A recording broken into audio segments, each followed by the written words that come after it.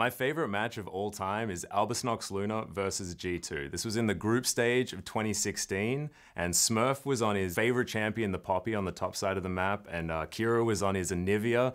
Came out of nowhere. It wasn't a pick we were expecting to see at Worlds, and they were setting up walls, they were getting the stuns. It was exactly what you wanted out of this really cool composition, and the beauty of it was that this was Albasnox Luna playing their style of League of Legends, and it wasn't them being a slave to the meta, and it just shows that if you stay true to who you are, then you're gonna win more games. And this is the matchup that I'm truly excited for. Sven and Mithy facing across from FLICKR and A Miracle. I'm really excited to see them step up and kind of go toe-to-toe with this bloodthirsty support. I mean, on paper, we have to be honest, Sven and Mithy should smash that 2v2. Yes. See whether they can as we are into champion select. Sivir and Olaf will be taken away by Albasnox, and G2 going to get rid of the Nidalee and the Syndra. So two champions that we're not going to see in back-to-back games. I'm so surprised that we haven't really seen a big emphasis on that Aurelion Sol after the ban. It was definitely a meta pick in the scrims, but maybe the continued kind of disabling of that champion has led to just playing different champions and building like relationships between champions that they can't slot Aurelion Sol into. And it's not just even the scrims. We saw Aurelion Sol before the ban came through, you know, hitting the ban bitch, the fact that RNG did pick it, tried to play it into that mid game. So it's not like teams came into the tournament and didn't want anything to do with it. He just hasn't shown up. Well, Kennen, the final ban here for Albasnox, and the Jace, the answering ban. So still a lot of champions available. The jungle pool only getting hit by the Nidalee. Yeah, as this tournament progresses, quite some of these teams rather are moving bans to the top lane. Kennen, Rumble, Jace continuously being pressured.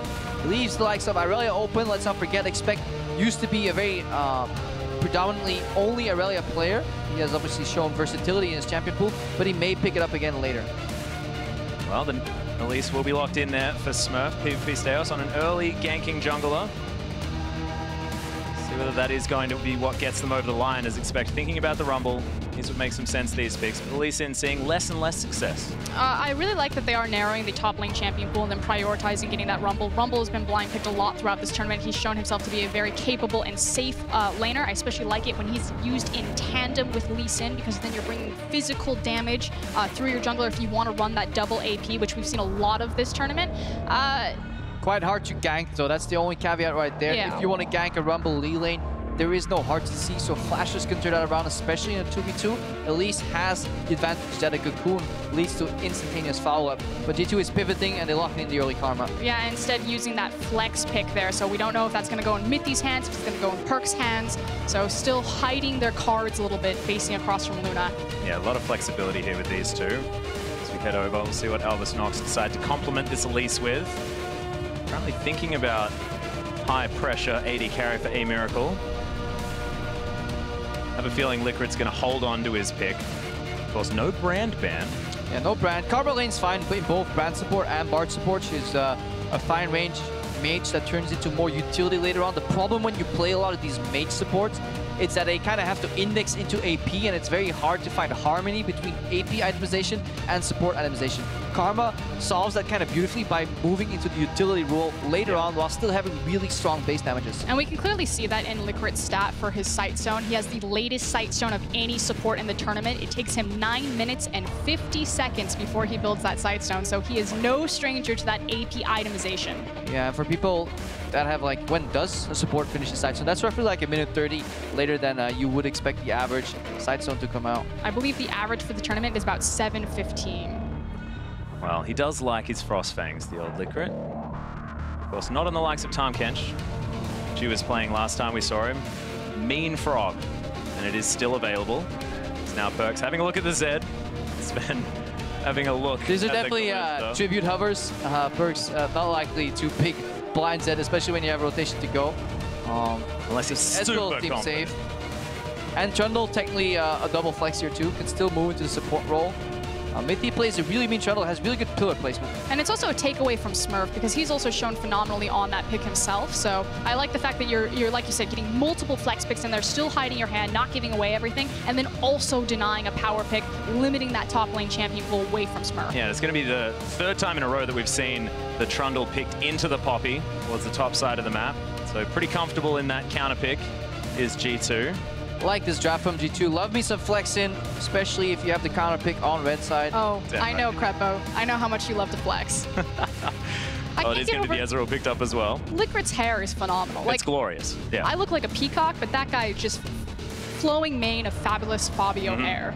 You could get a job as like one of the hair product advertisers after his because brand support is worth it. Oh my God! Speaking of which, and that is going to be 2 signature champions locked in for Albus Nox Luna. The Anivia FLICKR, 100% win rate throughout the regular season, didn't play it all that much, and the brand support for FLICKR. Yeah, they finish off their composition, the composition of ice and fire here. Anivia mid lane blind is bold. There have to be counter picks here. Luckily, Cinder's off the board, so the early pressure on the Anivia is hard, but a Cleanse Cassiopeia could do the trick. It's really hard to play post 6, but you can definitely win that matchup early. But we could see some of the more standard picks, though, like an Orianna come out. Maybe if Perkz is feeling confident, Kassadin, but I think I like the Orianna the most. And if this Orianna does get locked in, it will mean that Mithy will be picking up that Karma. So again, the very self-sufficient Ezreal Karma lane.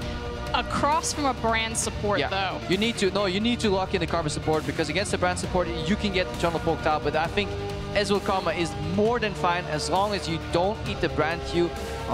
The trick to play against this lane is to hide in the creeps, but step out of W, but then never eat the Q and hide behind minions. So I think Sven and Mithy are both smart enough to achieve that. Yeah, we saw them yesterday actually playing fantastically well against the Rock's bottom lane. So I expect that they will understand how to play this one out, especially with solo queue experience. That is going to be a team composition. The Orianna will be locked in for G2. And late game, how is Albus Nox Luna going to win a fight that when they're not ahead? Because they have a very short range on a lot of their players here. And G2 is running a phenomenal kite composition. If Trundle wins the side lane, which he will later on because of the nature of his ultimate, the remaining 4 members of G2 can always stave off engages by simply walking backwards. Disengage from kick, disengage from the zone from Orianna ulti, and then Ezreal and Karma. There are no better bot lane kiting duo. And I also love the bridging power spikes across G2's composition. The fact that you have the early game presence of the Lee Sin, that Orianna does really well in that 3-item kind of little bit late game, mid game. And then Ezreal's really going to take over that mid game. So at every point in this game, they should have an answer that they can look somewhere. Yeah, and be able to do battle against the Elise. PvP Steos has a lot on his plate this game. So much pressure on this Elise. He needs to break open the early game, find an opening, get a gank, maybe get the brand support rolling, roam together, you know, cocoon into stunlock. He has to control the early game. And that's the thing, though. He's got so many options and opportunities. He can look towards that bot lane. Lucian Brand, that's super heavy kill pressure. Their 3v3 is absolutely terrifying when you include Elise in that. Or he can look top lane, try to slow down that Trundle, make sure that there's not a 4-1 available option for G2. But it's so hard to gank a double range bot lane, so it is likely that Seos is going to group up with an Anivia in the mid lane or just head top. You know, both these lanes can guarantee CC plus follow for the Cocoon here, so much is possible on the top side of the map for ANX. That's exactly right, but remember, fly your fandom flag on Twitter. Use the hashtag ANXWin if you believe in Albus Nox, or the hashtag G2Win if you believe in Europe. And say hi to that guy's mom. Hi. Hi. You should have put a name there. How are we supposed to say? Never mind. A lot of fan signs.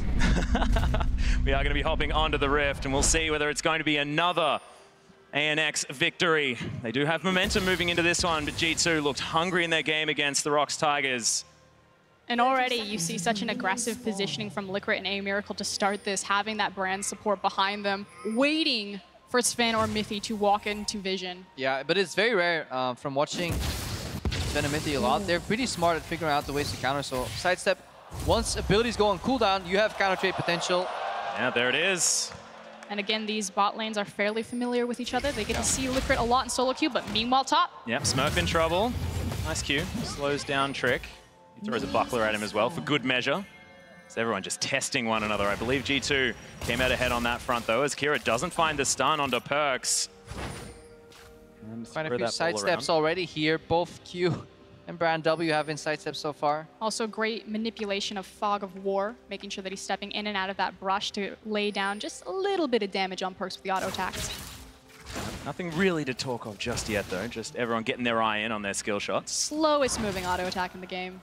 Credit where it's due. They actually not too bad on this particular skin as well. This is true. No, they fixed it in general for Anivia here. Early push is very important, but Orianna is actually getting it. Yeah, cute little pillar there from FLICKR it on the bottom side as Mithy throws back a cube. It doesn't hit the minion wave.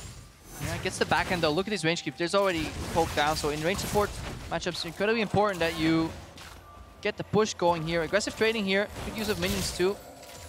But that ball is so annoying to play against. Like trying to last it as a Nivea while keeping track of Oriana's ball and dodging ganks at the same time is very hard feat. Of course, Kira does have a lot of practice on the champion, known as the Anivia player. FLICKR it doesn't find that pillar of flame. Sven doesn't find the Q though. Albus just going to move themselves back, calm things down. Yeah, but you already have the advantage for Sven and Mithy right now because they're both level 2, whereas FLICKR is still sitting at level 1. So taking control of the lane right now with their poke. Yeah, Mithy definitely playing for utility here. First getting caught here by a couple of good combos from Kira. Mithy playing for that utility later on with the Wind Speakers. No Thunderlord's Karma. Trick just passing through mid lane.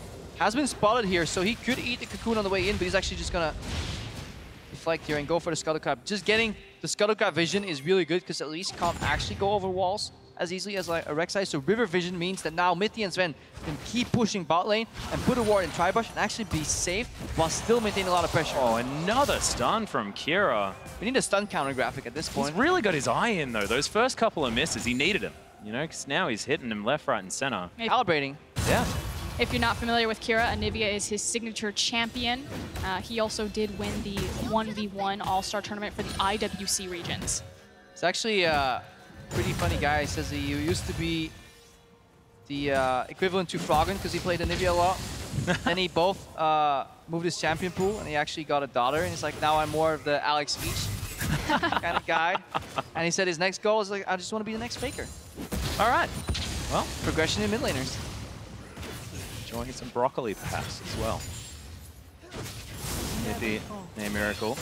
Facing off, looks like the support versus AD carry, that particular stage. And they're definitely keeping the Brand support locked down because Brand can't actually hit his spells that easily. W is sidesteppable, and then the Q follow-up can be blocked by minions, and it's so much easier to do that while you're pushing. That's the big thing, the fact that his CC is on a skill shot. So if you have more minions in front of you, if you're always pushing, it's going to deny any of that hard CC and a lot of that kill pressure that Brand support will bring. Yeah, and look, the combination of that Scuttle Crab and that Tribush ward that we mentioned made it so that Steos had to waste so much time, and now Trick can move into Fog of War completely unspotted here, and if Mithy can kind of act his way into a potential dive. Oh, the cute little wall, and Perks takes so much damage. The cleanse not gonna work out. In goes Steos to flash forward, and that's first blood for Kira. Oh, we saw FLICKR do this yesterday, just cleansing a little bit too fast. And it's actually much harder in the Nivea matchup because when an Nivea lets her Q go through the enemy, you expect them to flash. So most Niveas want to pop it really early, but Kira held it pretty long, so Perks actually cleansed early, I believe. Let's watch this again. Let's see what happens with this Q. Wall comes out to guarantee the path. Q comes through. Pretty early pop. Pretty bad cleanse. Honestly, Perks just misplayed this. This wasn't a massive outplay from Kira. Yes, he landed a skill shot, but at this point, you got to flash. Oh, and Mithy now in trouble on the bottom side. Good exhaust under Steos as the Brand passive is going to explode. In comes Expect and just chomps down on the Brand support. In goes the heroic charge, though, from Smurf, but he gets destroyed in answer as G2, three-man squad heading towards ANX. Expect launches forward, catches a cocoon. It looked good for G2 initially, but both teams kind of over-eager, over-aggressive, and they trade support for top laner, but that's both teleports now burned. Yeah, super good cocoon there at the end, because I think he was actually going for the flash auto reset. Is that blind? They knew where Mithy was roughly as he walked in. Both teleports come in here, so they finish off FLICKR, then Expect kind of goes for the chase instead of peeling. That pillar, I think it stopped the charge for Poppy. So really good pillar interaction. But right now, he wants to go for auto into Q, and right before he gets his auto or Q off, he eats a cocoon here. So over-eager from Expect, trying to make the hero play here, but that pillar, though, canceled heroic charge. Yeah, and we was talking about PvP Steos. We said that he's the one that needs to perform, and everyone believes it as Albus knocks 62%. LCL fans showing up in mass, but where are the EU LCS fans? Come on, guys, get in there. Wow. That sums it up. Damn right. The belief in this Albus Nox squad, it's there. See whether they can continue to perform. It's 500 gold the lead for this team. And it's so important that Kira got that early kill because not only can he now keep the push up with some of the vision he has in River, he gets an early tier, which usually puts him back down in like a combat deficiency, but because he gets hit so early and there's only a Dorn still matching the side of Perkz, he actually has really good trades. He also gets his level 6 early, which means he can push, which in turn means that Perkz has to use his mana to catch the wave, which loses Perkz to kill pressure or the counter pressure here. So it's all these little things that add up to each other, making this matchup more favorable. And major props to Kira for landing these early Qs time and time again, and then having Stayhouse come in for the kill. But what I want to see then is Stayhouse return for another kill. So Perkz still doesn't have his flash, still doesn't have his cleanse available. They do have those timers, and I want to see it punished. We do see him hovering around the red buff right now. Yeah, he's just looking to translate his advantage that he got from a matchup and to put it on Trick, because Trick is slightly ahead here. So Stayhouse is looking to catch up. Also, that cleanse will be up soon. That's why Kira is also playing back here. Doesn't have jungle support. He is respecting the range. Yeah, Mithy not deciding to commit to that gank in the mid lane as well. Kira had the wave push back towards him. And now you can probably see Kira play more aggressive because they spot the Lee Sin and they know where everybody is right now, because Kira himself can't play too aggressively because he doesn't have flash. If he walks into Orianna ultimate plus Lee Sin follow-up, he will die. Yeah. Well, Smurf just going to go back to farming things out, shoving this one towards the turret, does so very effectively. As in goes a Miracle. Cute little arcane shift to get Sven out of the way of the piercing light. And so far, 64 to 67, just kind of checking back in. Sven and Mithy have had control of the wave for the majority of this, but they're not really translating this into keeping a Miracle and FLICKR down. Yeah, the lane itself will never really snowball that far out. Like, Karma Ezreal will only win super hard if you get massive poke advantage. But there was also, remember, Stayhouse spent a good 30 seconds hovering, giving pressure, basically telling Sven and Mithy, you can't walk up and poke, you can't win this lane farther. So in a sense, the fact that they're up about 10 CS in this matchup is winning it pretty hard. Well, Trick looking to make that even harder. So he can head over that wall. We'll take a bit of a drink. Double ward. Nice. It's twice the vision, guys. I don't know what you're talking about. It's not always that easy. I'm actually kidding. That ward is really easy. It's the one over the Dragon Pit. Yeah, that's the tough one. I don't even try that one anymore. I just walk around. There was that thing where you're supposed to hit it on some certain part of the wall, but it's not about that. The sign, but they moved the sign. Oh, we're bastards. Smurf and Expect still just smacking on with one another. Perkz goes and grabs himself a blue buff. PvP Stayhouse got his own red buff as well as Trick's. Perkz has done a really good job kind of eating up time, staying out of the spotlight while waiting for his flash and his cleanse to come back up. So he will have both those summoners available. So we wanted to see PvP Stayhouse kind of make a turnaround, come back towards mid lane, try to punish that, but Perkz has been able to wait it out. It's impossible, because this is why this matchup looks really fun on paper, but this is also why people used to hate Season 2, because these guys... Loved Season 2. They're ranged mages. Well. They can farm from pretty far, and then they can move to Raptors and farm some more. They're pretty safe, especially with cleanse and flash up. Shove the wave, walk away, hang out at your turret. Yep. See you in 5 minutes. Well, Trick was looking for Smurf, but a little bit early on the aggression from Expect as he shoves Smurf out of the way.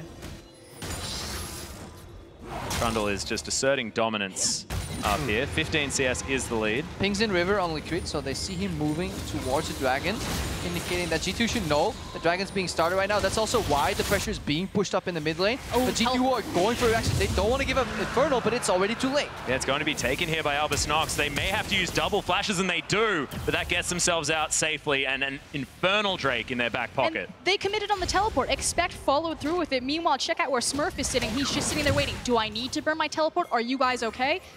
They're like, yep, we'll press an F button and it'll be fine. They take the free objective and he gets to walk top. Yeah, because G2 were trying to extrapolate on limited information. They saw Liquid move towards the Dragon, but unbeknownst to them, it had already been started 10, 15 seconds ago, so the Dragon was actually super low. They expected the Dragon to be like 95% HP by the time Liquid walked up, but it was actually walking up to secure the finish, and that kind of threw G2 off. Because they weren't certain, they just went ahead with the play, because one of the major things that cost them their game against CLG was being slow on the TP trigger. So this is a reaction from that earlier loss. And a big difference between how Albus Nox found their victory versus INTZ is they didn't actually do it with a massive snowball. It wasn't like they, camped a lane, got a cheese, and then snowballed from there. Their game against CLG, or their victory against CLG, was actually very back and forth in terms of the gold lane. Oh, a Miracle throws down the culling Sven.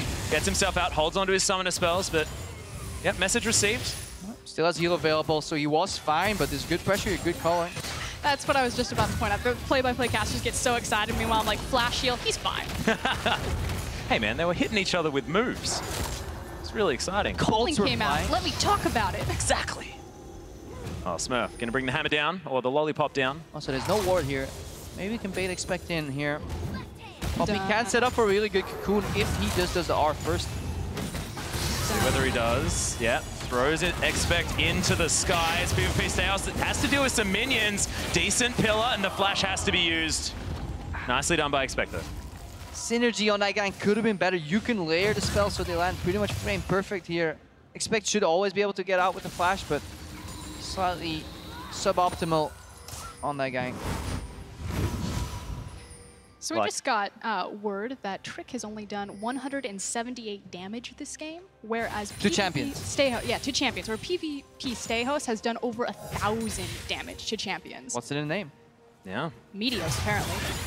Well, Sven, take a fair bit of damage here as a Miracle gets the jump on him. I like the record to state I was referencing the PvP part in PvP Stayhouse. I had nothing to do with this burn, and this was all for Skirn. He played really well at 55 minutes. He certainly did. Look at the highlight reel. Meteos winning the game. Say Miracle cops a Q to the face. FLICKR wants to throw some pillars down. And oh, not going to land the Q there onto Mythy, but a Miracle now with his Ghost Blade done, utilizing the power spike, and the junglers turn up at exactly the same time, nullify one another. Yeah, but forces the flash from Mythy here. Right now, ANX, once they hit level 6, they have the kill pressure in this lane because they just unlock another killing ability, especially one that can bounce on the back end when you're trying to run away from the fight here. As opposed to Karma, as we talked about before, she translates into a utility carry right now. So this is the rough point for Sven. Still stacking that tier. Karma level 6 doesn't offer much combat potential. But Liquid and Miracle are sitting on a ton of damage, hitting the Youmuu's power spike as well. So this is the breaking point. Bot lane for G2 has to be careful. Not to mention the Frostfang power spike. Hey, adds up. Yeah, it's legit. Perks still able to get some decent damage onto Kira here. Goes down the ult just to try and get some last hits, and he already has his Rod of Ages completed. It's a lost chapter there for Perks, wanting to build towards the Morellonomicon, but does have the Mercury's Treads, which is going to be important. The Anivia Dream as well, sitting on about 10 CS. Dream. Yeah, I've loved me like Anivia. He knows Anivia. 100% win rate, I'm pretty sure. Yeah, nice meme. But like, if you get 10 CS per minute, you get early tier and you get your Rod of Ages early, you can actually go one of the more like better builds because you can still alternate your build path later on. If you get behind in this build, you kind of have to go for an early Void Staff. But right now, even after board items, you can still finish Morellonomicon, Deathcap, Zonias. You can really play with what the game needs from you, as opposed to being forced to go for like an early Void Staff. So a really good spot here for Kira to be in. Oh, still putting the pressure on. Look at this. Doesn't need a minion wave. Shove this one out. Expands that Glacial Storm. Albus Nox do have a lot of pressure. We'll see whether Kira can actually get anything done elsewhere, but that bird doesn't move all that fast. So you have a back coming in for Sven and Mythy, and on this information, Albus Nox are actually moving in to contest this blue buff. We'll see if they catch Trick. He should be clear of the danger zone, but they're now rotating this pressure to look for the first tower advantage, and it's going down. And it doesn't matter that G2 know this play is coming. There's nothing they can do about it. This is a change to the new turret aggro. Kira caught off guard. If you trigger an aggro effect, even if the person is not under tower, but you are, and he's behind the tower, you will still get aggro here. So Kira getting surprised just a little bit. Yeah, and this is a big deal. 2,000 gold now the lead for Albus Nox. PvP Steos will find Mythy here.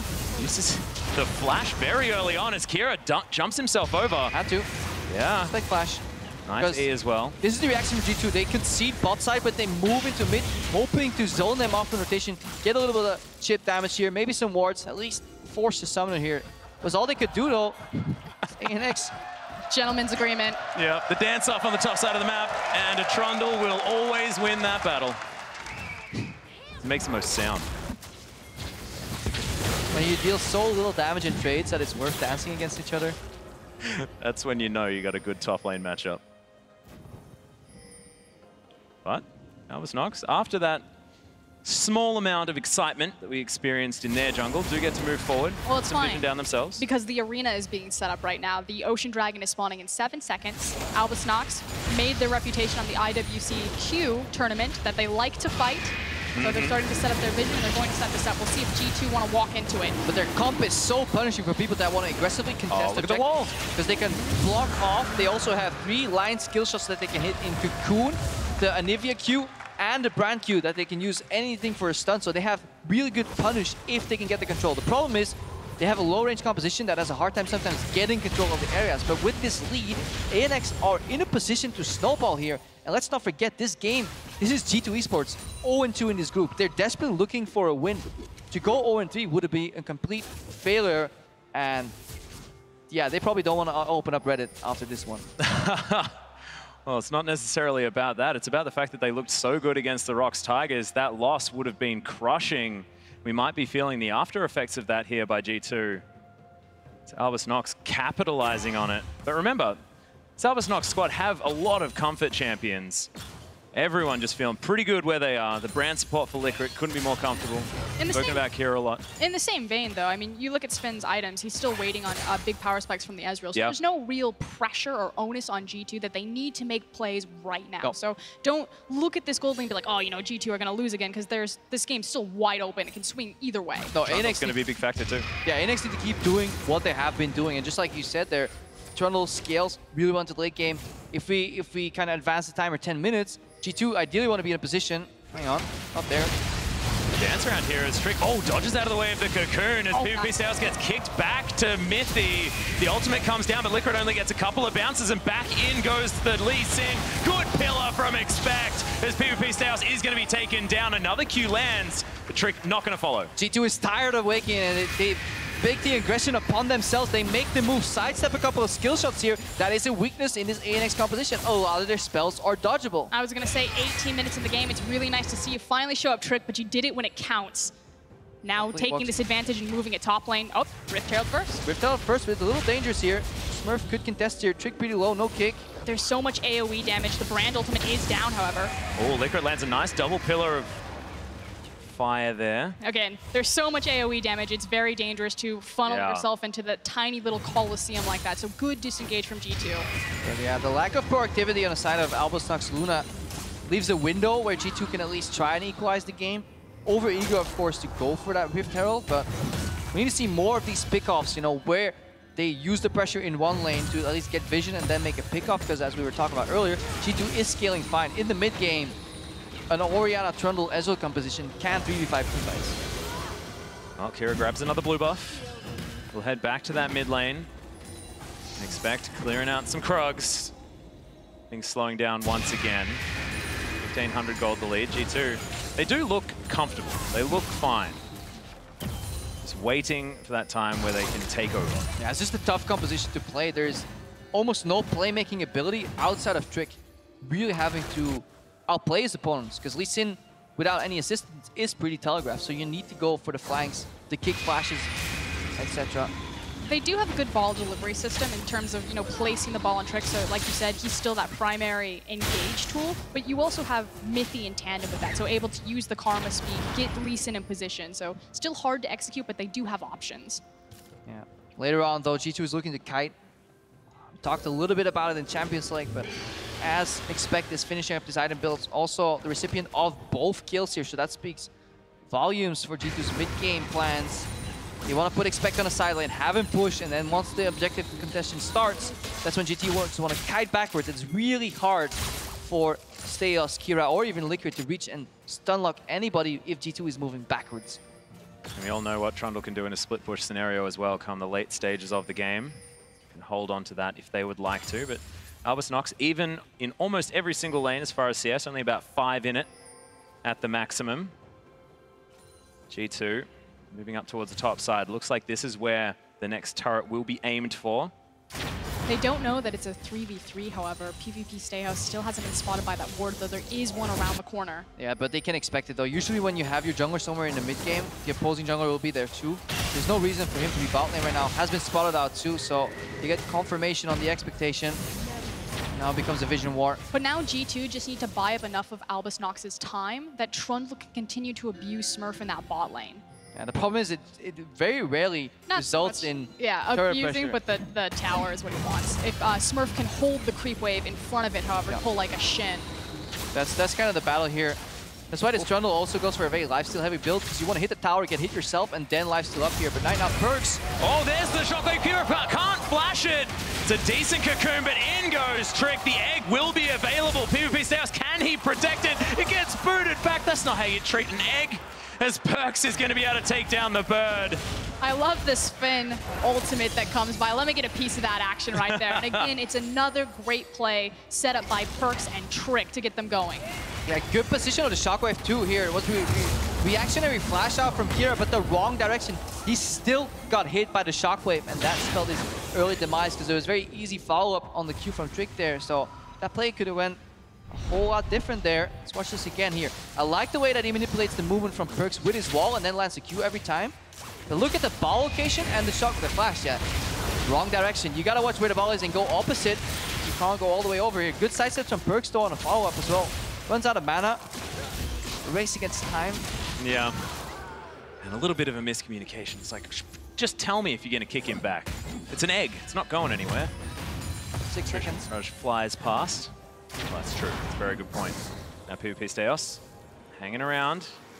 The Ocean Drake is live, and it looks like G2 wants to get in on these dragons. Yeah, just look at the confidence now of G2 stepping forward. You also have Spin, who's completed his big 2-item core as well as has his CDR boot. Yeah. So G2, they know that they're strong right now and they want to fight. And right there, that ball is just going to prevent anybody from walking in. The zone from Perkz makes it so hard. This composition from ANX is so good at defending areas, but it's so hard for them to walk in and contest objectives themselves here. So it is all about setup, all about vision. They're actually going in for the contestation. Yeah, cute little cocoon is going to land. FLICKR getting some damage in. The exhaust comes down, but he's not going to be able to steal it. PvP Steos gets taken by Trick. And this is where the inexperience of the roster shines through. They could have just yielded, but they go in for the 50-50. And now they also have the inside track on this mid lane here. Perkz and Trick zoning away the wave clear and Kira, so it should also be a mid tower for them, a 1-2 punch. Big. Out of wards. The flash, yeah. He had one. Sometimes you just got to use the flash. Get yourself out of there, but that is going to spell the turret here in the mid lane, most likely.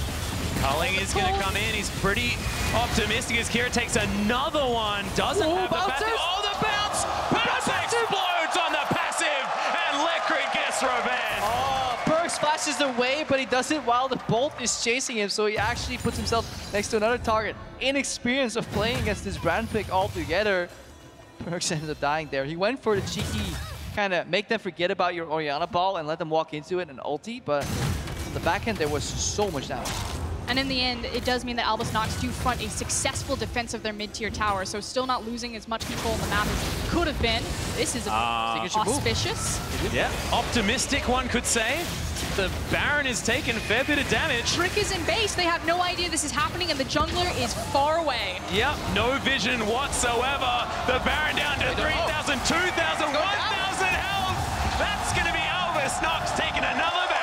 Albus Nox Luna with the gutsy shock call.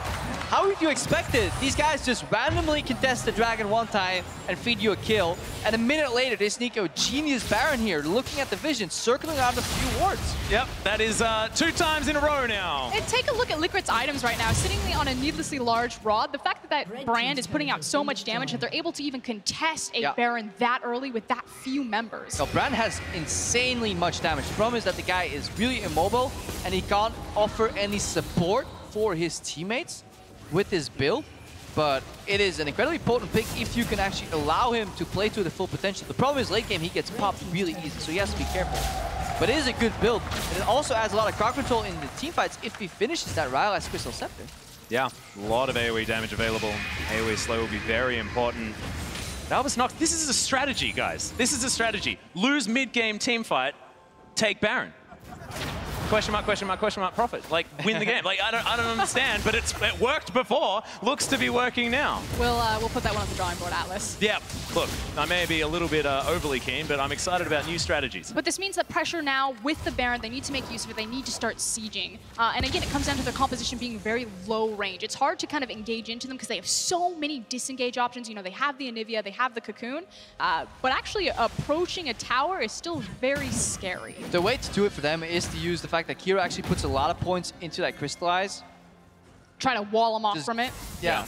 We're not gonna use the build a wall reference here, but you're gonna use that W and then force people to either walk into your skill shots or put them away from the turret so you can actually approach safely and all attack.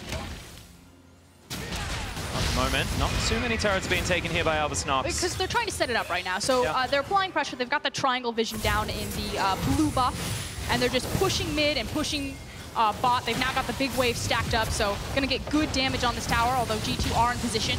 Ooh, another double pillar. And that's the thing, whenever people defend minion waves, they move in predictable patterns here. And that means they're gonna eat skill shots and damage as they do. Especially with Baron buff, where the minions are stronger and it takes them longer to clear, they actually have to get very close. And you just keep ping-ponging between these two lanes. Either you're gonna catch someone trying to cheat through your vision because you've got control of the jungle, or you're gonna start chipping away at these health bars and force them to give up the objective. They're going all in on this one though, because there is no mid push, so very heavy push here on the bot lane turret. Nobody can rotate mid right now because the wave is not being pushed here, but G2 looking to defend. It's so annoying. Look at the zone from Anivia.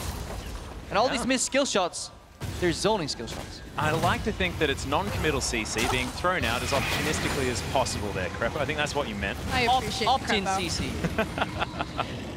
As Albusnox move over, steal a blue buff. Another. Yeah, look for the wall right now. Wall. Yeah. Even if they are at the back end, it actually gives them access. Oh, not this Shockwave.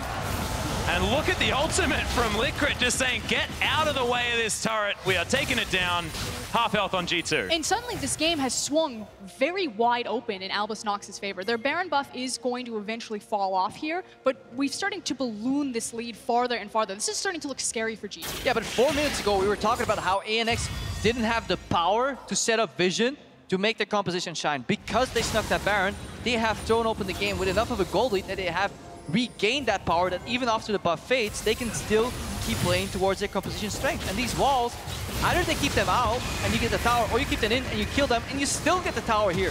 Kira is really fundamental towards this sieging. Trick actually picks the angle there, but decides not to go in. And it's so hard for G2 to engage on them when they approach the tower like this. You're pretty much entirely reliant on Trick getting into that side flank, you know, having the Orianna ball with him, but otherwise you've got the pillar, you have the insect kick, that's it. There is 2 ways to win a fight. It's either going in from the front with Trick and putting the ball on him and then praying that you can get a flash while the ball is buffering the ulti, or you have a double flank. Trick from one side, TP from Expect from the other side, and you hope to surprise, because if you get close to Anivia, she dies. The problem is, she is so strong at keeping you away from her. I do like what Storm Rated Surge did for Anivia though. Does give her a lot more mobility in the fights once she's hit that E. Which does a heck of a lot of damage. Now, FLICKR has to be careful. He's built pure damage here. 1 QE combo from Perks puts him at about 35 health. Does he have to be careful, or do they have to be careful? This is the thing. Are they trapped in with FLICKR? Exactly. Or is FLICKR trapped in with them, you know? The kamikaze brand. Do not underestimate it. Deep teleport coming from Smurf in the top lane. He is very far up that lane. Extraordinarily deep, actually, as Albusnox looking to try and converge. Smurf comes over to the side. A Miracle cops a bit of damage from that True Shot barrage. Smurf charges up the ultimate. Oh, brilliant interruption from Expect as he gets shoved into the wall. The steal on the Dragon. Double man shockwave though, as Albusnox probably just want to get out of this one, but no, not this time. Good sidestep from Expect as Smurf playing frontline. He's very tanky. PvP Stayhouse looking over to the side. Wants that one cocoon, but doesn't land it. And this is the thing, they got what they came for. They took the Mountain Dragon, and this is so Albusnox. We got the objective, and now we just want to kill you. Just one more kill. Yeah, no, we're all here. Let's fight. Like, what's going on? And they had the inside track on the mid lane. They could have just walked away and tried to play with the Why rotate when you kill somebody? Yeah. Good response from G2 here, though. Yeah, they take the boss hard. And also see these both compositions love kiting, but they hate being kited here. And that's what happened in that fight, too. Everybody was trying to force people to walk forward. Sven. Glacial Storm's there, but not quite in range. That crit damage. So we just got the damage stat for FLICKR, and he has done more damage this game than his mid laner. Oh my goodness. And he's been doing a lot of damage. Like, Kira's been doing work. Sometimes you can swap roles with your mid laner as a support. That's entirely conceivable strategy. And usually now you're the one memeing. What is this? And it usually evolves in Anivia too. Oh my goodness. Utility, man. That was actually beautifully well coordinated with your history there, sir. Well, Trick now going to be taking down a Rift Scuttler. Let's try and get back to the action at hand as Kira, bumps him out of the way. Trick secures the Rift Scuttler. That's the battle that we need to be talking about. It is very important, though, because Baron's about to spawn. So actually taking that Scuttle Crab is a big win. And another win right there is that Expect still has his teleport. So we're looking at about 2 or 3 minutes with Scuttle Crab control and TP advantage on a team that has more refined macro usually. Let's call ANX unpredictable, creative. Trendsetters. Yeah, trendsetters, and G2 the more playbook-centric, macro-oriented team. But right now, trends are being set. Yeah, Smurf's looking for Perks, throws him up into the air, gets the flash. Oh my goodness, into the wall! Secures the kill. FLICKR actually is the one that grabs it. That was a beautiful pick. Oh, I bloody love that combo. That was so smart. Knock him up, force the flash, wall into wall stun with the Poppy and Nivea combo. Oh, so creative from ANX. Are trends being set or expectations being shattered? They're starting the Baron right now. Trick's on the backside. Look at the damage that this Baron is taking as well as Trick gets stunned. He wants to get the magical steal. He can get in there with the safeguard, but they're holding off on the damage. W can cancel the safeguard. Trouble. Kira's over the wall. The kick comes in. Swerve bang on to Trick. Can't get in there as the Baron is taken down. Trick has no health as well as Smurf's looking for a flank, but Albus Nox get everything they want. They lock them off the Baron, and they'll be able to reset the recalls and deal with the expect. Albus Nox, again, opening this game up, swinging it huge in their favor. I love the steadfast presence. It just blocks anything of Lee Sin. Q follow-up, nope. W, nope. You have to flash. And look right here, Perks. What can he do? He flashes into wall, into wall stun, into Q, even if he somehow walks around here. This is just a beautiful combo. Not to mention the fact that Albus Nox all did it at the same time, then made this play and knew exactly how to execute it. Yeah, and it was smart, because they don't commit on the Baron, they find Trick, they isolate him, and they say, whatever you do, don't let him get into the pit. Smurf gets a wall stun right here, over the wall, then he holds W for a second. Okay, right here, right here. There we go, thank you. They're slowing down even more. And then Trick tries to get in here, but he gets cancelled by the steadfast presence. It's such a slick combo, really utilizing their kit. Yeah, and turning on the damage onto the Baron once again as well as that was happening, knowing that they had a small window to play with, everything just being orchestrated by Albus Nox. I cannot get over how cool that was. Damn right. Well, this is not quite as cool for Albus Nox fans as PvP South does flash over, uses the pillar of his opponent to create distance. And if you would have told me ahead of the tournament that I would be happy to see the #1 team in my region get smashed 0-3, I probably wouldn't have believed it, but this is such a fantastic game, and what an upset here for Albus Nox, and what it means for their region, what it means for wildcard teams in general. They actually opted in to potentially make it out of groups for the first time in World's history. Yeah, this isn't a joke. This is just incredible play from these guys that's brand new on the world stage. Perks taking a lot of poke damage. This siege still needs to complete for Albus Nox. We're only 34 minutes in. We're getting very excited. They still have to close this one out. And in the IWC queue that got Albus Nox here, they were really well known for their team fighting ability and just that synergy and coordination. So it's so beautiful to see it orchestrated so wonderfully on this international stage like this. This combo, this composition, this is sick. All right, look for the ball. Perks is looking to aggressively defend with a shockwave right here, especially. Oh, in goes Kicks Kira into the shockwave. Still able to get some damage down as FLICKR almost just solo kills Sven. Massive damage. They've traded 1-for-1. This is still huge for Albus Nox. Take down the turret. This is fine as Mythy can't get the snare. Steos not going to find the cocoon either. Both top laners still just unaware of what's going on elsewhere on the map. Suddenly, one teleport available. Nowhere. Trick came flying in and finds the kick onto Kira, who had lost his egg in the earlier exchange here. So that was a really good opener because they were at the brink of losing the tower. And at that point, ANX could take it slow again and really isolate that inhibitor. So they break the inhib line, but the Elder Dragon is spawning now in 22 seconds. Albus Nox just need to reset their position and just run towards that objective, start setting up their vision.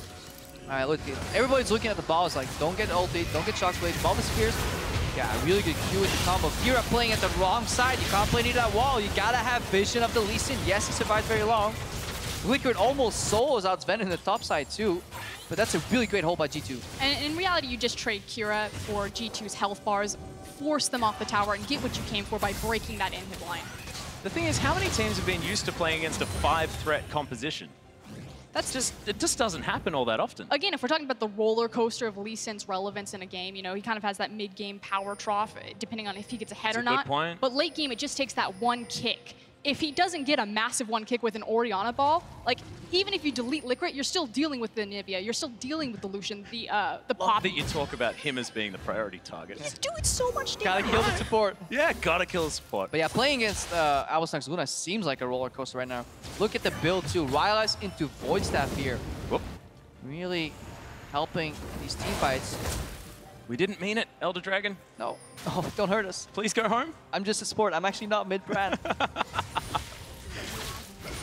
Elder Dragon's just angry at how much damage Brand does. I think NXT 2 Oh, good double stun as a Miracle throws down the culling. Good shield comes out of Mythia's Sven, gets himself to safety, but yet to really break out as the ultimate doesn't find anyone from Smurf. Actually hasn't thrown it just yet. Good wallbang on to Expect, takes a heck of a lot of damage. Ulti though, so he gets out, re-engaged here. So dangerous to catch. Oh, goes in. Ego Trick doesn't get the kick that time as Smurf evacuates the rest of the team. Good wallbang onto Trick to punish him for the failed engage. These fights have to be taken so slowly, but in a second, split second, they can get so explosive. Trick goes in, doesn't find a kick here, but Perkz still has ultimate available, and everybody is dancing around that Orianna ball. That said, PvP Stejos is still incredibly low, so approaching the Elder Dragon still kind of a risky maneuver here, which is why they're being so respectful. Oh, another one! Mithy in trouble as Expect. Might have that GA push. Kira gets hit by another shockwave, but it's just not enough. That ultimate from FLICKR did ridiculous damage. A Miracle not quite able to get close enough to do damage to these G2 members, but this is on a knife edge.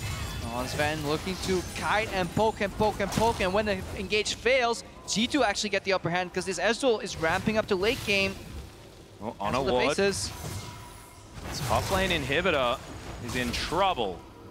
On the side of G2, they will need to go back and deal with it. Perkz is the one with the job. We're coming into a scenario where across from these 5v5s, if G2... Oh no, FLICKR possibly in trouble. The rest of the team are here. Expect, he gets walled in. The GA is going to be popped. The teleport from Smurf, and he's waiting with the heroic charge. See you later, Trundle. Two members of G2 Esports are in base. Their jungler and their mid laner are not even present, and Expect goes for an aggressive invade. Poor team communication. Albisonox Luna is playing more like a team than G2 in this game. And I was just about to say, G2 can look to win a team fight if they can survive the burst damage and start layering that poke with Sven and Orianna. But if they just walk head first into certain destruction... Yeah, I just want to talk to you about the 8,000 gold lead that Albisonox have as well. That is massive for this squad. The items that have come in, there's a Void Staff on FLICKR now. He's a legit mid laner. He's actually had that for a while. He's probably looking for his next item right now. Trick can't W out. Right now he can. Yeah, okay.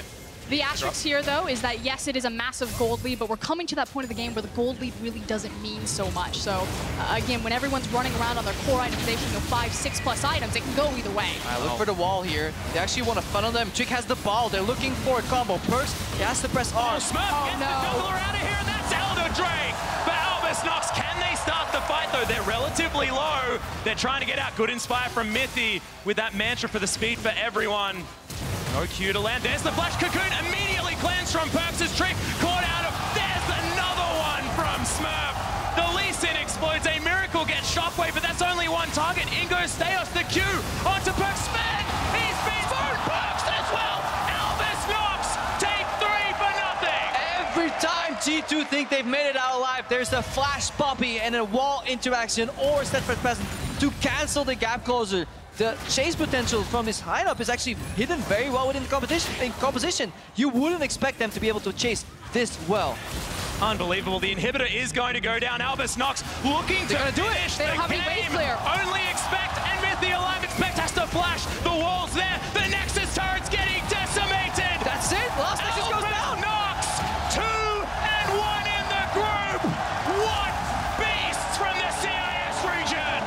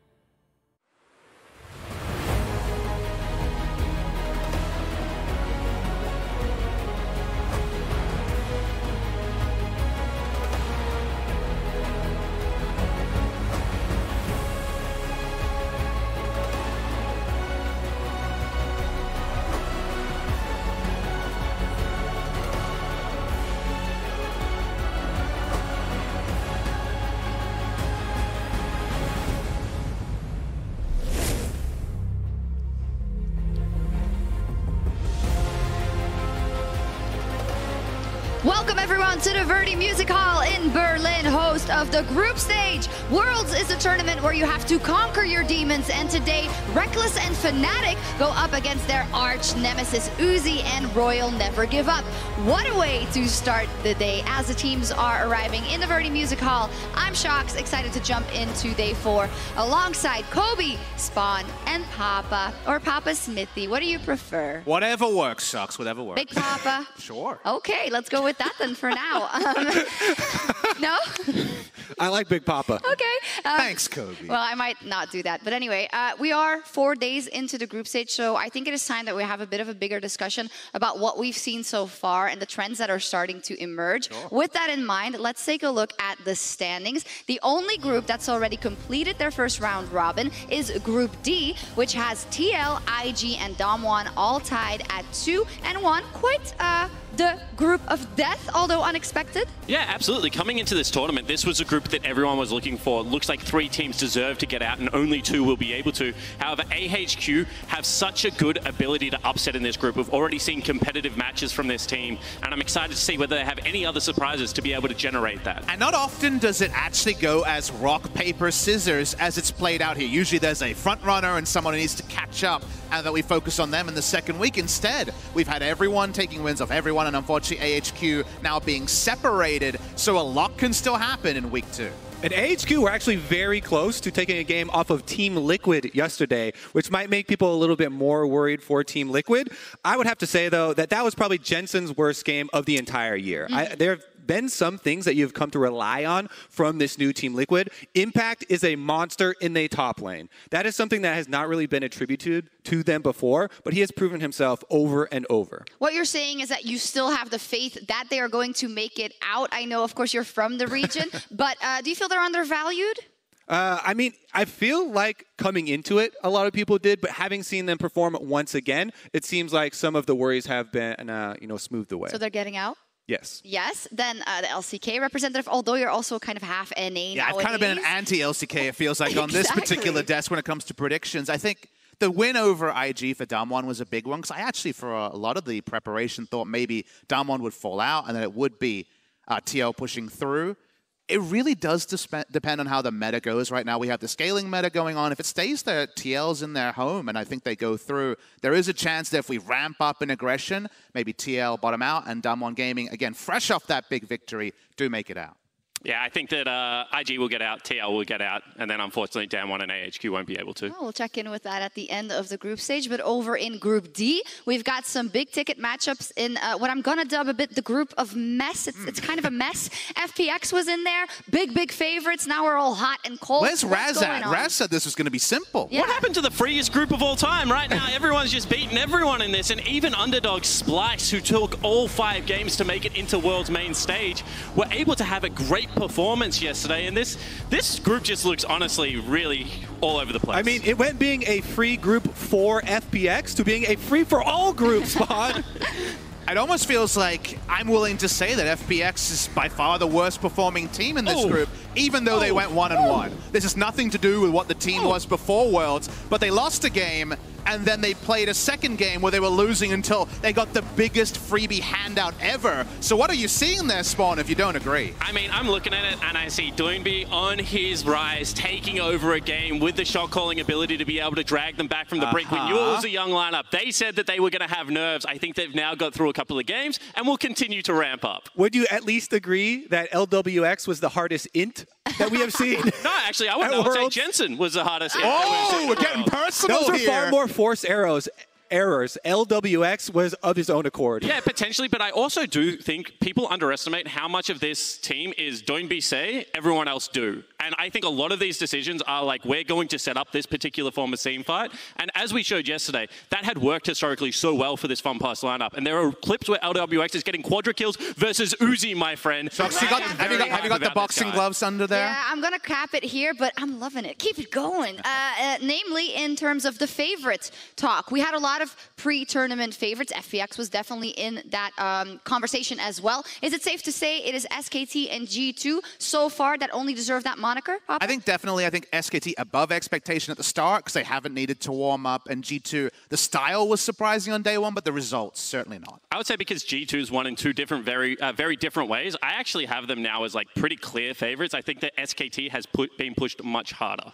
Yeah, exactly. I think SKT has had a harder opponent in RNG. Yeah, when you look at possible growth, of course, and you know that SKT is already that strong in the beginning, it thinks that they may, I think rather that they will make a very deep run. Let's think about how bad Wonder and Jankos played yesterday, and they picked up a 26-minute win, so that's pretty impressive. Jat said that he could jungle for G2 and they would still win. It kind of now looks like that was a point in Jat's corner yesterday. Yeah, we'll see how that evolves. We do have some games that can turn the groups upside down today, Kobe. A lot of them are very important for the eventual possible ties as well. Exactly. I'm so excited for today because so many teams that are 1-1 in their group are going up against each other. And these are teams that were kind of power leveled very similar coming into the tournament. RNG versus Fnatic, tiebreaker. Cloud9 versus Griffin, tiebreaker. And all of Group B. And being flanked by the Freedom region right here on the desk, you know, with Papa and Kobe. Yeah. I look at this and I just say, this is a really tough day for North America. I mean, looking at Clutch's opponents, as well as the fact that Cloud9 are going up to Griffin, who did have a resurgence, this is going to be a hard day. But the undercurrent of C9 Griffin with all the stories around Griffin today, it's so threatening to simmer over. If Cloud9 are going to beat Griffin, I thought that would be unconscionable maybe a month ago. Today feels like the day. So you calling it? I mean, I'm thinking it. You voted against Korea in literally every game so far, so I wouldn't be surprised. Well, we'll see later on. I do want to have a bit of a check-in as to how the meta is evolving. And two teams that went all in yesterday were HQ and the GAM Esports, who, much like the Joker, thrive in the element of chaos. And Spawn, you were pretty adamant to talk about the fact that this chaos style, or whatever we want to dub it, is good for beating teams that might be better than you. Yeah, absolutely. And I think that if the meta continues to slow down, if we're going to see such a high presence of bans against Pantheon and Qiyana, the two best early game champions in my opinion, then this style of all-out aggression, engaging, taking every team fight, and putting the game into an area where you have to make such hard choices of when you fight or not as a scaling team, can create these upsets and generate big snowball advantages. This is something that we saw very similar in North America when Clutch Gaming made their rise from 7th place up here to be a Worlds participant. It was with so much focus on these dive-heavy champions, AoE for the team fights, the Qiyana, the Rumble, all these things layering together and going right at the enemy team, trying to force over and over and over. And I love teams that have a very easy-to-execute philosophy, even if the practice is a little bit harder. You know, just go for the backline, dive in, use the ultimates in a layered fashion, and see if you can pick up the surprise win. You only need 2 or 3 team fights in a game to be able to run away with a Baron and a victory. Do you think if teams that run this composition, does that then mean that other things fall to the wayside, map control, vision control, and all that? And is that then not an inherent new risk? It lets you cheat a bit, right? Nocturne with the ability to use a global and close distance, these level 6 comps, I agree with you on that, and that's why we're framing it especially as kind of picking off victories. But that doesn't mean that great teams employing these strategies won't get great results as well. And if you're playing slow games like G2 showed against Griffin, getting caught out while you're scaling is a real possibility. And vision control is a very blanket term for a very nuanced thing in our game, right? Different compositions need vision in different areas. These sorts of team comps still do need vision, but it's mostly just around the objective that they're starting so they can then hard engage. Or maybe vision denial. What was so impressive about that composition was the Qiyana being able to find flanks and things like the Duskblade this week, but just make that so much easier in the current meta. It's definitely also very entertaining to watch, as was C9 G2 yesterday, a game that had its fair share of chaos, and that's why we also have him in this week's mic check, which features that epic clash between G2 Esports and Cloud9.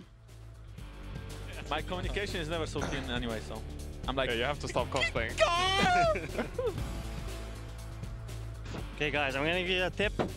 Just mute the enemy team from the beginning of the game. Yeah, I will.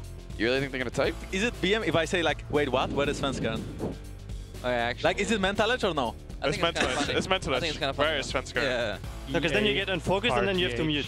I'm coming for you, FLICKR. Well, perks is coming tough for Eric. Strike so hard, little smile actually. I think when you go so this fighting top. Okay. I don't know where anyone is. He's dead if no one's here. I don't think Kiana's dead. I don't think Kiana's dead. Okay, I'm chasing. Yeah. He flashed, I'm coming top. But I'm kind of low. Flash. Yeah. I'm dead. They flash to the con and I. Kiana's top. Last at top. Nice. Okay, I'm coming. He flashed. Actually, I think he misses all. Yeah, I'm coming. He should die. Nice, Eric. Nice. Holy, you're smurfing. He's dead. I'm fine. Look at blood. No, yeah, I'm coming. He has pull. Kill the tower. It's gonna be. I'm just starting. I'm going. Take it. Okay. Zoe's here. There. Zoe in the flash, guys. Yeah, I could cool out of it. He should just die. I missed. Nice, guys. Sure. Well, Camp, but maybe we just stand us still. I don't know we are kind of running it. Okay, I think we are, and I think let's just play with Zyra Khan and let them carry. Cash is 1 HP. Let's walk up. Yeah. He's no ult. He's no ult. Look, Tristana here. Casher's dead. I'm on Nautilus. Oh, you guys win. I can look for you. Just go bot. Nice, sir. Wait, Q wants the wave though. Getting the wave. I'm not sure about this one, guys. Honestly. Oh, he's dead. I'm sure about it. Oh. Okay, I'm coming. I'm kinda out. Look. Is that? Oh. We win Still this? not so bad. Yeah, I think it's fine. It's a bit hard to go in. Look, so they're both. She can't go. Okay, at least no ult. Sorry. Zoe's 1 HP. I need peel, guys. I need peel here. Yeah. Peeling. Peel. Okay, so you get. I'm level 2 out now too. I am ready. Okay, I'm going. Okay. It's a miss. It's a death. It's an ace. Where's Aatrox? Going for Aatrox. He's hiding. You cannot hide from me. I will fight you and I will flash taunt you. Well, that was a good game, guys. I just wanted to prove a point that bot lane is so fucking better bot lane always wins.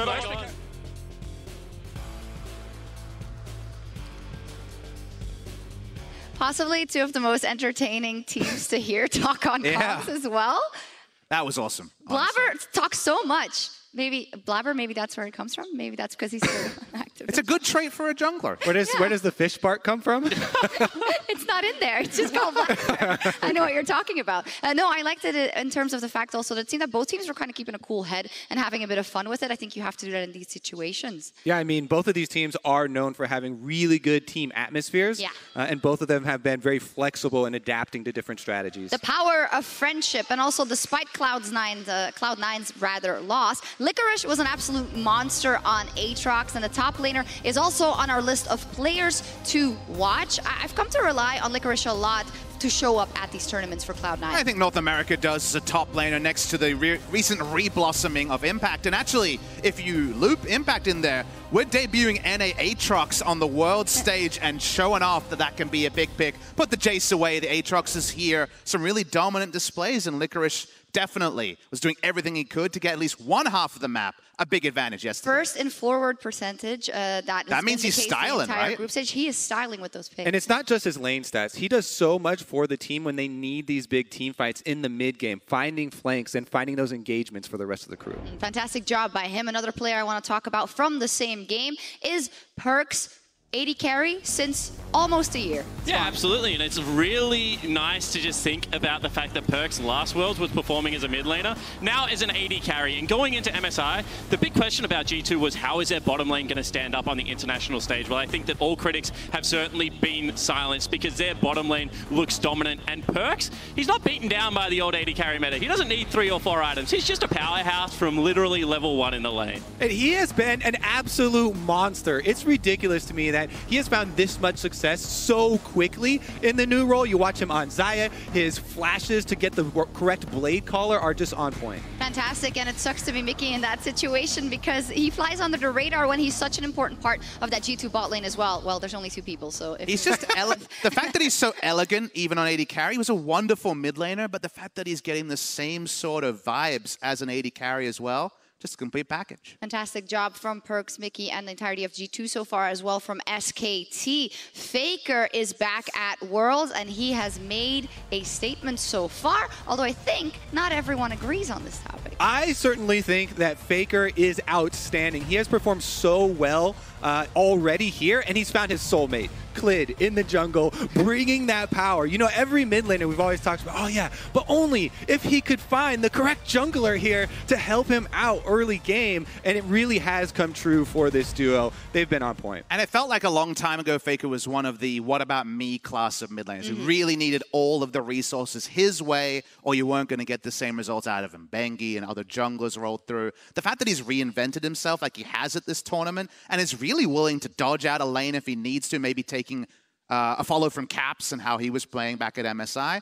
He really is on point. We already got to listen in to the comms where FLICKR on the Twisted Fate game calling for the back door to finish the game. It just helps out so much when the pressure is this high on the world stage to have someone like that. He's superhuman and absolutely no discussion, been playing out of his mind. Someone we haven't mentioned as much because in that team the attention usually goes to someone else is Karsa for RNG. You've been inspired by how he's been playing. Yeah, I really have. And I think a lot of people have underrated him, but if you pay attention to RNG, he is so important to this team, and he has been a top jungler in the world for so long. Yeah, and that's the thing about the underratedness, right? This is a guy on Flash Wolves that was once again the Korean killer when they were showing up at international events. He's now the last couple of years been there for RNG. And how many teams do you have to be a top jungler on? How many titles, how many upsets do you have to be able to generate before you're actually just acknowledged as maybe a top 5 jungler in the world? And Clid versus Caster was honestly a masterclass in jungling yesterday. It almost feels like it's unfortunate that he's been fairly rated in his corner of the world for a long time, but between the LMS and the LPL, he never got his due on the international stage.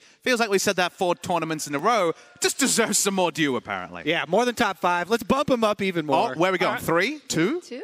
3. Oh, 3, baby. Okay, yeah. high praise. We'll see how he does in game 1. Rather, there he is, Karsa. Now, one of the most iconic things about League of Legends are the tense standoffs at major objectives, and none more revitalizing or devastating than Baron steals. Here's to 10 years of that purple snake buff. Of the game, we do see X Special and Wild Turtle just down the bottom. The odd one is close by, but I'm not sure he's got enough. He's going to have to go so deep to try and land this one. He wants to get in, get the smite down. He can get it! He gets the smite down for TSM. Well, it was a sacrifice, but it was worth it. Extra damage. The Baron, is it going to go their way? That's the question. Coming around the side, Gorilla tries to come in. Watch is there. Can he get the smite? Oh, he gets it! He'll go down with the right, but that may well have just get that white shield in the game. This is surprising though, the third Dragon. Oh, it is surprising indeed. Keep it away from Origin. They're going to try to get it. Can Amazing steal it? He's running. Oh, he got it! Amazing! Steal to Dragon. And that is Dragon number 5 for Origin. Deals with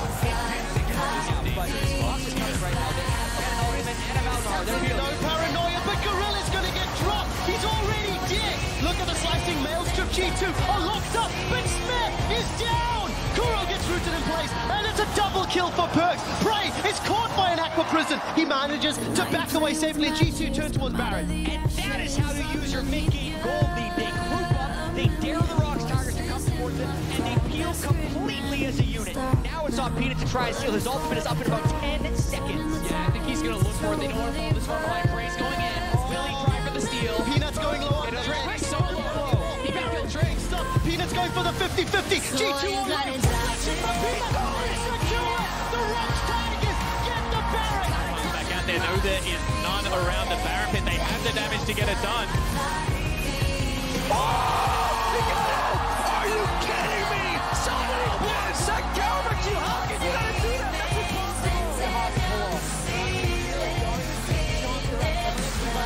That's BF sword some additional burst. Keep your eyes on Reckless on the flank. 5 members of RNG in the pit. MLHG takes it down. And Fnatic. They have very good Baron damage and very good Baron turn. This should definitely be theirs. Only Lissandra and now the Ornn could contest. Teleport is being used. What are Cloud9 gonna do about it? Jensen can go in and self-ult to buy time, but it would be almost the last case. They're gonna try. They're gonna dive into the pit. Plenty of damage available, but will they even stop the Baron as the smite? Oh, he gets the kill on the juggler. Who's gonna get it? You gotta be kidding me! FLICKR is so well carrying this game. There's still 2 kills for Afrika, but can you believe that Baron steal?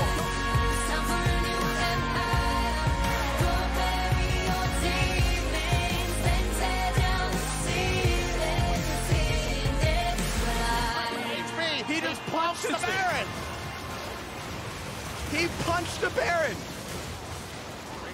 This Worlds has been full of incredible moments. I may be coming to North America next year, but that last clip, Kobe, it's still too damn soon. It's like an injection of adrenaline just seeing all those plays. Honestly, there's nothing more adrenaline-inducing in our game than these late-game Baron fights. I remember the Karma steal with the IQ. I got tackled as a caster throughout the clip where that happened. That's impossible! No, it's not. It was, there was also a couple of this year's at Worlds. There was an unfortunate Clutch Gaming one as well versus Mammoth. There have been a lot already. Yeah, I'm going to cut you off because we need to continue and talk a bit about Fnatic and RNG in a second. But first, Riot will be celebrating 10 years of League of Legends later tonight. And to join in on the festivities, check out celebrate.leagueoflegends.com. 10 years already, so many Baron steals, and hopefully another great game to add to that catalog after this one, Fnatic versus RNG. And ahead of that game, Laure got up with Fnatic's bot laner. Thanks, guys. As we're about to dive into the last day of round one, I wanted to have a little chat with you, Reckless, because I saw you walk off the stage last time looking really upset. So were you mad about your own performance or the general performance from Fnatic that day? Probably both. I think so far I haven't been playing that well, and we haven't been playing that well as a team either. So in my mind, if we keep on doing like this, then we won't get where we want to be, which is to win Worlds. So we really have to step it up now that we have 4 games left, because we either have to take down RNG or SKT. And by the looks of it, RNG is the weaker one, judging from their game yesterday, or day before yesterday. So we really need to make sure that we step it up now for these 4 games so we can actually make it out. Because if you look at the rest of the competition, other than G2, there's not really that many scary teams. So I feel like if we can make it to the quarterfinals somehow, then we can actually probably go the entire way. I agree with you on the SKT and RNG statement, especially because even though RNG looks strong, they look more predictable. But we know that Uzi has always been your kryptonite. Well, I feel like it's more of a Reddit thing probably than something for myself, because I think Uzi is just that much better than every other AD carry in the world. So it's not really like you have a mental block against the guy because he just shits on everyone. But I can imagine it looks like that. But in my mind, he's just really good player, so it's hard to not have a mental block against him, I guess, because he just always does really well. But I don't think it's like a problem or anything. I feel like when I played against him in the past, I was always fine. I mean, I had a pretty bad tournament at MSI, but even in the semifinals to play against them, I was doing well. When I played against him in 2016, I was doing well. In 2017, we had a pretty close series, I would say. So I don't think it's like that big of a deal. I just think it's something Reddit has blown out of proportion. About Reddit, you saw the Garen Yumi memes about you guys, and I expect today people will hope that you play a real marksman matchup against him. Well, so we actually had a talk yesterday about Garen Yumi, because we all kind of saw, I guess, that people don't really like it. And we decided for ourselves what is best, right? Because I can understand if some people are getting affected by it. I, for one, don't really care, because I just want to win. So if we believe Garen Yumi is the way to win, then we're going to keep playing it. But I wanted to hear what everyone else had to say, and I guess today will be a show of what we decided on. But we have addressed it, just as how we have addressed our own play and our team play. So I think if we can't win now, then it's just we're playing against better teams. But if we can win now, then we can go the entire way, and that's my belief, at least. Listening to you right now, I don't hear a lot of confidence. Do you agree? I agree. Yeah, it's hard to have confidence after these 2 games. I mean, if I really think about it, it feels kind of like Spring Split in the beginning of Spring Split, where we had a really tough start and we didn't do much individually or as a team, and I feel kind of the same way right now. So I really hope that one of these games can be the turnaround for us, because I really think we need confidence on ourselves and on each other, so that we can actually get out of this group. Because I really believe if we get out of this group, then we can make it the entire way. Because other than G2, there's no one that's scarier than RNG and SKT. So we really just need to get past one of them, and then we can take the other one in the finals, I guess. And I hope that this game will be the confident boost for you guys. Thank you for the interview and good luck for today. Now back to you guys. Thank you very much, Laure. Very awesome interview with Reckless. And I think he gave you a lot of information, seemed calm, cool, and collected. Maybe not that confident, but that is understandable. This is a very big match. And even though it might be a Reddit thing, the records just state that Fnatic and Reckless have had problems taking down RNG in the past, which is why we also brought it up. Just to first say it, though, pro players often hide behind veneers in interviews. They don't want to give you their real self. Between the double lift interview and Reckless, I really appreciate appreciate a kind of peering into the mind there, but you also understand where Reckless is coming from, because specifically you look historically, the record does not look good, right? So whether it's a mental block, whether it's a 5v5 thing, Reckless was quoting a lot of timestamps. He remembers. Yeah, he certainly does. But when it comes to the World Championship, all it takes is one moment, you know, one player to stand up to get the team back on track. And today, the player that I'm looking at is going to be Broxah. His early game so far has just been, you know, not all that stellar. We were talking about his K+A yesterday, the fact that it's still 0. And I think this is a player that when he plays well, does set up the rest of his team for a lot of success. And we've already mentioned the Garen Yuumi bit, but if you get Healy and Broxah back on the same page, back into that dominant early game, I think that Fnatic are going to have a much better shot of being able to take it to RNG today. That's definitely one of the biggest differences that we have seen. Fnatic now versus the Fnatic that people are used to is their early game, is Broxah. Indeed, and not making anything happen early for Broxah means that nobody else is making anything happen as well, and that shows in the play and the fact that they can't be as convincing as they have been. And also the draft as well. Yes. This should be their focus to try and change coming into this game. What do they change in the draft? I think that one of the issues with the Garen Yuumi, which I think could actually be a part of a victory today, thing you have to remember is don't really want to gank for that lane, and I don't think Broxah had many openings that he was missing. It was a byproduct of a system, but also a draft that really causes his stats to look just putrid. We'll see what they go for. Another matchup I want to take a closer look at is in the mid lane, as I think these are two players that have been under the radar but playing very, very well. Xiaohu versus Nemesis. Yeah, and coming into this Worlds, I thought that Nemesis was one of those players that needed to be able to play well and didn't have all that much experience behind him to give confidence into that fact. However, the strength from the summer split does seem to now be bleeding over into Worlds, and going up against Xiaohu, maybe the most undervalued mid laner by his own team, doesn't necessarily get the resources he wants, but it does seem to be skewing a little bit in his favor at Worlds as well this year. Yeah, I think one positive you can take away is that Nemesis is playing well on the world stage. He may be one of the best performing currently members of this Fnatic squad, and that kind of goes a long way when you're looking at the newer players on the big stage and playing under the pressure. Reckless himself gave that interview where he said it doesn't matter who's the better team coming to the tournament, it matters how you handle the pressure that is at Worlds. And full respect to Nemesis, I saw him in the EU Masters before he was on Fnatic. He played a similar style. He played takeover side lane champions like Kassadin, jumps onto the ADTF and does that in the LCS.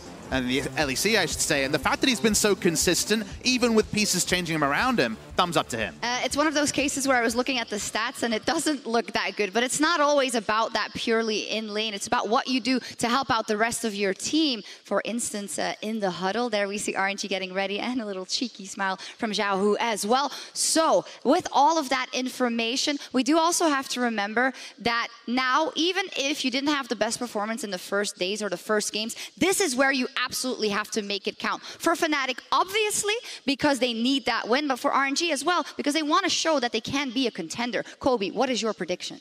My prediction is going to be RNG today. I think Reckless himself touched on it when he talked about Uzi. The greatness of this player sometimes is whittled down by people going, between 15 minutes and the end of the game, they give him a large portion of the CS. But you know what happens before 15 minutes? He takes that CS from your AD carry and he earns it himself. There's a reason why everybody fears him. I think they're going to win. All right, everyone's predictions explanation has to be as energetic as Kobe's. All right, cool. So yesterday on Cooldown, we were talking about the power of this crowd. The fact that when you play in Europe, you not only play against a team, but also everyone here in the arena. And today, that's just not going to matter because RNG is going to absolutely smash Fnatic and they're going to pick up the victory. The switcheroo, Papa. I'm with Fnatic. I think Fnatic's got this one. Before the tournament, I look at the games, they weren't great, but they're going to go back to what worked domestically, and I think that aggression might catch RNG off guard. Is he insane, or is he a crowd pleaser, or is he an oracle? Bit of both, baby. We're going to see. This is an iconic matchup, and RNG has had Fnatic's number so far at international events. Let's see if history will repeat itself.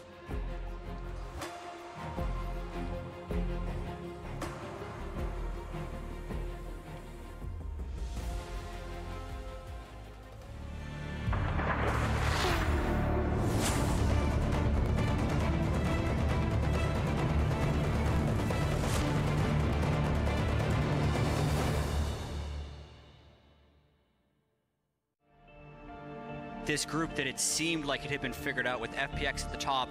Everyone in this group is now 1-1. 这次小组赛成绩的话，我本来想的是我们一把都没有输，全胜。 J Team picking up the kills. They pick up the Baron. J Team takes down FunPlus Phoenix. 现在已经输了一把嘛，然后后面我希望就全力以赴打好每一场比赛，拿5杠1的成绩。 Before there was TN early into this piece. Nailed it! Redemption for the first seed from China. J Team is probably the most important game, and since they won against FPX and we lost, that means they are 1 game ahead.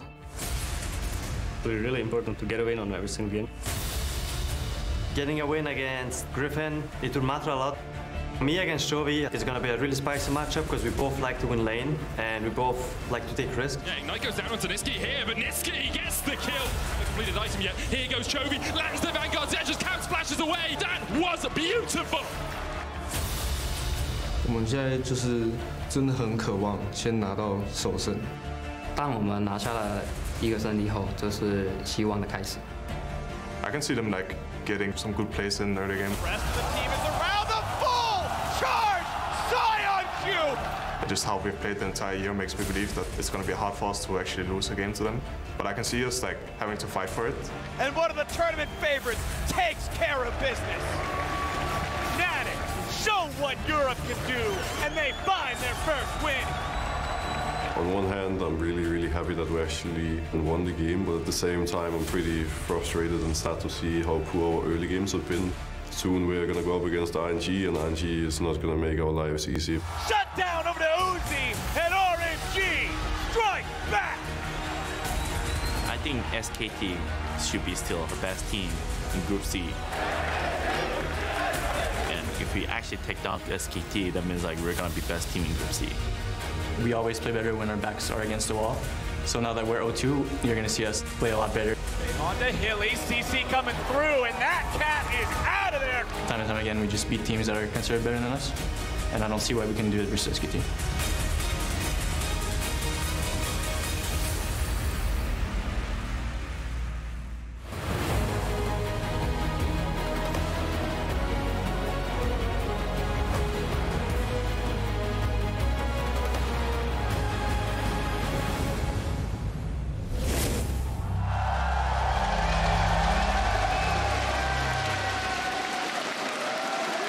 And welcome to Day 4, the 2019 World Group Stage. I'm Quickshot, joined at the caster desk by Vedius and Azael. We're about to jump into RNG versus Fnatic, and I sincerely hope Fnatic can perform better than they have in the previous 2 days. Yeah, we have not been seeing a lot of high performances from the likes of Fnatic, especially how high expectations were. They took G2 to 5 games twice. Many fans looked at Fnatic to be alongside tournament favorites G2, and people thought they would come into the tournament and smash, and that's not what we saw from this Fnatic squad. And what I want to see is a return to the styles that got them that sort of success, with Hylissang roaming, with playing multiple lanes in the map, looking to split. Because I think that, this Garen Yuumi style that they have been showing, while it has been proven to be a strong strategy, is not working out as well for Fnatic specifically. No, definitely the case. Broxah as well having nearly no impact in the early game. Let's turn attention to RNG on the other hand. Definitely put up a very strong fight against SKT, and you have to feel are the favorites here today based on performance. But what are you anticipating from the draft and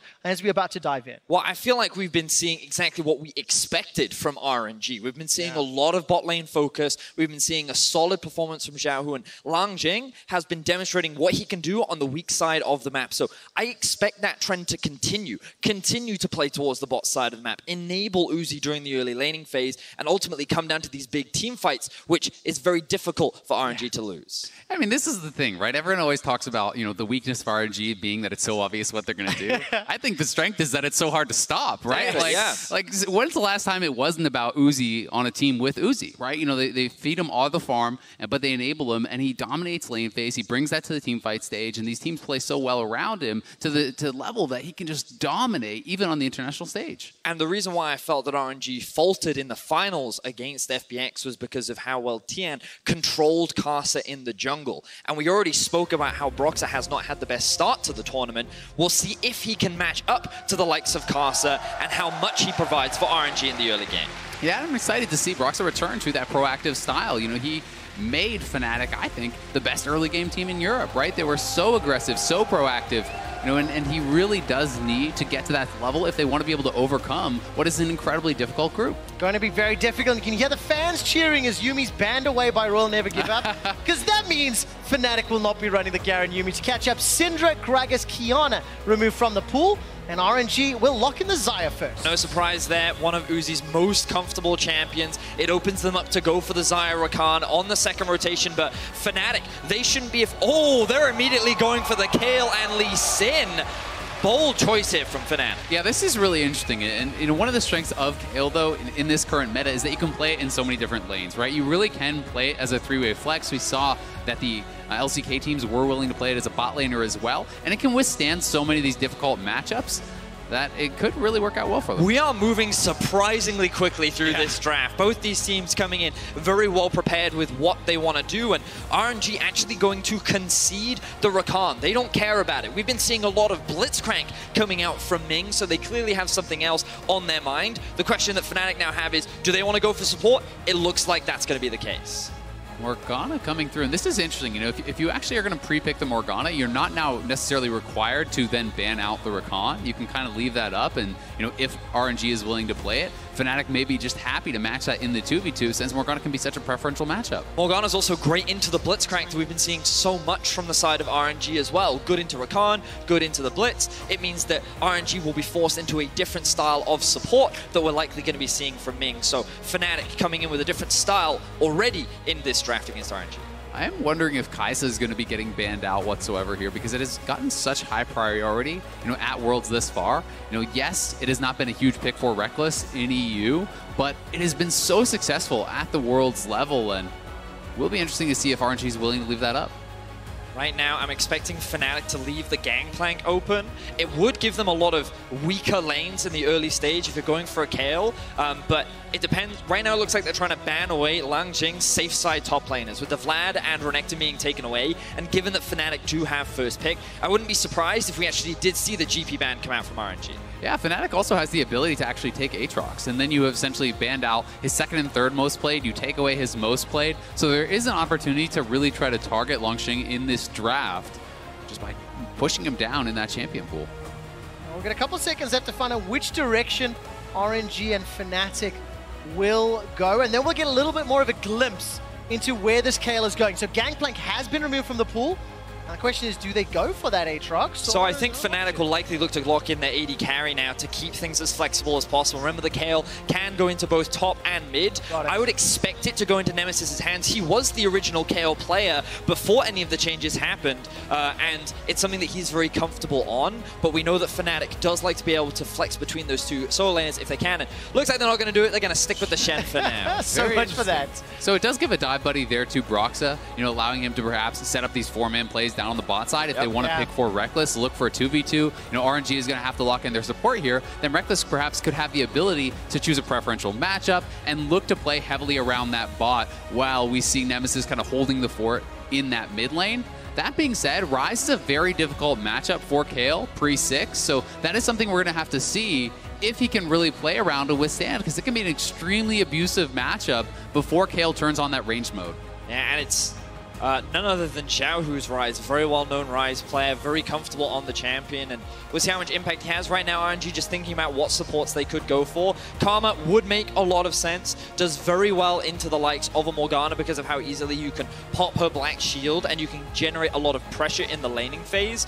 If Fnatic wanted to go for... Oh, this is Morgana bot. Ooh. This is a farming Morgana, or perhaps even Reckless could be playing the Kayle, but I think it is Morgana as the farming bot lane here for Reckless, assisted by Blitzcrank. The Swip swap coming out from Fnatic. And I think this is a response to the Karma, right? Yeah, you know, this is something where Blitz Morgana, if you actually hit a hook onto that Karma, that sets up for a free Power Fist, knock him up into the binding. You can 100-0 someone like that. And vice versa, Dark Binding into hook, Power Fist, etc. Okay, Vedius, what do you make of the compositions now? It seems like a lot of answers to try and mitigate Uzi. So What I think from Fnatic's comp is they're putting all of the eggs in the Nemesis basket. He is the primary damage dealer on the side of Fnatic. They're basically saying, you know what, we're going to funnel our gold, our resources, everything into you, and you will carry us. With things like the Shen ultimate and the Black Shield from Morgana, along with the Kayle ult, it's going to be very difficult to kill him once you get later into the game. It really is going to be hard to knock him down, and you know, if this was a couple patches ago, I'd be saying, all right, it's going to be AD Kayle. That's where they're going to be getting their consistent physical damage from, but now the nerfs to AD Kayle, almost everyone is going AP, and if he's going to be going AP as well, I do have some concerns about their damage profile. Ooh, this is so exciting. Fnatic leaning on the youngest member of the team, the only member that was not there in the 2018 season. And let's see what they can do against Royal Never Give Up.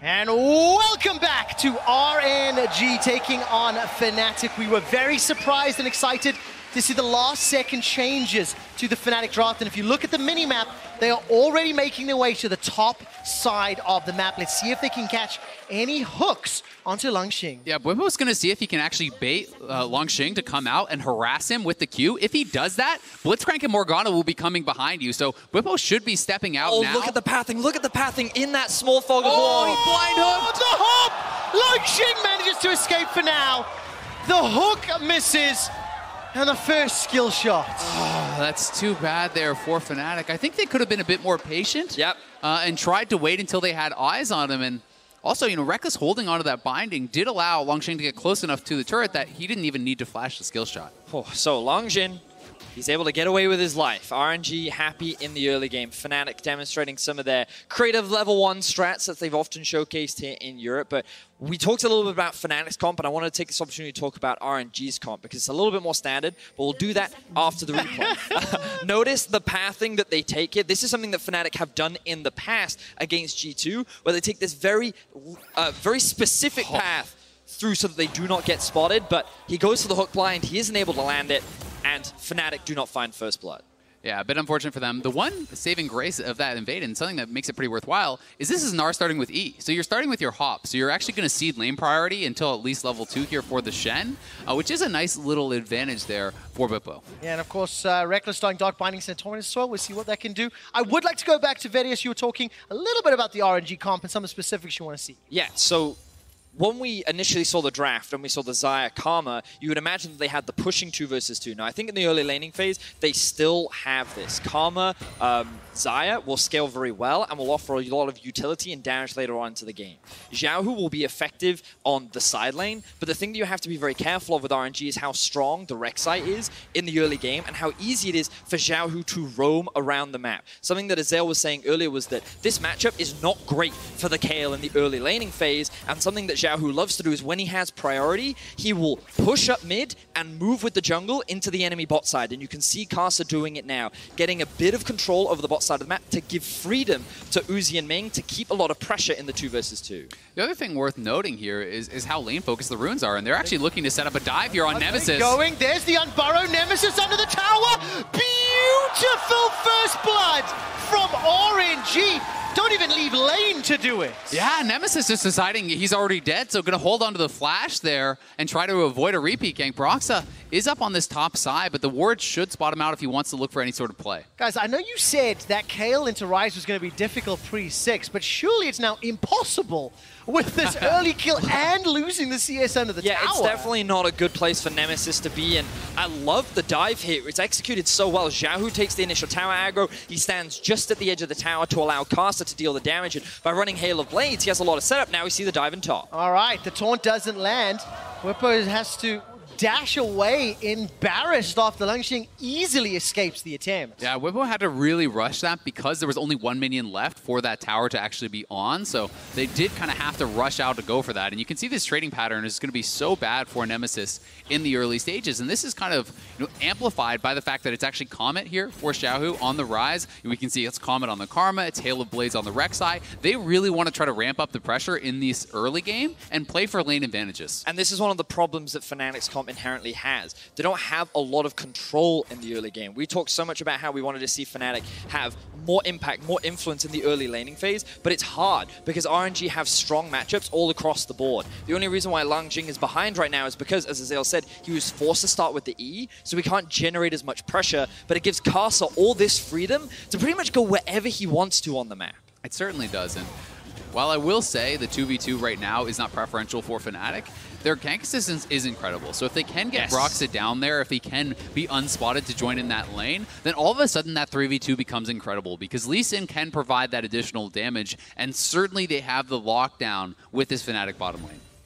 And of course, one of the things I want to go back to after this dive is Hylissang is going to be on a roaming support if he can find some impact. Very good unburrow. Spirit's Refuge comes up. Whippo. Karsa stays alive. Not going to find the kill just yet. But here comes Broxah. Going to get unburrowed again. Needs to find the Sonic Wave. Flash. E manages to get the auto. I think he's held on to the Q. That's the first kill for Fnatic. And now they're chasing Langxing. Yeah, so well handled there by Whippo. And Broxah wants to try to look for this Q.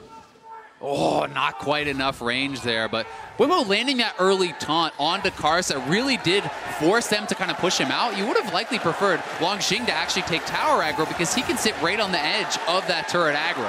And props to Whippo. The man has had a difficult first 2 days of Worlds, but the way he played this, flawless. He lands the taunt into the immediate Spirit's Refuge, which means that the Hail of Blades Rek'Sai doesn't do any damage. He's then forced to immediately disengage. I thought the tower shot was going to be enough to find the kill, but fortunately for Fnatic, Broxah is in the top side of the map and can clean up Karsa. He doesn't take the gamble with the Q, flashes in, lands the E, finds the kill. And that's one of the first times we've seen Broxah finding an opportunity in the early game. You can see kills plus assist at 15-0 thus far. Down 1,000 gold, obviously it's not been the greatest early games for Fnatic, but a very different style of comp, and very good to be in the right place at the right time. Yeah, it certainly is, and we know how good Broxah can be from ahead, right? When he can get these advantages, how good he is at snowballing the game, and thankfully now for Fnatic, Nemesis has hit 6 in the mid lane. Yes, there is a big advantage there for Xiaohu, but at least the kill went to the Rek'Sai and not to his lane opponent, so hopefully he can start to stabilize this matchup, and things will get easier as you do get those additional points in queue and you start to really up your wave clear. And something you were saying earlier, Azael, was how when Reckless and Hylissang get a few more levels under their belt, there's potential for gank setup, but also there's more wave clear at their disposal. Morgana, when she has 3 points in the Tormented Soil, I believe it's called, it provides a huge amount of wave clear and it will just immediately kill the caster creeps, which means that they can actually be the ones to start generating pressure in the bot side of the map. And while Whippo has lost pressure onto the top side, it gives Broxah the opportunity to start playing around bot and helping Reckless and Hylissang get to a stage where they can start looking for these picks. And then can you talk a little bit about Hylissang on the Blitzcrank? One of the things we talked about, we wanted a roaming support. We wanted a champion that can impact other lanes. With the wave clear and push that Morgana has, the rocket grab is going to instantly kill Ming. And look, this time Broxah comes to him. But obviously, Hylissang can start moving wherever he wants as well. And him coming to the bottom lane now is going to help to unlock Hylissang to leave that bottom lane, right? You get the kill there, you can start to move around the map, you can gain that pressure, and this is going to unlock the Ocean Dragon. You're completely right, Azael. We were just talking about how once the Morgana and Blitzcrank get a couple levels under their belt, they can start generating pressure in the 2v2, and Broxah can start to look to play around this lane. He then finds a successful kill. We're going to have a look back at it. Note that there is no vision in the river because Ming and Uzi could not push out after the reset. They're able to land a flash. Ming does not respect, and he doesn't flash out of the way, which means that the combined crowd control guarantees the pick. I've also got to say, I really like the timing on the binding there from Reckless. Instead of just an instant binding out of the hook, he waited until that knockup was actually expiring to land it, and Ming is going to have to flash basically every hook that is on point, or you're at risk of just dying 100-0. And now Reckless is level 6. Hylissang is the same. I imagine he's going to look to base, grab early Mobies or early boots, and we'll start to see the roaming Hylissang, because Reckless, he can just play 1v2 in this lane now. You don't need to play around this Morgana, you just want him to survive, you just want him to stay healthy. But it's difficult to read the mind of Hylissang. Looks like he's going for a couple more cheeky plays in the bot lane. He was trying. Now Ming is going to throw out that empowered Q, get some damage down. And Caster's making his way down again, as you mentioned. But like you said, unlocking Hylissang is one of the keys that has been crucial for Fnatic to win this summer. And when they found their groove, as it stands, Nemesis and Reckless just a little behind in CS, but as a team, they are marginally up on goals. Yeah, I'm going to be interested to see if they try to force a play, because Bwipo did get the leap out of Longxing there, so it's a slight vulnerability, but it is just going to be Brox actually covering Bwipo as he is shoving in this wave, and they haven't had eyes on Karsa for quite some time. Both junglers trading areas of the map pretty much throughout this game, except for that one counter gank we saw up top lane. Whenever Broxah is pathing up towards top, Karsa is gaining control over the bot side of the map, and that's why we're seeing a lot of ebb and flow in who has control and when. I think we could already see a notable improvement in Brox's pathing and how he's doing a lot more to cover for the entire map and not making these silly mistakes. As now Hylissang looking for the row. Flash hook, trading flashes. I think they're going to be happy with that. I absolutely love that. Yeah, just make him trade the flash. As soon as Xiaohu actually walked to left of the turret against the wall, there's no sidestepping it. So utilizing the speed up with the Blitzcrank W as well as the speed up from the Kael's heal, he closed that gap so fast. And now RNG are getting out of the lane. They're moving up towards top side. They're looking to set up plays around the Herald, and they want to try and use the big stacking wave that they have up top to try and accelerate the pace of the game. Because something that RNG do incredibly well is move their bot lane effectively around the map. And they're trying to take advantage of the fact that the Morgana early on cannot match the Xayah and the Khan. That makes a lot of sense. And coming into this game, we were hoping for a little bit of an AD matchup if possible, but obviously the Morgana threw a spanner in the works.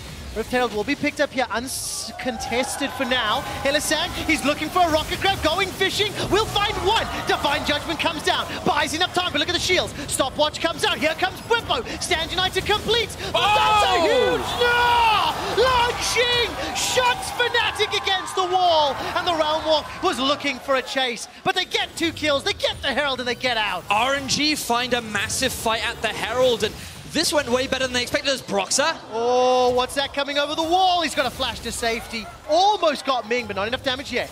But this was Fnatic trying to force a fight that they were not in a position to force. The Herald was already gone.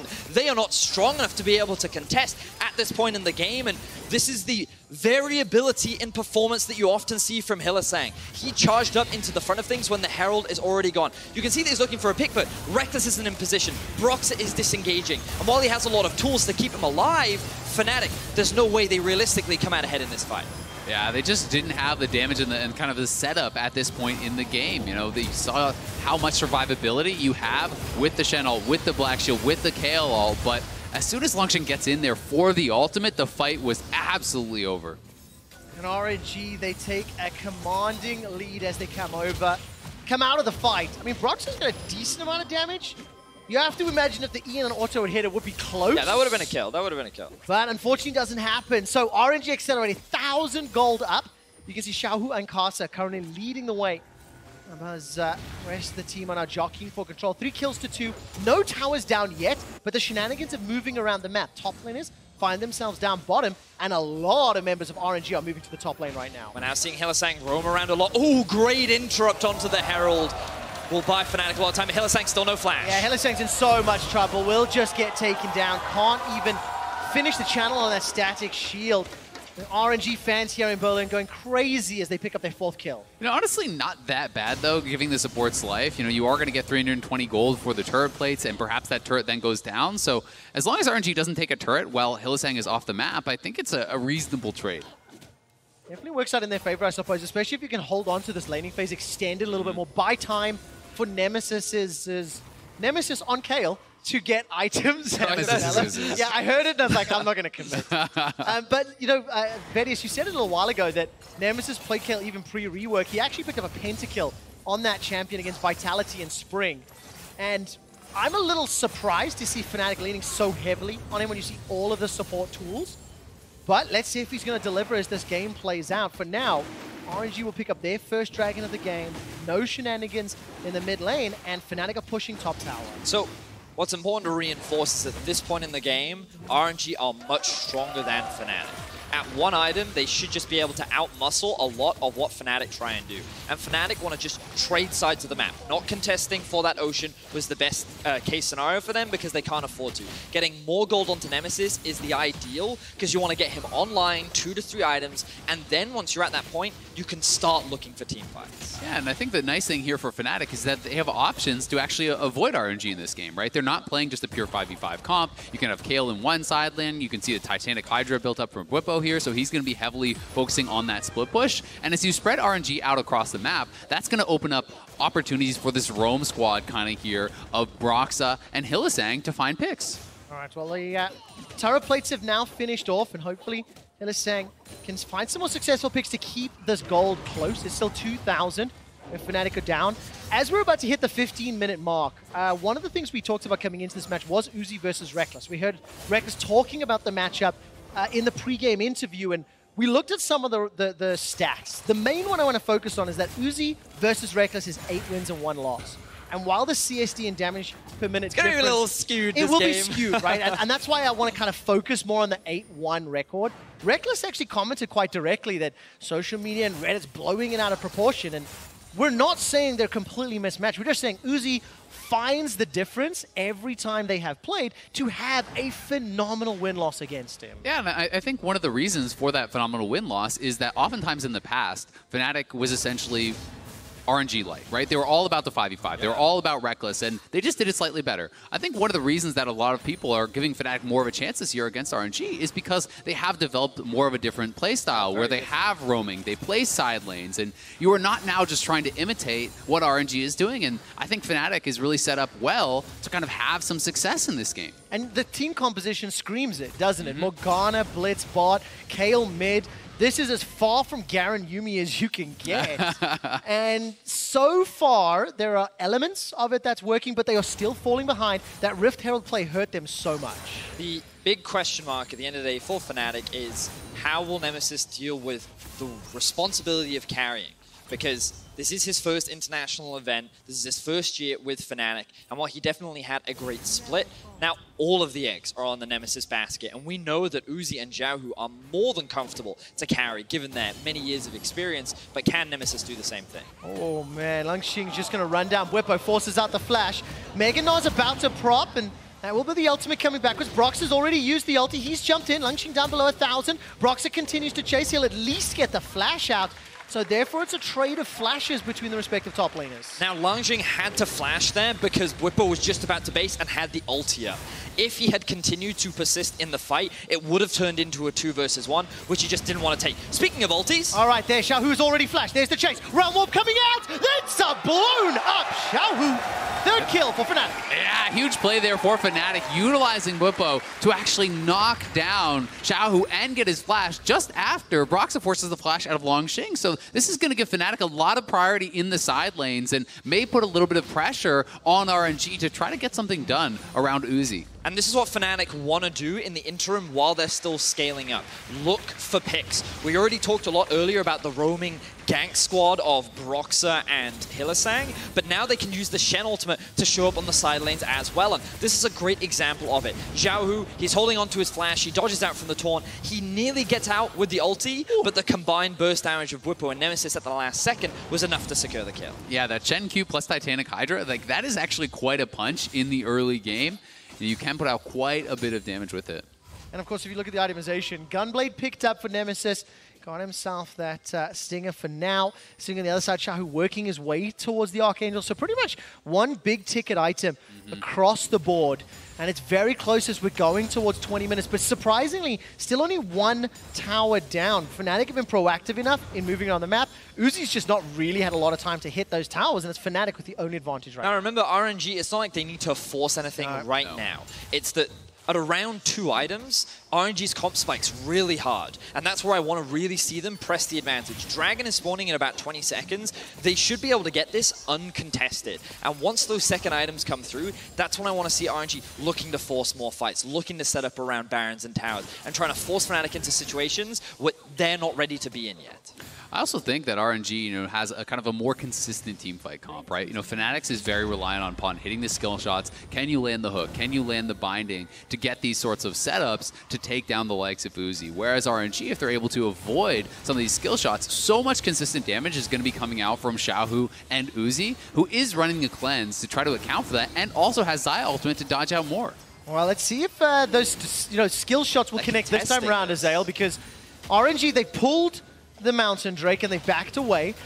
Did they get the teleport on a Nemesis? Yes, they did. Now Fnatic, they've started it off. TP is up for Langxing, and he hasn't TP'd yet. Wow. So, Cast actually went into the pit. He does have flash, but he doesn't need to use it. He's going to use the tunnel to get out of that situation. I am surprised by the fact that RNG were forced off the situation, but the biggest problem for them was that this mid lane, they did not have control over it. Fnatic set up push, and they also had push in the top side, and RNG felt the need to go and answer those two waves. As a result, they disengage off the Drake, and Fnatic as 5 members can easily come up and secure it. It did cost them the teleport away from Nemesis, so RNG does have the TP advantage, meaning Fnatic probably want to wait a little while before they try and force another engage. The other thing dangerous as RNG, if you match the teleports, then Fnatic inherently is going to have the advantage with the Stand United, right? So then they can look to make plays, odd number plays, and perhaps RNG just not too concerned about giving up that Dragon. Yeah, and not only the Stand United, there's an extra TP on the side of Fnatic as well. So 2 additional globals to play with.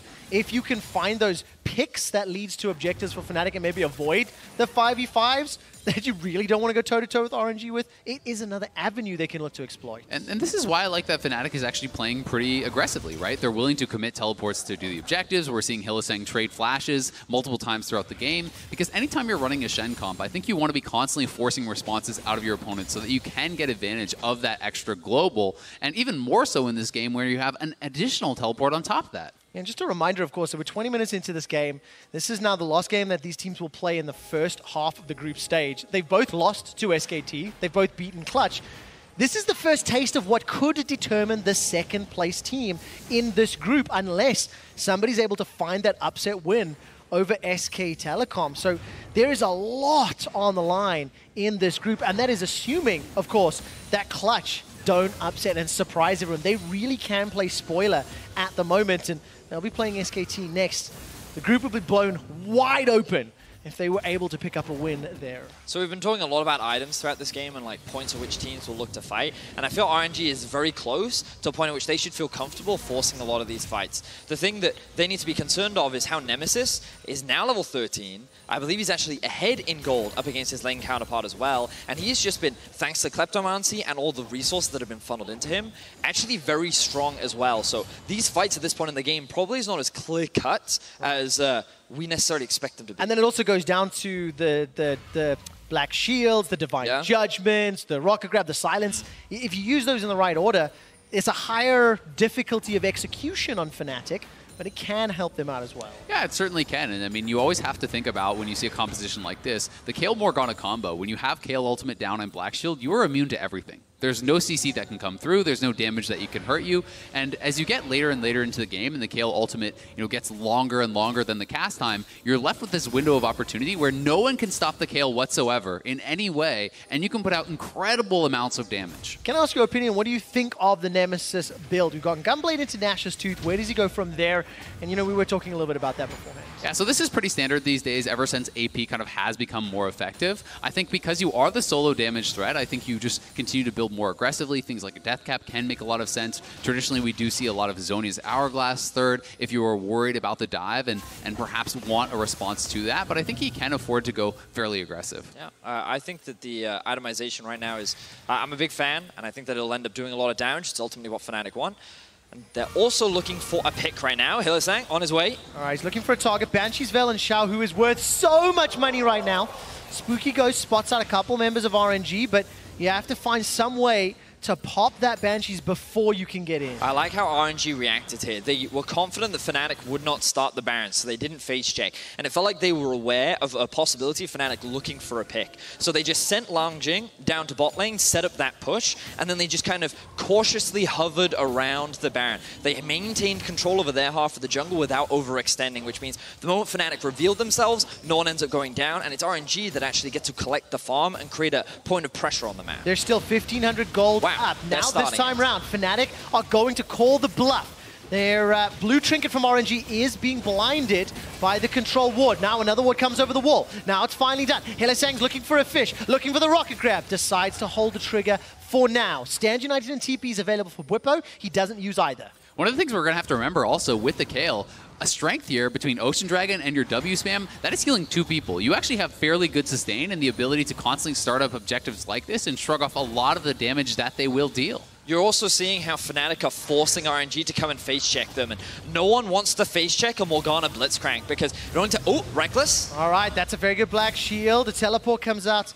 No, the Realm of Brother comes out as well. Reckless flashes down. Yeah, that is the flash, and that gives RNG access now into this Baron area. They are going to be able to clear out all the Fnatic vision, get some of their own down here, and try to establish control really for the first time in that area. Let's see what Nemesis does with his reset. We'll just pick up the Blasting Wand, and it felt like that he was getting very close to his 3rd itemization there, but the main point is that, as you were saying, Azelle, RNG have been able to reclaim a little bit more map control, and I'm surprised by how defensively they're playing, but one of the things I think we haven't really talked about is how difficult it is for RNG to actually engage. Remember that a lot of the fights that they started came off the back of Ming on his Blitzcrank, running up and basically doing what Hylissang's doing, forcing you into situations where you have to come and fight RNG. However, now they have to rely on a flank from Langjing or a flank from Caster to actually find that initiation, and they're not actually able to successfully find those picks, which means that Fnatic just gets to sit back and continue to scale. Well, Xiaohu's going to take that teleport to the top lane. This will be the 2nd of the game. I'm looking at the vision to see whether or not RNG can find those flanks right now, because Fnatic did a fairly good job of holding onto Baron sort of river control for a few minutes until that attempted gank onto Reckless, and Nemesis is stepping forward. He gets minion blocked. Not going to go down yet. He still had the Divine Judgment if it was needed, but this will be a tower trade, and he's not going to go for Langjing yet. Here comes Broxton. He's too late. Yeah, and this is really nice, just swapping Nemesis, changing up those lane assignments over into Langjing. The Kayle certainly can answer this Gnar a lot better at this point in the game, and you know, Bwipo is itemizing fairly defensively here, has picked up a cowl, and he's going to be kind of parked in this side lane, it seems like, against the Rise, trying to help deal with him. Now, who do you favor in that side lane? Kayle at this point, who's level 14, 2.5 items, because Nemesis seems to definitely have Langjing's number. Now Hylissang's in trouble, got the flash available, will not find the rocket grab onto Uzi as he fades away, and RNG start to threaten the Baron if Fnatic play Right, that's starting it.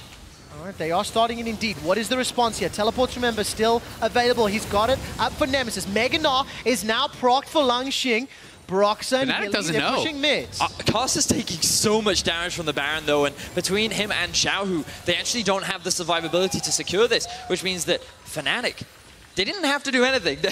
A play was being happened, and they had no idea what was going on, and they still got away with it. How much do you criticize Fnatic for being unaware? Because now, obviously, RNG attempted and failed, but do you think Fnatic should have known? Do you think they should have had vision? I mean, you can make the argument that maybe they should have kind of been aware that someone's off the map, but I think they're making the read that at this point in the game, RNG can't do it without Uzi and Langjing, who were both showing on the map, right? And they were clearly correct in that read.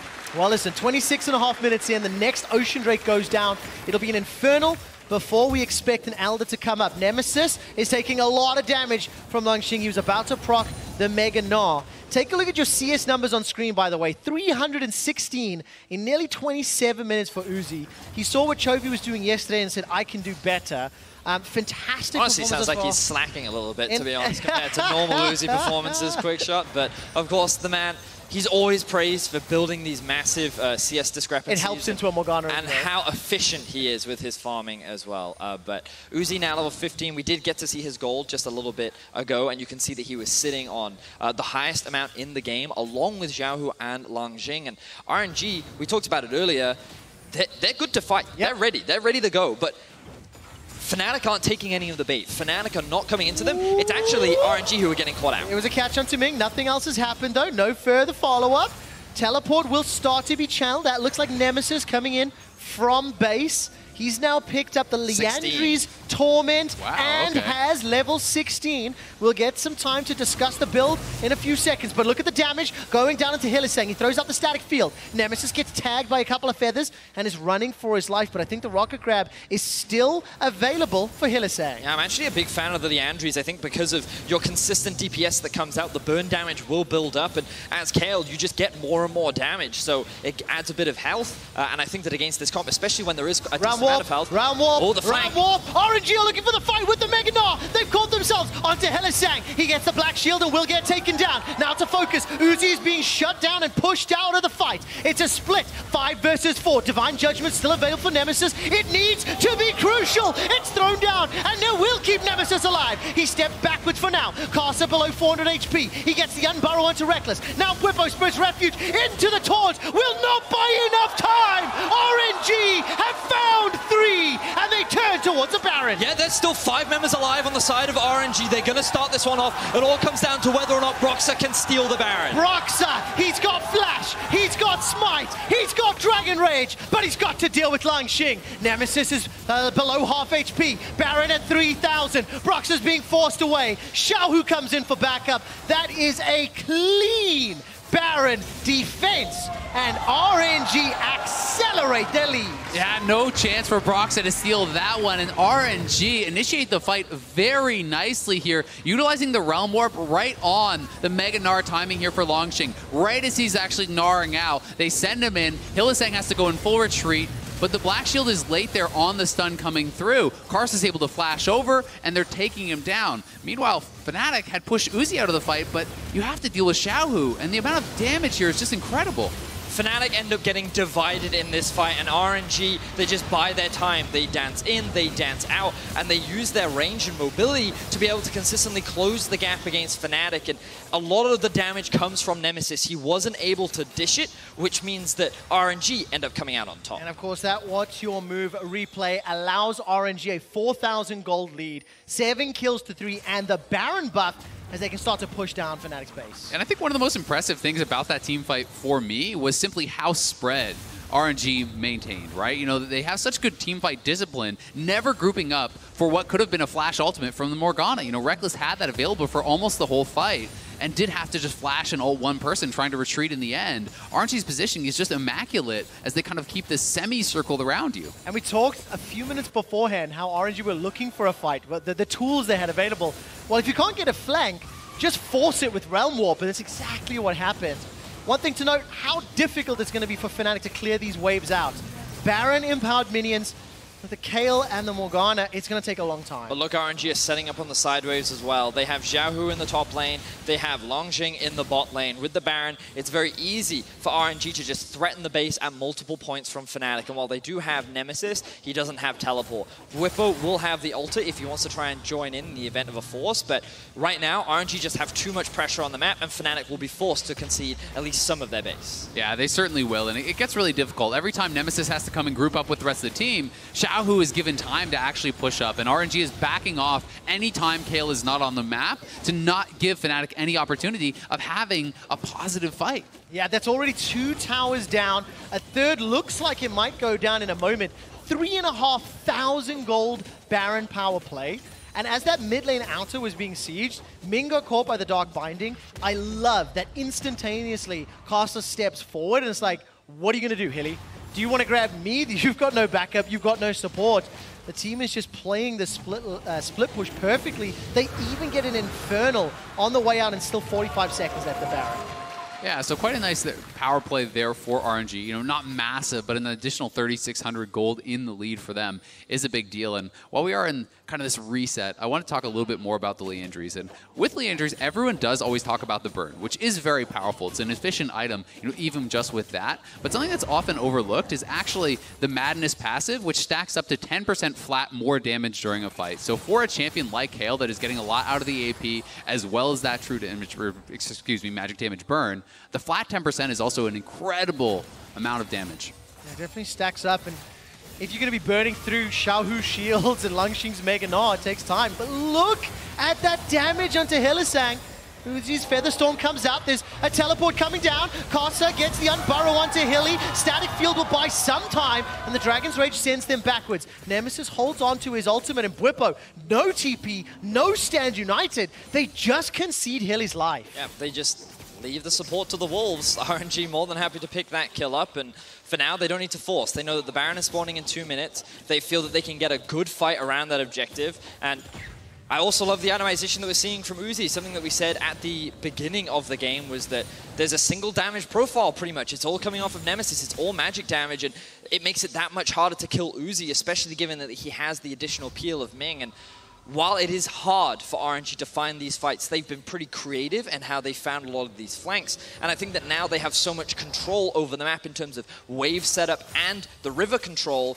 It's now Fnatic who's in an awkward position where they have to find a pick, otherwise they can't be the team to find a fight. Yeah, and getting those picks becomes more and more difficult, right? You know, when you're looking at all of this vision that RNG actually has, you know, they're essentially extending their vision all the way across the map, almost to this line, right? Less and less of the map is becoming kind of these safe dark zones that Blitzcrank and Morgana really want to play in, because at this level, you expect these players to be able to dodge Blitzcrank hooks that they see coming. Man, it's been such an exciting game thus far, and Fnatic, you have to imagine they still have the ability to disrupt RNG if they can be setting plays up, but when they get caught out, it's trouble. Stand United this time is channeled. Divine Judgment is going to get needed in a moment. It's thrown down onto Nemesis. Xiaohu goes forward, goes backwards, and now Whippo's in trouble. Langxing's about to gnaw out. Flash is available as well. He throws the boulder. It hits Reckless. Reckless has already thrown the flash down. Manages to catch the Dark Binding, but the rest of RNG are pushing for the base. Yeah, they're going for the base, and Xiaohu's looking to wrap around here potentially. All right, another boulder toss. That throws down to Nemesis. There may have been enough acting from Fnatic to pull RNG away from the inhibitor turret, at least for a few seconds. So much praise needs to be given to Xiaohu for how, in every single fight, he is single-handedly eliminating Nemesis. With a single combo, he pretty much removes Nemesis' health bar, which makes it impossible for him to get into the fight once again. This Rise pick for the mid laner of RNG is a game changer. It definitely is, and we see, you know, with the death cap completed, he has the Spellbinder's Orb. He's been incredible, right? You know, and he's sitting at such a strong point in the game now. Rise scaling is so powerful.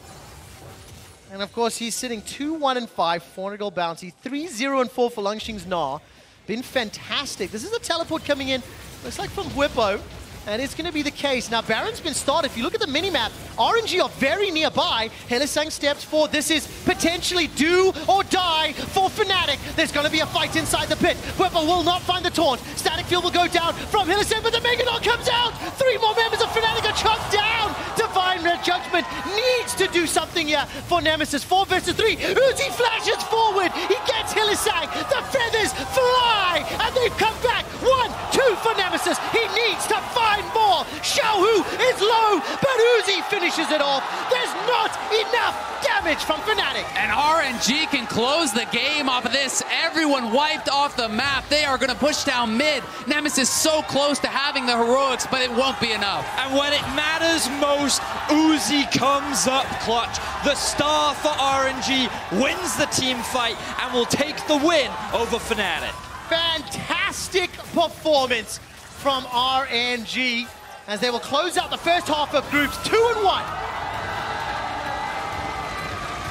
Nemesis was so close in the final team fight for bringing it back to Fnatic, but the dance from Xiaohu and Uzi was just so beautiful to watch. These two were so incredible. Xiaohu would set up the plays, and Uzi would just knock him down.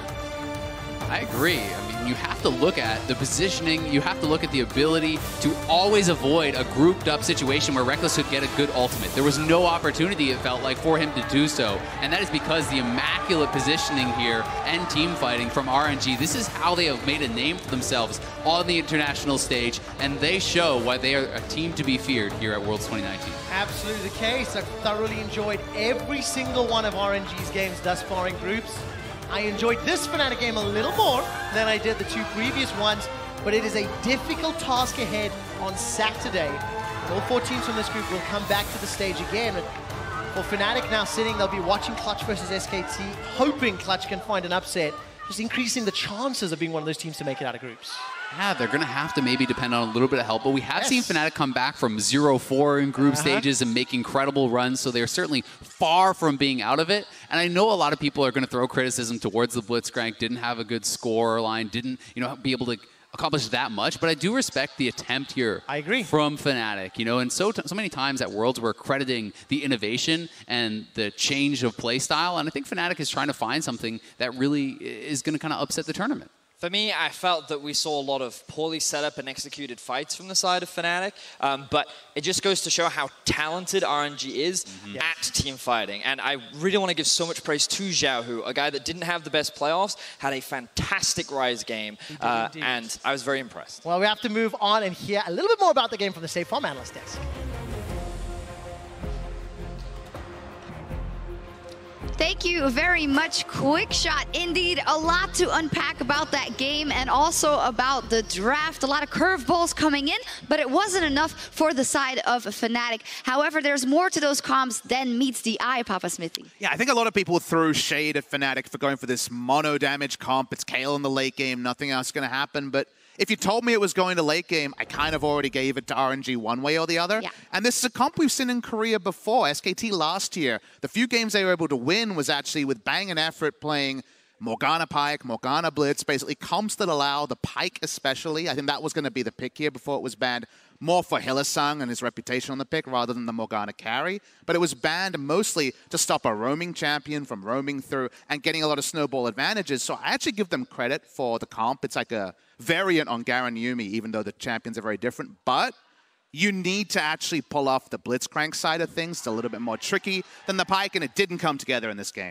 And my problem with it was if you're running a single carry comp, generally they have to be able to get into the fight, and you rely on people coming to you as Kayle, and that's what we saw in that last team fight. Despite Nemesis pumping out a lot of damage, was not able to like line up the perfect scenario between Uzi and Xiaohu. Exactly. A lot of people will always look at the carry of these compositions, but so much is on how you use the utility that you did draft. That's the spot that they sacrificed for not getting another carry. It isn't just a Blitzcrank, but it's also the Shen ultimate. So the Lee Sin. A lot of these champions have the tools to create those picks, create those things with their utility, and the execution just was not there. Yeah, exactly. I think you're not giving yourself a very big window because it all has to go right, and synergy is such a big issue. And I feel like from this moment on, I realized that perhaps Fnatic was not completely in sync in this game. Is that fair to say for some of the early moves? Yeah, I mean, it's always hard to attack Gnar top lane just because of the fact that he does have the bounce, the double jump at the start of the game. But I think that if you're running this comp, you need a good early game because there's going to be a sweet spot window in the mid game where you will come online. And a lot of this was about Karsa being able to be very proactive. He already picked up a kill at level 2. You could see him trying to get in the top lane as well. And I think he had a very good game. And you saw a 0 kill plus assist at 15 in 2 games, Broxah. Flashy, don't worry about hitting any skill shots there. It finally got on the board. But it was a better Fnatic performance. It has to be admitted. I think they had ideas and there were spots that worked here, even though by the end, when Uzi's items were together, it looked very difficult to actually get over the line. And the early mid game is very critical for this composition for Fnatic. And that Rift Herald that they went to late and then still fought and gave away so many of those kills, that was a game-breaking moment. Yeah, exactly. Some of the decisions, that was what I meant actually with the synergy. Like sometimes it feels like they didn't really have the right timings or ideas about some things. And when you run this comp, that is going to be extremely disruptive. And then you had 2 tails in the mid game because you know that if you grab someone, you'll probably be able to kill him. But on the other hand, you have that team of RNG that is so good at team fighting and doing those skirmishes. So it did feel like the clock was running out a little bit. Absolutely. I mean, the couple of attempts they made with a turbo blitz weren't coming together. And every time we flashed to a 5v5, the positioning, the movements, it's happened from RNG already this tournament and on full display here. And this is what changed about RNG last year. They stopped being a team that only looked for team fight and they started to work a lot on their setup. And I think that this Baron play was a very good example of how well they understand how to play around their carries. In a tournament where we have had so many Baron steals and poor setups, this was a really well executed one. Plus, at the start of this team fight, I really want to compliment RNG on how they always attack the Blitzcrank and take away some of those openings. Now you can see them dissecting the team, taking away the threat there, not giving Nemesis room to be the threat on. Because often as the Kayle, you want to be the quarterback at points and then open up with the auto attacks. The ult is not always a self-ult, but they just never got those sort of fights. Now flashing onto the Baron. The goaltending here, hope Splyce is watching, because this was a very well set up Baron. This was a picture-perfect Baron, the way they pushed him out of the pit to secure the objective. Great play coming out of RNG. Another win on the board, and the Oppo player of the game was the top laner, Longshin. And I want to take this opportunity, perhaps, to reset some of the narrative around RNG and the always Uzi all the time talk. Is it ready? Are we ready to change that up? like I talked about at the beginning of the day, Uzi applies so much pressure by himself, so they can put more emphasis into him, but they don't have to. And big part of Longxing getting this player of the game is that the Gnar is so important in that team composition. His zoning, choosing the right times to jump in on the back line, making Kale's job so much more difficult, and playing that distance without taking as much damage as you would think. Final note, takeaways for RNG and their first games before the second week, and Fnatic. Fnatic, we already said, is going to be a rough one because they have to bounce back and win versus some people they haven't been able to win against. But on the other side, RNG is looking more and more confident. Yeah, absolutely. I think RNG are a legitimate contender because not only is their team fighting good, but their understanding of the map, that Baron setup, the mid lane priority push to break the base. I think they just have more to their bow than previous LPL teams have had at these international tournaments. And it needs to be a watershed moment for Fnatic. They've come back from bigger disadvantages and got out of groups, but you're going to have to get some comeback victories. It's such a stack group. It's going to be hard. Such a naysayer. I'm not scared until they're 0-4 spawn. Just kidding. Up next is an interview with Kobe's favorite, Karsa. Hey guys, Laure here, and joining me right now is Karsa after RNG's victory against Fnatic. Congratulations on taking this one. I'm confused. I was not expecting such a composition from Fnatic. So did you expect it, and how did you plan to play around this? 首先，恭喜你们对上 Fnatic 有赢下胜利这样子。那我看到 Fnatic 的阵容，我自己其实非常的震惊。你们有预期他们会选这样的阵容吗？那你们怎么样准备跟这样的阵容对战？因为主要我们一直看他们前面都玩盖伦加猫咪嘛，然后我觉得他们是应该也是准备了很多类似法师下路的一些套路吧，所以我们其实准备了很多。 So we've seen previously that they played a lot of Garen plus Yumi. So we understood that they were most likely going to play a lot of mages in the bot lane. So we did a lot of preparation against that. Right, and you were on point, obviously. Now I want to talk to you about your top laner Longxing, because he's often been pointed out as one of the weaknesses sometimes for RNG. But I feel like here his Gnar initiations were on point. Do you agree? And what did you think about his performance? 想问一下关于你的队友狼行的一个看法，因为他很多时候人家会说他是 RNG 的一个弱点，但是他这场比赛里面的话，他的纳尔开的是非常的漂亮，你可以评价一下他这场的表现吗？我觉得他世界赛这3场打的都还打得很不错吧，就打出了他以前还没拉 RNG 说他以前是个比较进攻型的上单嘛，就我觉得他在这世界赛表现得非常好。 I think all 3 games he played so far, he's done very well on them. It really looks like his previous form when he was playing an aggressive style, not on RNG. So I think he's been doing incredibly well. I agree, and I hope it continues going for you guys like this. Now, tell me about the last team fight. Uzi flashing in, you defending the Baron. What was it in commentaries and in communications for you guys? 最后想问一下，你们在最后一个大龙团战的话，队内的一些指挥沟通，我们有看到你在坚守大龙，然后有看到就是 Uzi 闪现进去击杀敌人这样子，你们可以跟我们说一下队内怎么沟通的吗？主要他们阵容输出其实就一个天使嘛，就我们只要盯着天使就好了。而且他们开大龙已经是有点迫不得已了吧？就他们其实这条大龙没吃掉的话，他们已经输定了。所以我觉得我们算是打得很有把握吧，这个团战。 So first off, they only have 1 carry point in the Kale. So their Baron play was really a desperate attempt. If they didn't take that Baron, they were pretty much going to lose the game anyway. So it's quite simple for us to just look at the Kale and make sure that we could take her down. All right, now last question. You seen all these fans who are here cheering for you today. Does it make you proud? 最后一个问题，我们今天看到有很多粉丝为你们加油，这个会让你感到骄傲吗？很开心吧，因为都有点忘了这里是欧洲了，就听到很多用中文说加油，就其实特别开心吧。It makes me very happy. We almost forgot that this is Europe. To hear everyone cheering for us in Chinese makes us incredibly happy. You deserved it. Congratulations on this one once again. We'll see you in a few days. Thank you, Clement, for the translations.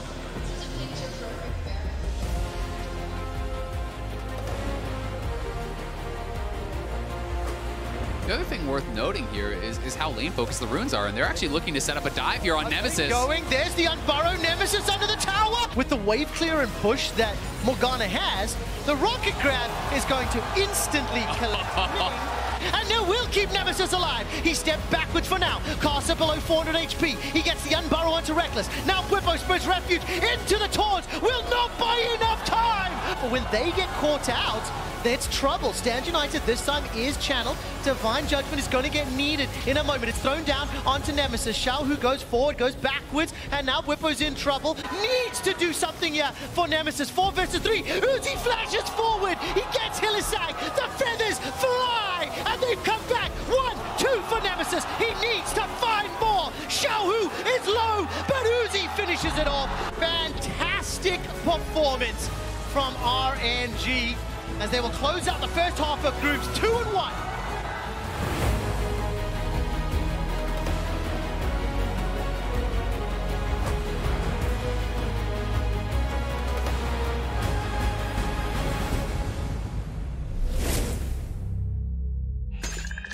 Hercules, I have been expecting you. And I brought you a gift, so you can fight properly. Red Bull.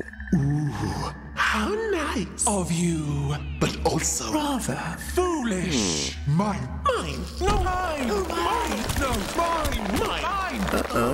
Mine. Red Bull gives you wings.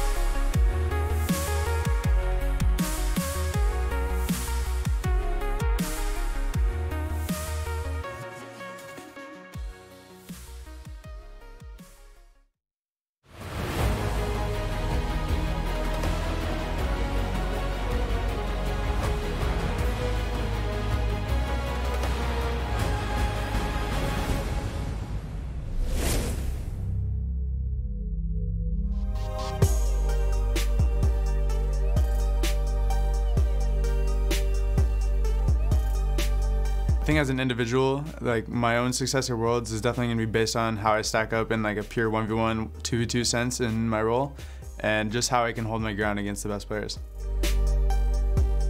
Just want to be remembered as the NA mid laner that no one believed could make it, and he really proved that he could. Success for me at my first Worlds would be that we played at the best level that we could. It's possible we play the best level that we can and still don't make it out of groups just because we got a little bit unfortunate with the drawing. But at the same time, it's a really great experience to play against these teams. So success would be having no regrets with the way I played and the way our team played. I guess most of the time I see it as I'll just try to be the best for my team. I don't care if people don't acknowledge me or don't praise me for what I do. Just try everything I can so that my carries can pop off and have their moments.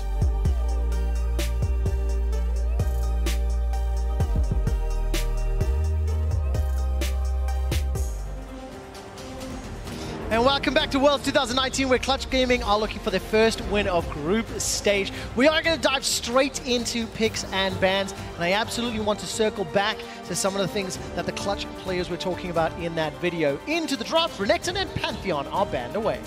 Yeah, no surprise there. I'm going to be really interested to see if Rumble or Kiana, those are kind of the Clutch Gaming calling cards, are going to be left up here by SKT. We have actually seen that composition run a couple times at Worlds thus far, but not yet by Clutch. I wonder how high Xayah/Rakan priority are for both these teams. With the Morgana being taken off the board, this suggests to me that Clutch could be looking for an early Rakan, or maybe they go for the Xayah in the hopes that SK Telecom will take the Rakan. I'm not sure how deep they're thinking into the draft, but I know that Morgana is a very obnoxious champion, especially for many supports in the current meta. I can certainly tell you for Clutch, Xayah Rakan is always incredibly high priority. Most played for both of but Kiana got left open. Kiana is up, so that's going to be an insta grab here. And it should be going to Damonte. We have not seen Lyra play it, throughout the playoff run or here at Worlds. Certainly a possibility to be flexed, but definitely expecting to get a little bit of Tanner time.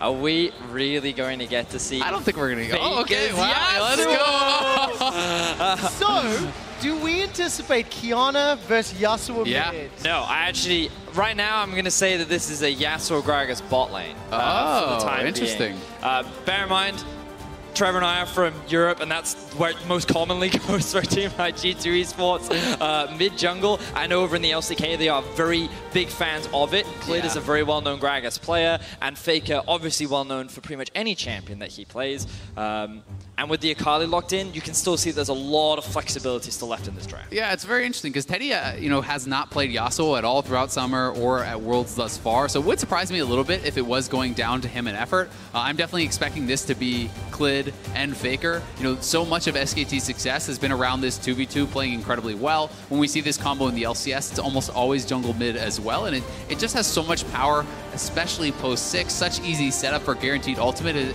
feels like it's almost unavoidable to die at least once or twice to that. Well, I have to give some congratulations to both of my analysts.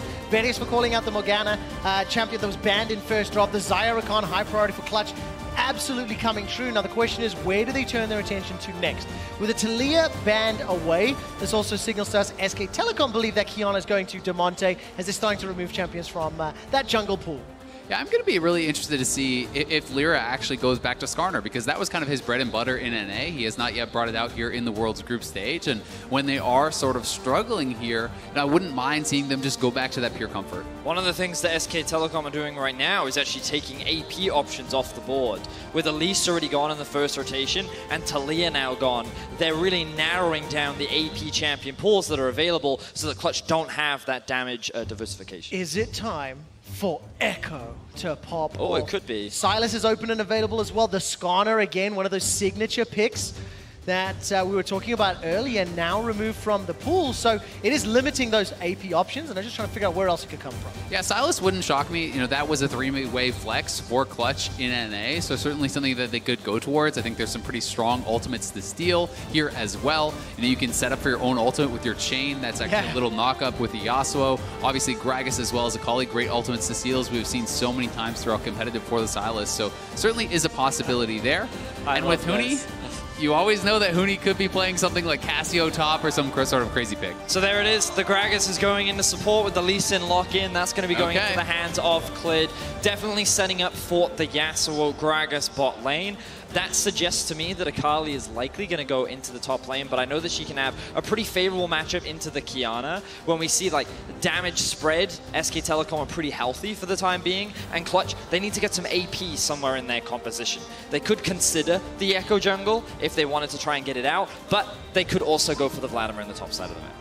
Yeah, so Vladimir top here for Huni, certainly giving them a lot of scaling, a lot of kind of team fight and wombo combo power there with the engage they already have here from both Rakan as well as that Kiana. And we know the damage amp from Vladimir is going to be big, both for Kiana and Xayah, especially when they have all of this kind of AoE damage that they can put out. I wonder if they consider a Jarvan right now. No, okay. Going for a little bit more of the team fight angle as you were talking about, Azael. I know that Clutch Gaming, one of the big ways in which they won versus Team Liquid during the playoffs was just constantly forcing fights in the mid game. And I think that what is great about Sejuani is you can just throw that ultimate out. There's plenty of follow-up with the Kiana and Rakan as well. So it's very easy for Clutch to actually start these fights off. Yeah, it certainly is, and anytime you have Sejuani as alongside, melee solo laner, you can actually set up for that Sejuani passive, proccing that out pretty quickly. The root from Kiana followed up by a knockup from Sejuani, followed up by the E-stun there as well, so there is potential for some pretty strong lockdown.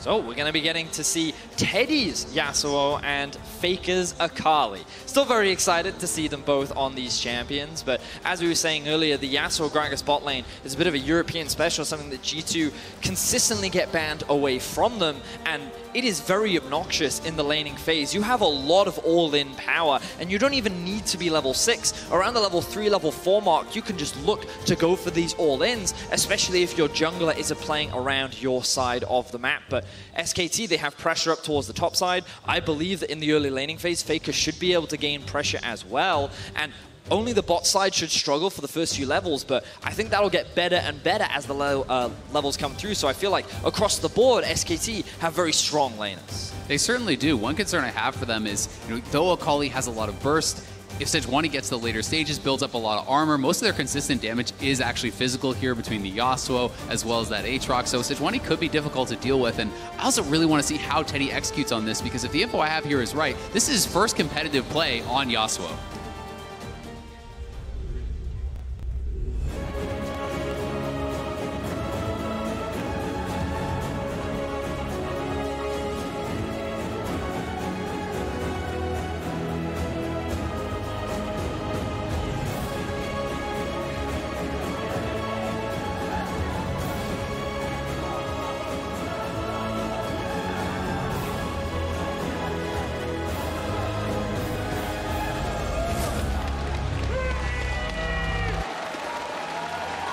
And welcome back to Worlds 2019 as Clutch Gaming are taking on SK Telecom T1. We were just talking about the team compositions before we went into the video. And Azael, you were touching on some expectations around what Lyra could do if we were to get to the later stages of the game.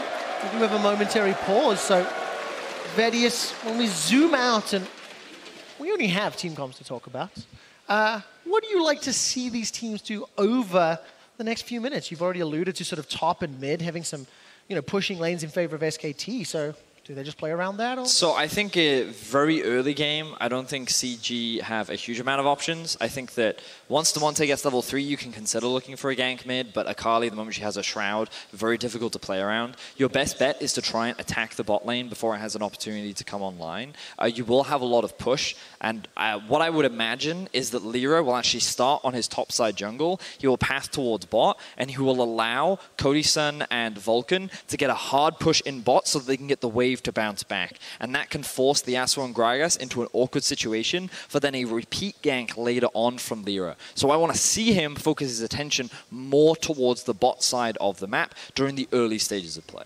Yeah, I really tend to agree, but that also is going to put Huni in a pretty tough spot, right? Huni is then going to be in a losing matchup, going to be getting pushed in, and there is always the potential of that early game Vladimir being dove by a combo such as that Aatrox and Lee Sin.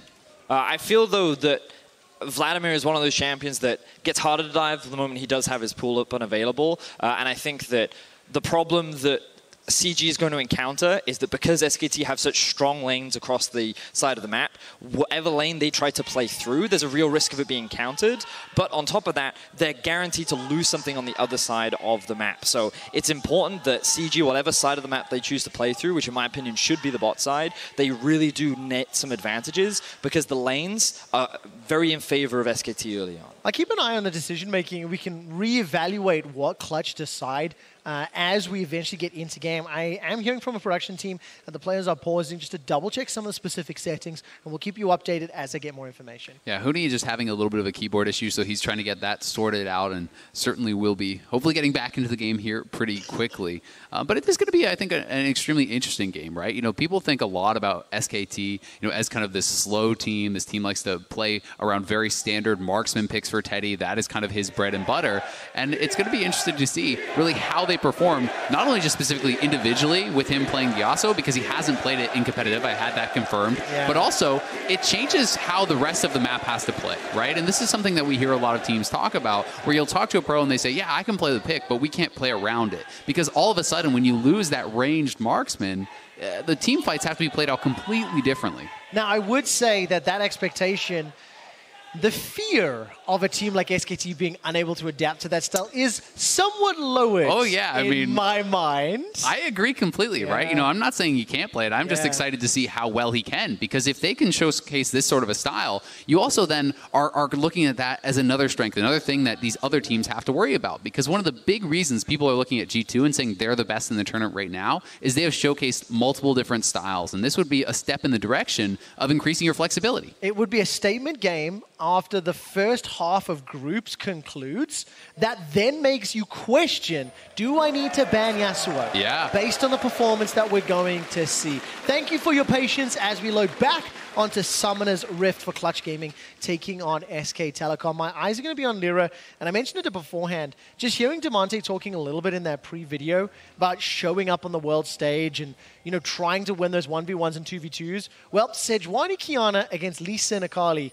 This is going to be interesting to watch, and I will review it later in the game. I'm a big fan of melee champions being paired up with the Sejuani. Earlier in the year, we saw Camille Sejuani coming out as a pretty popular duo just because of how easy it is to stack up that Sejuani passive. And I do think that Kiana versus Akali can be a pretty big skill matchup, but I naturally just give the advantage to Akali at the early levels, especially against Kiana, because she relies on having her W and Q combo in order to be able to set up any kind of plays. A small engage there from Vulcan onto Effort, but nothing really following there on. And the wave, as it stands, Teddy and Effort seems to be pushing a little further forward. I want to draw attention to the early jungle pathing that we actually saw. You'll notice that what happened is that Clid started on his red, he ward hopped over the wall, and then he snuck into blue, meaning he's been able to create a split map, and because of the pressure that he has in mid, he's likely not going to be contested by the enemy mid laner either. This is going to put the Sejuani behind, as Lyra chose to start on the bot side of the map and do a full clear. This will give him level 3, and he could look to play around the bot side still, but SKT demonstrating great use of early vision to understand what Lyra is up to in the early game. Thankfully for Clutch, they do actually spot out Clid up on that top side of the map over by the Krug. So we'll see if this actually gives the information that Lyra needs to try to punish on the bot side. And he's actually looking for a gank, and their ward has just expired here for SKT. There's the knock up onto Teddy. The body slam comes out from Effort. The feathers fly forward, and nothing further follows up. And this is what we wanted to see. Notice that Cody-san and Vulcan didn't hard push. They actually let Teddy and Effort get the push in. They arrived late because they were helping Lyra start off on his red, which means that they were overextended in the lane. Jungle was topside, but now Lyra, he's overstayed in the river. He has indeed. Flash is available. Arctic Assault 2, and very easy to escape. It'll just be the Rift Scuttler picked up for SKT. This is honestly just a beautiful early game here from SKT. They're able to avoid the gank. You can see it's now going to be a 3 buff here for them. They've also grabbed this bottom side scuttle to protect their bottom lane that was pushing and playing somewhat aggressively now that their ward has expired. And we're going to have Lyra walk all the way across to the other side of the map, which is going to kind of put them behind the clock a little bit, so to speak, and not really have any options as far as ganking on that top side. I do like that he went straight to the Krugs, though, because it does guarantee at least one of them so that he doesn't end up losing losing both. But in terms of Clid's pathing, he's feeling very comfortable right now. He's sitting at level 3, likely going to be getting level 4 very soon. He can make his way back up towards topside. And as Isaiah was saying in the draft, the potential for a Vlad dive is very real. A wave is going to start stacking up towards the top side of the map, and Clid can put himself in a position to be there ready to attack Huni. Well, I just want to call out, Vedius, you did say that you were hoping to see Lyra play bot. He did. One thing I noticed a moment or two ago as well, Huni's running the Klepto Vlad, so learning a little bit from the Nuggery school of Vladimir. And now Clid, he's deciding to come to this bottom lane. That's a fantastic body slam. Flash and heal used from Cody-san. And Clid's just going to ward hop away to safety. Here comes Lyra, though, and Clid may be able to get collapsed on by Vulcan. All right, there's the knock-up. Not going to land, actually, because Clid is able to flash away. Honestly, all things happening there, that's going to be positive for Clutch. That's 3 summoners to 2. It's just, can you punish Cody-san for missing his? Teddy now could be in some trouble. Could be indeed. The Arctic Assault has come in already. Now the dashes are going forward. Lyra's been exhausted. He's forced to flash. That's a very good Feather Storm.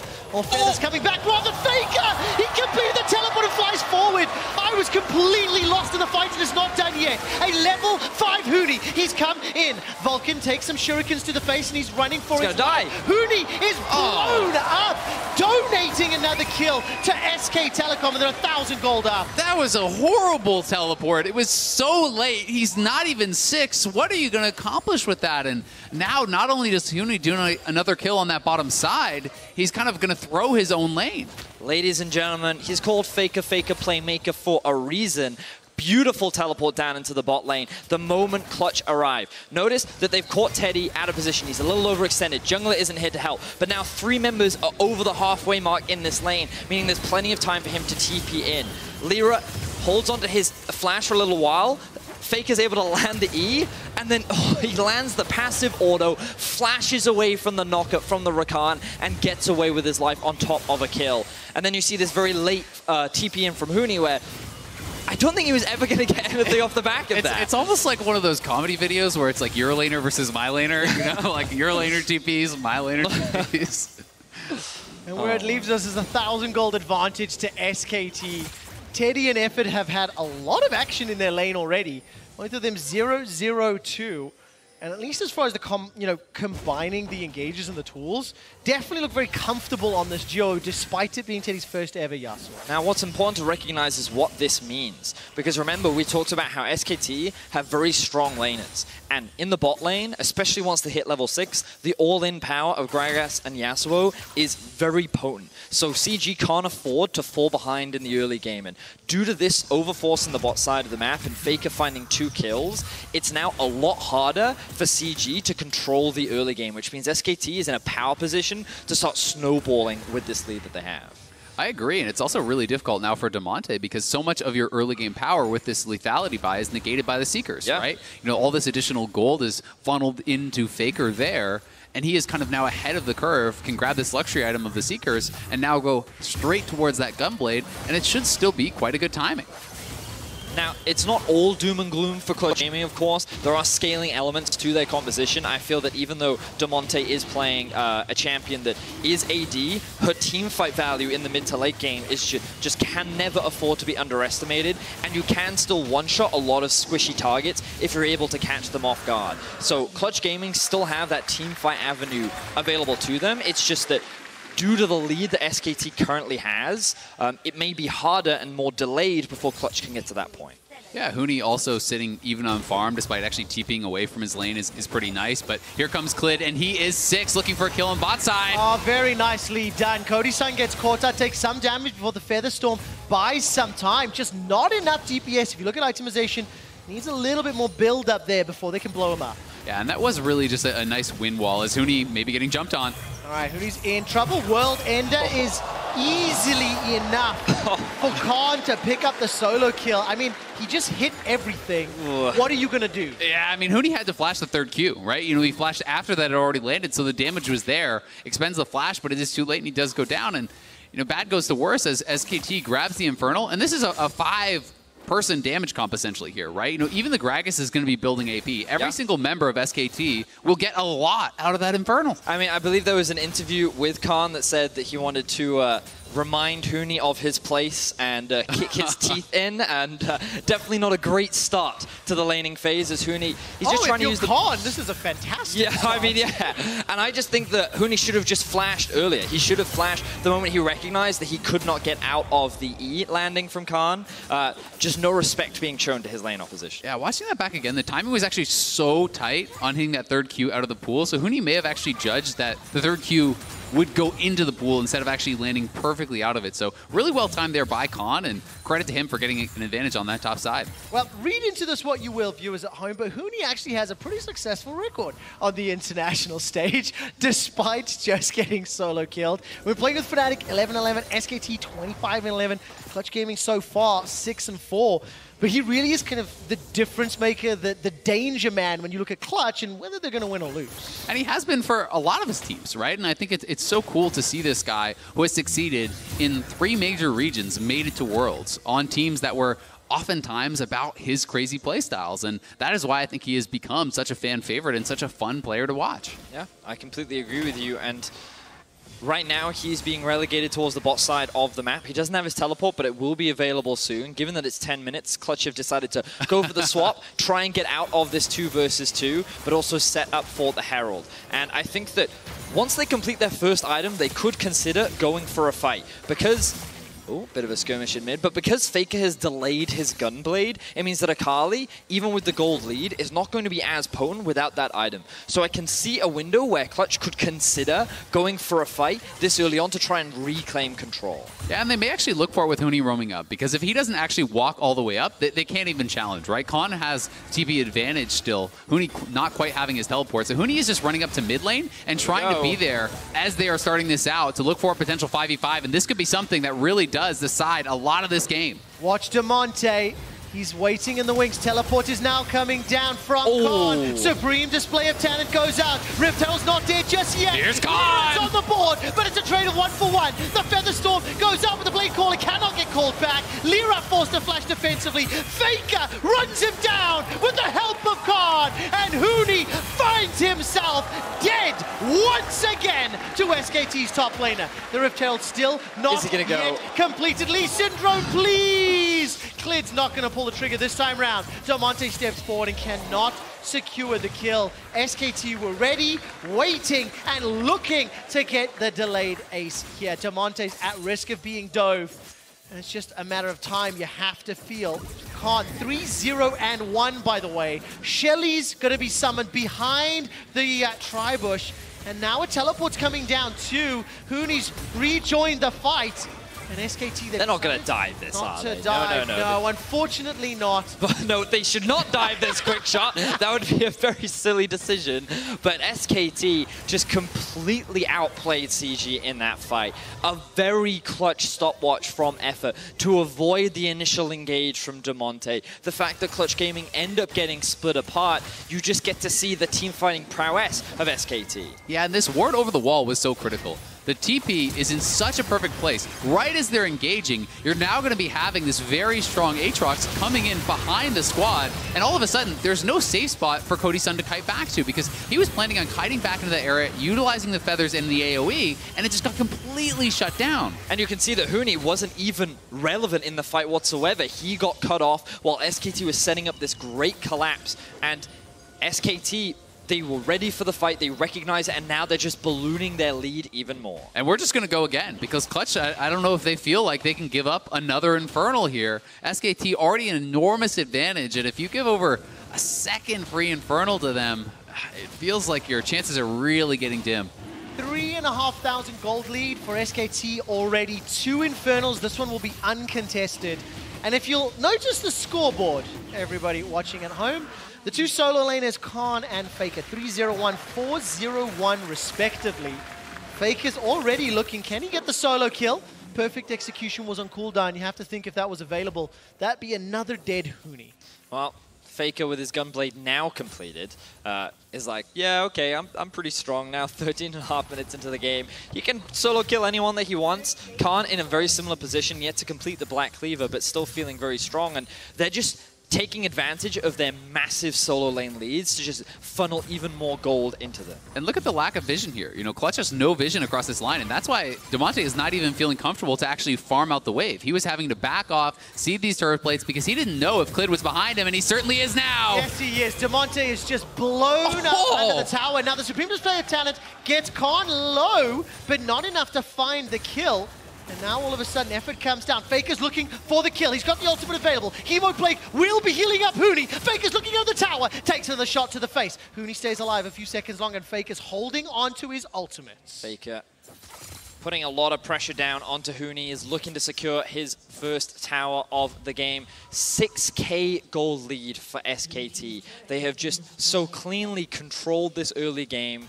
They have outplayed CG multiple points, and while Clutch have found a single kill on the board, right now it feels like that the game is slowly slipping away from them. I mean, this one feels like it's all over but the crying to me. Like this is so difficult for them to ever come back. You know, Faker being multiple levels ahead of both of the solo laners. Actually, Khan is as well. It's both 11 on SKT's side to both 9 on Clutch's side, and they're just so monstrously behind. No one can answer either side, so you just become, you know, stuck in this problem where you have to send multiple members to either one, and you're never going to have the appropriate lane assignments to actually answer SKT.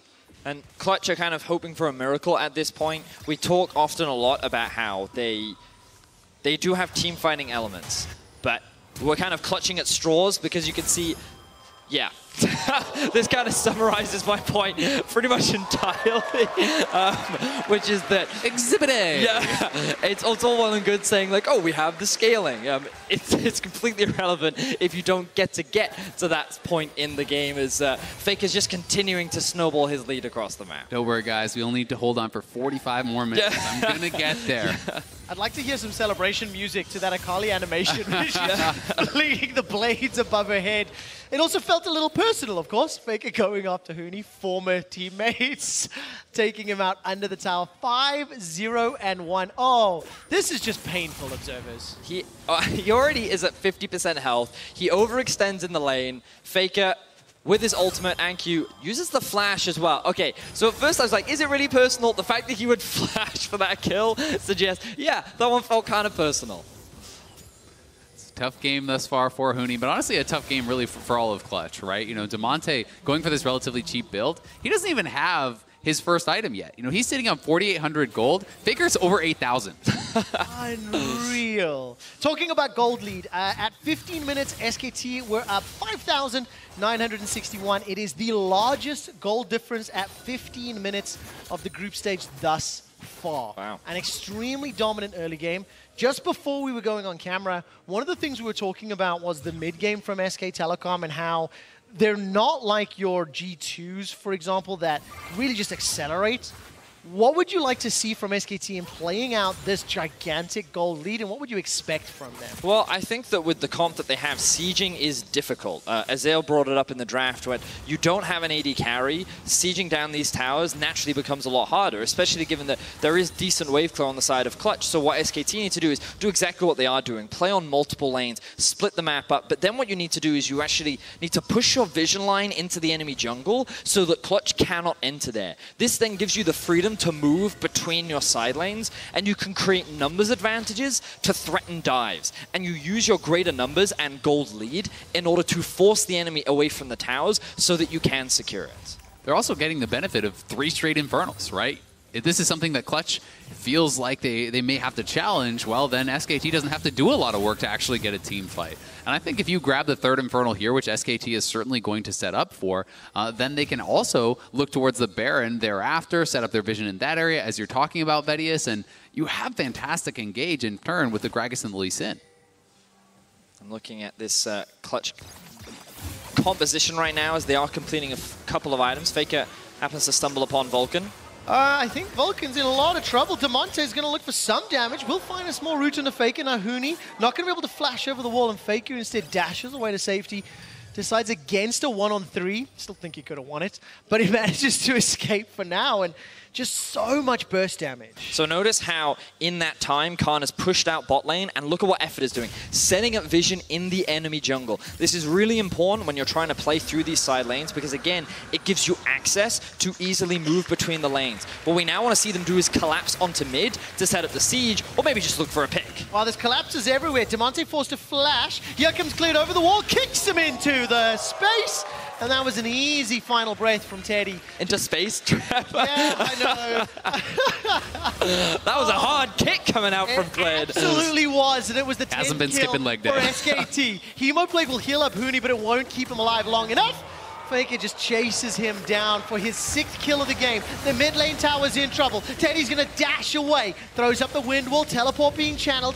And that's the 4th tower. Vedius, you called it. Force Clutch away from the towers. Look for picks. Whether it's the tower or the jungle, irrelevant. The thing is, though, is Clutch is walking into areas of the map that don't belong to them, which means that SKT can quickly find these collapses. What does belong to them? That's their red buff. Yeah. The Nexus, maybe? Yeah, about that. But what in the meantime, Khan took bot tower, they found a tower in mid, and this is how SKT do it. It's not about overforcing, it's just whenever you see someone in that position that they shouldn't be in, you're able to find that collapse, find that pick, and you immediately convert it into an objective. These games are just so easy to close out because you need too many members to answer every side, right? Yes. You know, You said it's a 1v3 that FLICKR is kind of pushing them back, then Khan comes on the other side, you have to run down to there. Now all of a sudden there's no one to answer FLICKR, and he's pushing in. You're out-leveled in really every role. Teddy is higher level than the solo laners really on Clutch right now. And to make it worse, Yasuo and Aatrox can duo Baron. They have the ability to. Probably not yet. It depends. Once he completes his Infinity Edge, this duo is very prominent just because of how much damage and consistent damage that the Yasuo is able to output. So it's something that CG also have to respect. Do they kill FLICKR, yes or no, Vedius? No. Okay, let's see what he does. 3-on-1, 4-on-1 as Cody's Sun comes down. The quickness is used already. FLICKR's got flash available. He dashes. He doesn't even use the flash. And Vedius, you are a god. You called it. FLICKR escapes. And SK Telecom, they start the Baron. That was FLICKR doing FLICKR things. Yeah, they're going to grab the Baron, and I think they can close with this. They are monstrously ahead. FLICKR not even close to going down. He still had the Zhonya's, still had the flash, and Huni is in trouble. He is indeed. He's going to use the W to stay alive for a while longer. Gets away from the barrel at least, and the Hemoplague does literally nothing useful. 11,000 gold lead, triple Infernals, Baron, 4 towers to 0. And FLICKR and Khan are just styling on kids. And while that was a very cool play from FLICKR, it's really important to give credit to the rest of SKT because of how they're constantly setting up the map. They have great vision control around areas where they know they have greater numbers, which means that even if 4 members didn't go bot for CG, they can't answer the Baron because of how much control SKT have. So the moment they see where Clutch is, they get to make a decision, they get to punish them, and now they sit with an 11k gold advantage, 3 Infernal Drakes, and a Baron buff. FLICKR's going to be pushing on that bottom side here. No one even close to answering. All Clutch can do is just try to do these 3v1, 4v1 style plays, kill someone immediately, and hope that you can actually delay that way. But FLICKR now at the base. Teddy's here as well, pushing up mid lane. So SKT going to be knocking down turrets on all sides. Clutch just don't have the pieces to answer. No, they don't. And even if they were to pick a fight, they're so far behind in every single metric. You need SKT to make mistakes that Clutch can punish. And the item disparity alone gives SK Telecom this margin of error that even if they play frivolously, even if they play carelessly, they can miss crucial abilities but still just outstat their opponents. Yeah, at a certain point, you're just smacking them with your wallet, right? There's Yeah, no that's real way. what it is, yeah. And in North America, we know a lot about this. It's a TL approach. Oh man, alright, the tower goes down in the mid lane. Effort is forced to flash to safety. He almost goes up, but how much has been expended? Teleport is now completed. Not gonna find a knock-up for SK Telecom. They look to siege the base. The inhibitor was broken in the bottom lane. Sorry, that was really good, Azael. And then it's gonna continue the pressure top. You can see Clid is ushered the minion wave forward, and he's taking the inner turret as well. So SKT, they're finding another pit. They are indeed. Hooney's going to buy some time. Wind wall goes up. That'll block any follow-up. The tower's going to put some damage onto Teddy, but not enough to do more. And now Khan, he's standing toe-to-toe, daring Clutch to fight him. So SKT's clean game was ruined by Effort getting picked off in the mid lane. Of course, they do trade it for a bot inhib. They still have the Baron left, but I think that they need to reset on the map before they look to push any further. So we're likely going to see SKT backing off and then start playing through both top and mid. They know that with the gold advantage that they have and that CG need literally 5 members just to kill a support, that as Azael said, they can pretty much just walk their wallet down the mid lane. I mean, SKT were 2 kills away from a perfect game. You know, they were just in such a good position. But it is beautiful to watch when a team is that far ahead and you see, you know, they punish one pathing decision in the jungle a few minutes ago. It leads to Baron. Baron hasn't even worn off yet. They've broken open the base. They've extended that lead even further. And SKT are just moments away from going undefeated in the first half of group. The reason why I love watching it is because I think it just showcases how good SKT are at a lot of just the core basics of high-level League, which is just controlling areas of the map and responding to where the enemy is on the map. When you try to enter an area that doesn't belong to you, how easy it is for you to get punished. And it feels like that Clutch Gaming have not really been punished like this. And when they try to walk into areas of fog, when they don't expect players to be there, then all of a sudden SKT pounce, they find a pick, and they quickly convert it into something more. SKT really are brilliant at that, and while this is not a slow game by any means, we're not even 25 minutes in, you're still seeing some of the differences between teams like SKT and G2, right? G2, with this sort of lead, is going to group 5 and dive you. You were saying? Exhibit B. Exhibit B. I don't get a chance to say anything because FLICKR kills people too quickly. And I know I am going to take us off screen just for a second. Well, maybe after this fight, actually. SKT going to move into the base. FLICKR's coming over the wall. No ultimate available. That's the only benefit I can think of right now.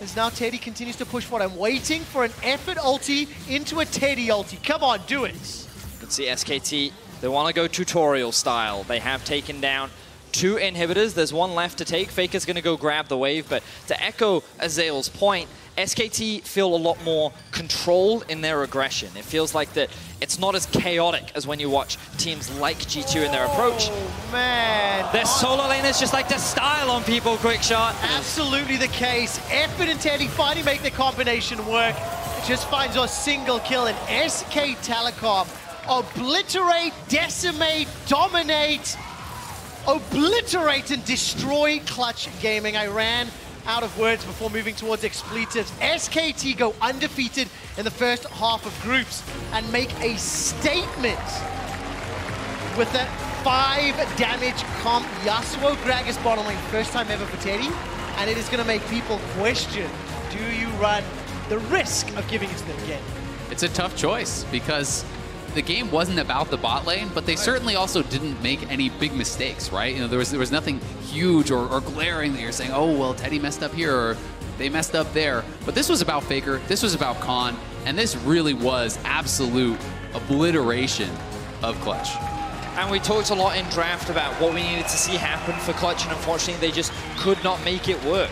SKT did a fantastic job of punishing them, and for me, that was a large part of what we saw. It was constant punish. Every small mistake that Clutch made, SKT converted it into a very big deficit, and you really felt the pressure that SKT can put on you. You just saw Hooney on your screen a moment or two ago, coming up against his former team, FLICKR, putting on an amazing performance, but honestly though, in every game he has played, he has looked to that level. You know, he's shaken off a lot of the rust and just really, really stepping up on the stage. I really personally liked some of the dives onto Hooney after Khan's interview, saying he wanted to put Hooney back in his place, and I definitely think the LCQ fans are going to be happy about that. I think really the only FLICKR game you can criticize whatsoever was some of the TF plays, but it's Tristana as well as the Akali were immaculate, and even in the TF game, he was great in the later stages. I am terrified of SK Telecom. They had a dominant win. Let's send it to State Farm Analyst Desk to talk about how they did it.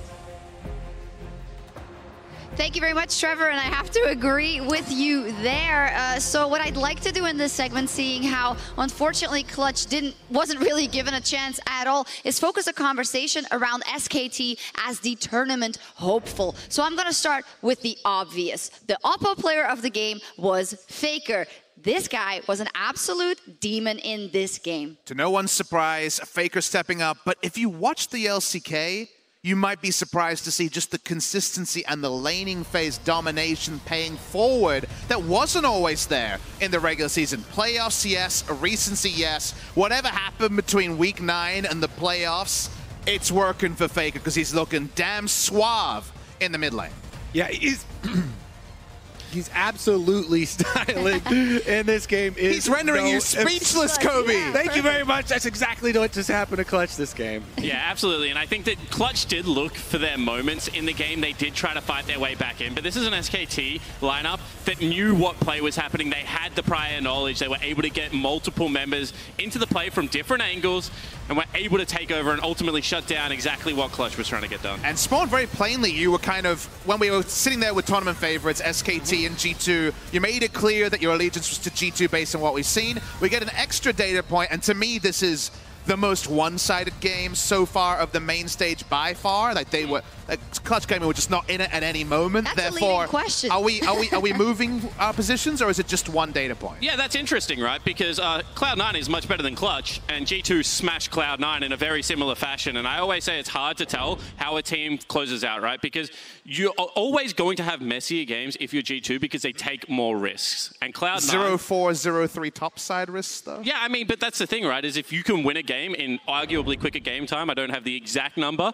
while 2 members of your team are literally playing for the opponent, true. That's impressive to me. I mean, that's fair, but I do want to take that question of the Papa Smithy into account in the discussion we're going to have, because we always highlight FLICKR in these moments. He's great. Yeah, what else? But the entirety of that team, and that was a difference from that G2 game yesterday, was absolutely on point. Khan had outplays, Klid had outplays, the bot lane had outplays, and that is what renders me very, very scared of this SKT, as Trevor put it. And then we had the personal rivalry in the top side of Khan and Huni, who both talked 2017 SKT versus 2019 SKT top laner, and well, the Aatrox side of the Vlad matchup's working out. Yeah, in all honesty, I mean, SKT did everything they can this game to answer the critics, right? They went with a new composition that we hadn't necessarily seen. They did run a very early game and skirmish-heavy comp, and they're normally the machine, the powerhouse that likes to have their members together. This was a different kind of SKT, and I mean, they played a near-flawless game. They just look so clean. I want to highlight some of the timings that we saw, especially in the Khan solo kills, you know, flashing over Kiana ultimate, his 3rd Q right out of the Vlad pool. There's so many things that were so crisp that they really do deserve those accolades. That gold difference timeline looks like a Vlad pool. It wasn't too good for Huni, but I want to talk about the picks and bans and kind of the different faces we've seen from SKT throughout this tournament so far. Have they diversified their play styles coming into this World Championship? I think that it's very interesting to look at the team as a whole, because when they stacked a roster, they still had to find themselves, find your voice when you put 5 players together. And they've kind of gone through phases of being an early game team, for being a late game team, trying to be a bit of both, straddle the line and be in the mid game. They've tried to vary things up, and we've seen already just in a 3-game sample size, an encapsulation of their entire year. They're showing new stuff like the Tristana on day 1. And then in this game, you know, going for a different look, no ranged AD carry, Teddy showing a different side. And yet, this was the cleanest so far. Yeah, I mean, to be honest, absolutely they have, because FLICKR's 2 most played champions were Azir and Nico, and they're all about control and being with your team. He's now played Tristana as well as a Twisted Fate, and now a mid lane assassin in the Akali. That's all about side laning, so I think this is a very different look coming out of them. I mean, honestly, on day 1, I was incredibly impressed, because SK Telecom came into that one with such a new look.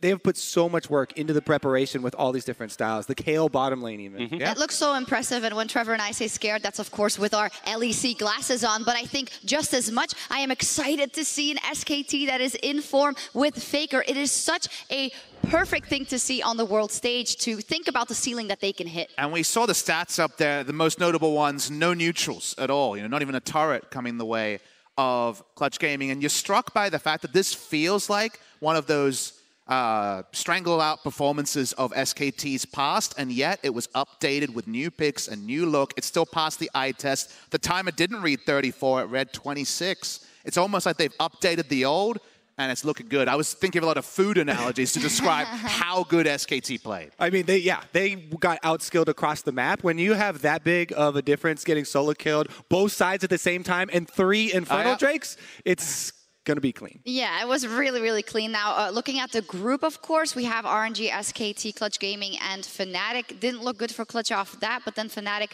looked better, but also not so good versus RNG. It's looking like this is taking quite a definitive course, Papa. It's been a while since we've had a 6-0 team in groups. You know, thinking back to Longzhou a couple of years ago.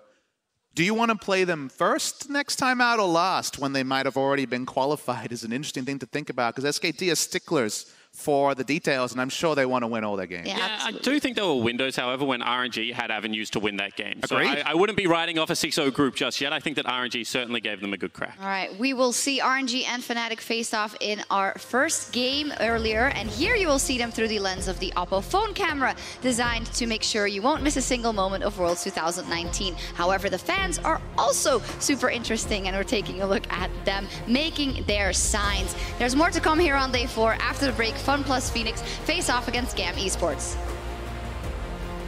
Now the dashes are going forward. Lyra's been exhausted. He's forced to flash. That's a very good Feather Storm. Or Feather's coming back from the FLICKR. His teleport is now coming down from Khan. Supreme display of talent goes out. Riptail's not dead just yet. Here's Khan. It's on the board, but it's a trade of 1-for-1.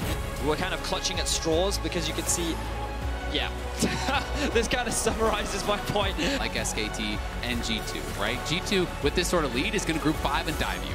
It's not as chaotic as when you watch teams like G2 in their approach. Oh, man. Their solo laners just like to style on people, quick shot. Absolutely the case. Effort and Teddy finally make the combination work. SKT go undefeated in the first half of groups.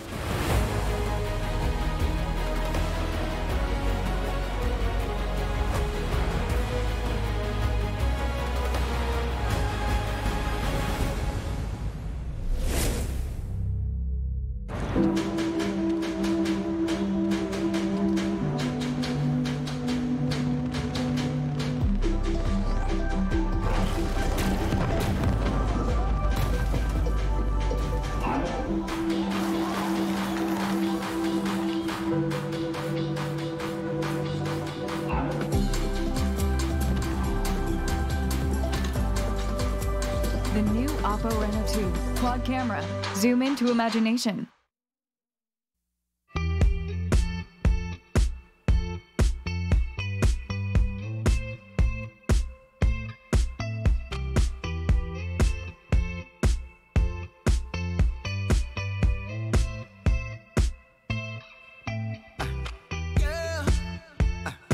I ain't never felt nothing like this before.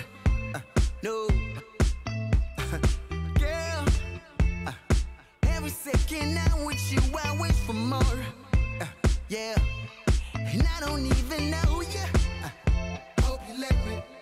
Got so much to show you. If you let me, girl, you flowing through me. So electric. Yeah, I'm wishing that right now won't ever stop. You got me falling in love, my darling. But I ain't seen you before. Will you be there for me when I'm calling you? Is it you? You got me falling in love, my darling. But I ain't seen you before. Will you be there for me when I'm calling you? Is it you? I'm calling you. Hey. I'm calling you. I'm calling you. I'm calling you. Darling. Damn. Never saw you coming, now you all I see. Yeah, yeah, yeah, yeah. Damn. Asking myself, could you be the one for me? Yeah, yeah. And I don't even know you. Hope you let me. I got so much to show you. If you let me. 'Cause girl, you're running through me. So electric. Yeah. I'm wishing that right now won't ever stop. You got me falling in love, my darling. But I ain't seen you before. Will you be there for me when I'm calling you?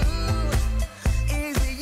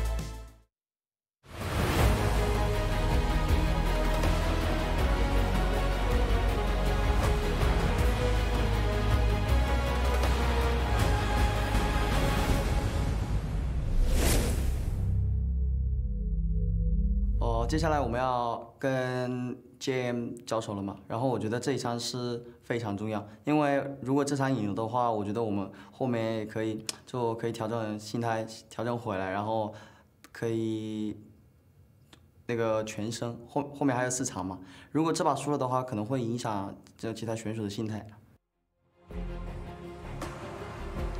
Hello, welcome back. DoinB and FPX took the LPL by storm in 2019. It's been a bumpy start to their 2019 World Championship run. And just as a very quick update, we have received updated information as how to correctly pronounce DoinB. His nickname is how we used to say it. It is DoinB, so we'll be referencing it that way going forward. Let's talk about what DoinB was talking about. Getting back on track, picking up a win against GAM after losing the first game to J-Team and potentially what should have been a loss to Splyce. Yeah, I think it's very important for them to kind of continue forward and build this confidence, right? Because this is a very young team. These guys really haven't had a lot of international experience whatsoever. So I think the confidence is such a big thing going forward. And even their win against Splyce, it's not like it was dominant by any means, right? It was dependent upon somewhat of a Baron throw from Splyce. So we're still really looking for a dominant game from what was supposed to be a title contender. For me, FPX, SKT, and G2 were favorites for the tournament coming in, and FPX have been the most disappointing of the three. This was supposed to be the group of life for them. This wasn't supposed to be competitive at all. Everybody's expectations were that they would just clean sweep through this group and no one be able to challenge them, and then on day one, as we said, they lost, and then yesterday, to the much dismay of so many EU fans, they were just barely able to come back in that game, and it was great to hear from DoinB how he explained that they need the confidence back. Playing in a new environment, playing internationally for the first time, I think is showcased in their performance, but everyone knows what this team is capable of. Yeah. And I think it's important to remember back to the first couple of games of Damwon Gaming from the play-in stage. The players spoke out saying that it was adjusting to the new environment. It was finding food that they're used to eating, when traveling abroad. And if you put yourself into FunPlus Phoenix's shoes, it's a fairly similar position to be in, but the stakes are higher and the competition is higher as well. Look, let's turn our attention towards the draft as we are nearing picks and bans. What would you like to see from FunPlus Phoenix versus GAM? I think you want to draft for stability, and I think that they also just need to continue going to what is comfortable for them, right? This is something where there was some criticism of their draft, but I feel like when you're talking about nerves, when you're talking about being out of your element, you should play what you're most comfortable with, you should play what you're most successful with. I don't want a one-threat composition, but I have no problem with the Kai'Sa. I would be happy to see DoinB back on the rise if it's going to be available, because his team fighting was incredible against Splyce. Well, FPX's comps are something that I think were heavily debated coming into the tournament, because Azael, as you said to me before we even went on broadcast, this was a team that dominated both spring and summer regular season by drafting the way that they do. The comps that we saw on day one, where everyone's like, wait, they only have one damage threat, this is something that they were known for, right? LWX's Kai'Sa was dominating. It was one of his best performing AD carries throughout the year. So seeing these things and then seeing them not perform on it, it's a question of, perhaps is their draft just being punished on the international stage, or is it just that this team is not properly utilizing the tools that they give themselves? I think it remains to be seen for sure, but I'm of the camp that it is execution errors. When you look at LWX in his first Kai'Sa game, that was really not up to his level of play that we were expecting, and we'll see if he's going to be able to have a better performance here against GAM, who I want to see draft heavy engage. We want the aggression. When we saw them playing against, you want Kled mid, don't you, Azael? I would love Kled mid. When we saw them playing against Splyce in their first game, they played in this very aggressive 3-assassin comp, but then they had no engage. And Splyce just sat back, scaled up, and ran them over. And you need to have engage options for GAM if you really want to try to pick your moments and be able to utilize these early game picks that they're going to go for. Well, let's find out if we're going to find those champions you're looking for, Azael, because we are into the first phase of picks. Nautilus locked in for FPX, Kai'Sa is the response here for GAM Esports. And as far as the bans were concerned, Yuumi, Nocturne, Akali, followed by Pantheon, Xayah, and Ryze. Now, Doinby and Chris were both known as Nautilus players. It is something that is often put into the mid lane, very similar to the idea of Tank Sion, but you got a little bit more damage by going for the AP route, and of course you can act as a front line as well. Seeing GAM go for Levi's Lee Sin is definitely going to be an exciting one, as we know that with the Nocturne taken off the board, this will be his first Lee Sin of the tournament, and everyone knows how aggressive and creative he is on champions such as this. Interesting to see the Lee Sin over the likes of that. Qiyana definitely would have had higher priority here on home soil. It's been hovered by both squads. The Kayle is open and available if at all interested, and it's just picked up. Qiyana Kayle already feels to me terrifying if you're in GAM Esports camp. I agree. I think that the Qiyana is likely going to be going jungle. I think we are going to see AP Nautilus mid for Doinby and Gimgoon maybe playing weak side Kayle. That feels most like what they would have showed us in the LPL, but we have seen teams step away from that. Just last game, SKT, first career Yasuo game there for Teddy, so it's not by any means set in stone. That Nautilus mid would have been Doinby's second most played champion as well, so definitely leaning towards comfort if it happens. I am actually expecting Doinby to be playing the Qiyana. I was so impressed with what he was able to showcase throughout playoffs when the champion was in his hands, and I feel that putting Tian on something that can better enable this is more of what I'm expecting. With the Elise still open, one of his go-to junglers, it would provide AP, and I'd actually love to see GAM ban that away from him right now. Crisp, also a very comfortable Nautilus player, one of his most played, so certainly does have the ability to be flexed down there. Will be interesting to see how they want to use this Kayle. You know, if there's any possibility of LWX playing it, you know, the Xayah, the Kai'Sa, both taken off the table for him. And those are kind of the big priority ones at Worlds thus far. But LWX, his most played was actually the Lucian in the LPL. They use this very, very heavily, so if they wanted to go a bit more aggressive on the bottom side, and they want to put the Nautilus down there, as Vedius is thinking, then Lucian could work really well, but it does actually get banned out alongside the Ezreal. So really trying to target some of the options that were prioritized heavily by LWX in the LPL. And as you were saying, Isaiah, I feel that with the Leona banned, it does suggest that this Nautilus will be going into the bot lane because they're afraid of having to deal with it. GAM currently hovering more of a defensive bot lane, and that's to be expected when this team typically plays through the top side of the map. You have Levi, you're likely going to have Zeros playing his very well-known Jace that he had an impressive performance on at MSI earlier on in the year, and you get to follow that up with Dive coming out from the Galio. Definitely a GAM special of go in, go in, go in, and you can see how it all synergizes together. Lee Sin, Kai'Sa, Galio, very in-your-face kind of draft. Slay, also a very comfortable Galio player, 5 times he played it in the VCS, so would have the ability to follow up on any sort of engage coming through from Lee Sin, and also works well with the Kai'Sa. If you can apply the Plasma there for the Kai'Sa, and we are going to get a Bane from LWX. Talk about throwing down the gauntlet. What does this mean for the draft, gentlemen? Kenna will round out the GAM Esports team composition while FPX locked in the Renekton for the top lane. So it does look like it's going to be the Qiyana in the jungle, not in Doinby's hands as expected. But yeah, let's zoom out, look at the 5v5s and what are our expectations? So I think that FunPlus Phoenix have a very strong top side of the map. I think that what we saw yesterday from Tian was he actually invested a lot of resources into Gimgoon trying to get him ahead against Splyce, and I think that they have the ability to do that again.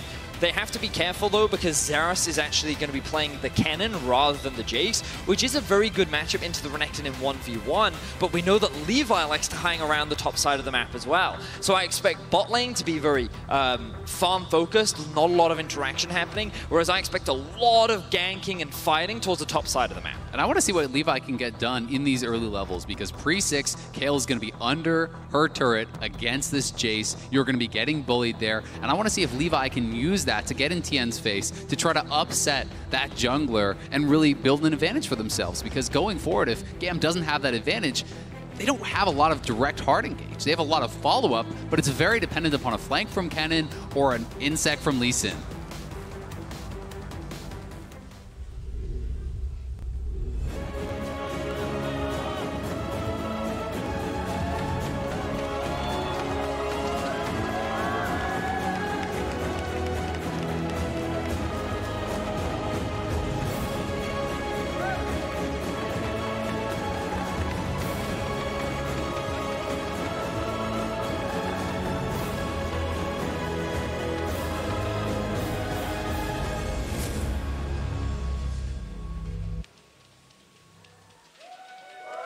And welcome back to Worlds 2019. FPX taking on GAM Esports. Both of these teams sitting at 1-1. I've heard a few whispers, maybe not whispers, a few loud screams. This is the group of mess, as it has been dubbed from time to time. FPX, I think, Vedius, you said it the most succinctly. The most disappointing pre-tournament favorite. These are the champions of the LPL. And it's not too late to start living up to that performance. Yeah. Because, Azel, you were talking about the drafts and how you felt it could be a little bit of execution on their side that's making them falter. Has to be said, there's a lot of time for them to ramp up still in this tournament. We're going into Game 3. It's not as though they are knocked out of this group, knocked out of the tournament, or anywhere even close to that. They're heavy favorites here against GAM. If they end the first round robin with one hiccup and a 2-1 score, they're still sitting pretty to get out of the group, but my eyes immediately were drawn to that mid lane here with Kiaya playing not only the Ignite, but this is not a Klepto Jace. This is Airy. This is going to be Airy, Scorch, as much early game damage as you can possibly get. And he's looking to slam Doinby. Yeah, and I think this is something that is quite interesting to look at because we can see in terms of solo lanes, GAM have an advantage in mid and top.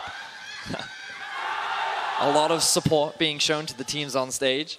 Yeah, the LPL faithful, no matter where Worlds is hosted, they make it feel like a home stadium for these teams. I absolutely love it. Earlier today in Countdown, Spawn definitely set up an alley-oop on the Fnatic fans, saying, building up the hype, but the amount of fans here for the LPL representatives is huge. And you know what? Their expectations are going to be very high.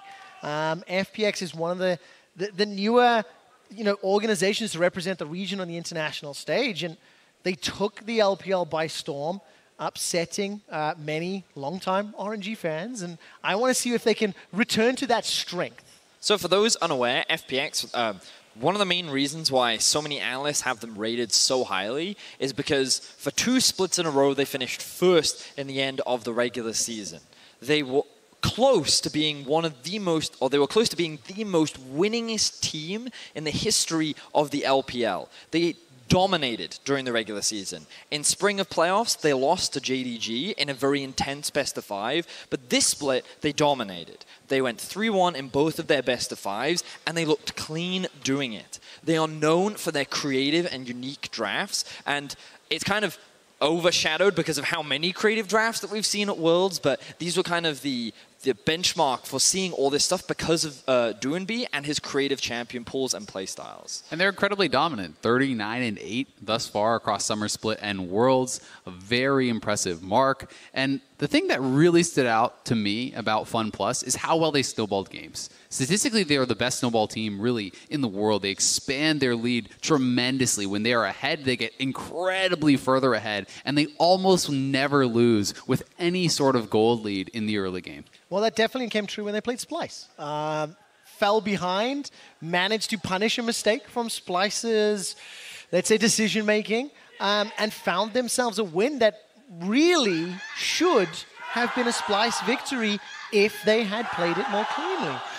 Let's turn our attention to GAM. Of course, they're playing back on the international stage, and Levi in particular, very excited to see what he can do this game. There was a graphic there just before we went up. The VCS versus LPL win-loss is currently 1-8 across MSI and World. Yeah, it's not the best record, but I feel that a lot of the VCS region is excited to see what GAM is capable of. With the return of Levi, this team there were high expectations put upon them, but this split, they struggled a lot. There were a lot of roster changes, many players playing in multiple different roles, but the moment that roster settled, they went on an unbelievable win streak, winning 16 games in a row. And expectations were very high on them because of their playstyle, which was very reminiscent of what we saw back in 2017. High action, Levi ganking all over the map, Zeros carrying on these carry top laners, and then in their first game, they didn't really do anything. We saw a bunch of assassins. It felt like that they had the assassin buff, yet they didn't get to utilize any of it. And it wasn't until yesterday that we actually got to saw them play the style that they do, looking for constant fights, going in constantly in with the Nocturne ultimate. And I think that many fans of this team are hoping to see that kind of a performance against the likes of FPX, because being able to challenge one of the top teams or one of the highest expected resulted teams at Worlds is definitely something you want to see from a team like that. Just a quick update. We are working on adjusting the lighting for the players to ensure that they're comfortable and competitive. I didn't see that tattoo. Was that a Charmander hiding under an umbrella from rain? Somebody help me out. I have to get a close glimpse at it. Someone on Twitter. I'm not really sure, so I'm not going to guess. But GAM really did make their name, you know, as Vedius is talking about, from having these big upsets, because they were such an exciting, aggressive team. And it just feels right having Levi back in the VCS, back on the international stage. I kind of felt like he was wasted in NA Academy, and it's so exciting to see what he's going to be bringing out for us at Worlds, because you know, anytime you're watching GAM, they are going to give you something fun. They're going to give you something exciting, and that is why I think they're such a beloved team by the international fans. Now, what do you think will be exciting about the comp they're running today?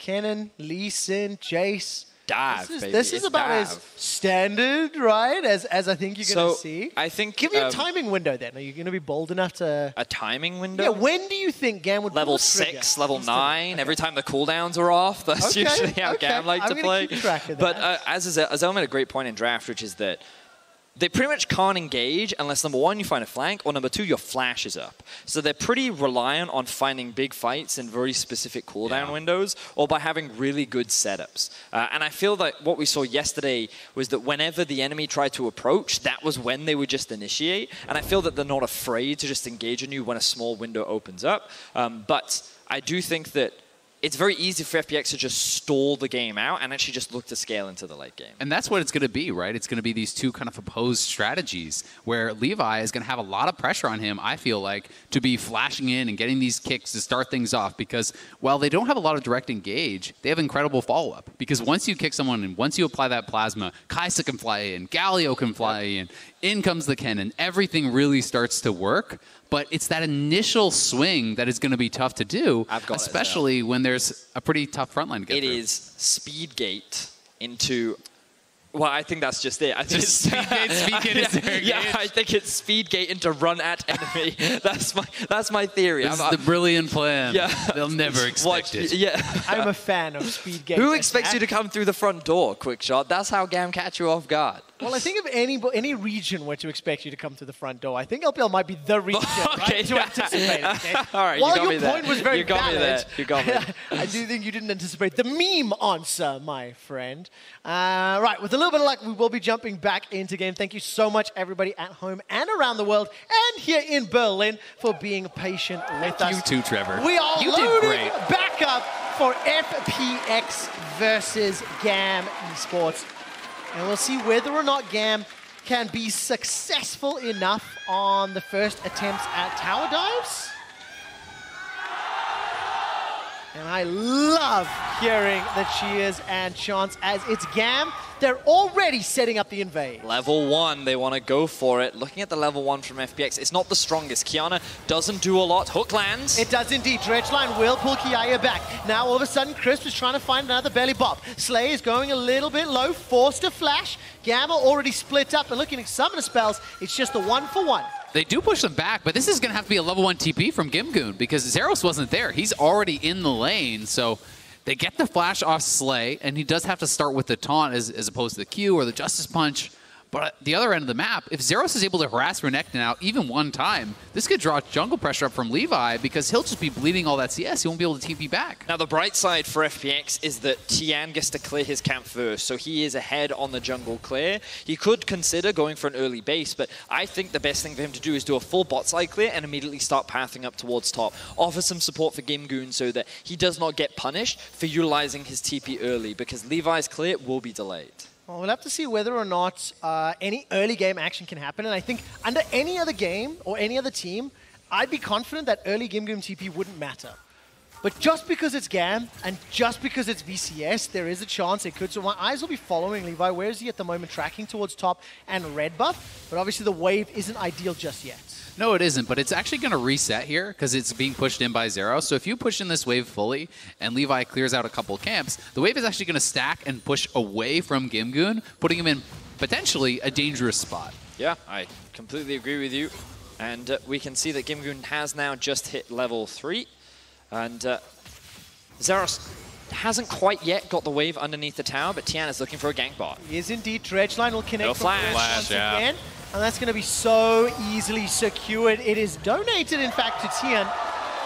But there's not much you can do because of that level 1 invade and losing your summoner. So I like the adaptation that Tian makes. Rather than trying to look up topside and cover for Gimgoon, his focus is just on getting the bot lane ahead. And this was something that he did a lot during playoffs, and something that he often does during the regular season, which is just try and enable and play through LWX and Crisp during the early laning phase. Often we will see Doinby grouping up and roaming with him, but because of the pressure that he's under in the mid lane, he can't follow. But to be fair, he doesn't need it on this Kiana, already being level 3. And this is just really clever pathing. He's using this wall hop just in case that brush is warded. It wasn't in this case, but if it was, they still have almost no time to respond to him because he shows up immediately following up on Crisp's hook. The amount of CC that you get between the Nautilus and the Kiana is just flabbergasting.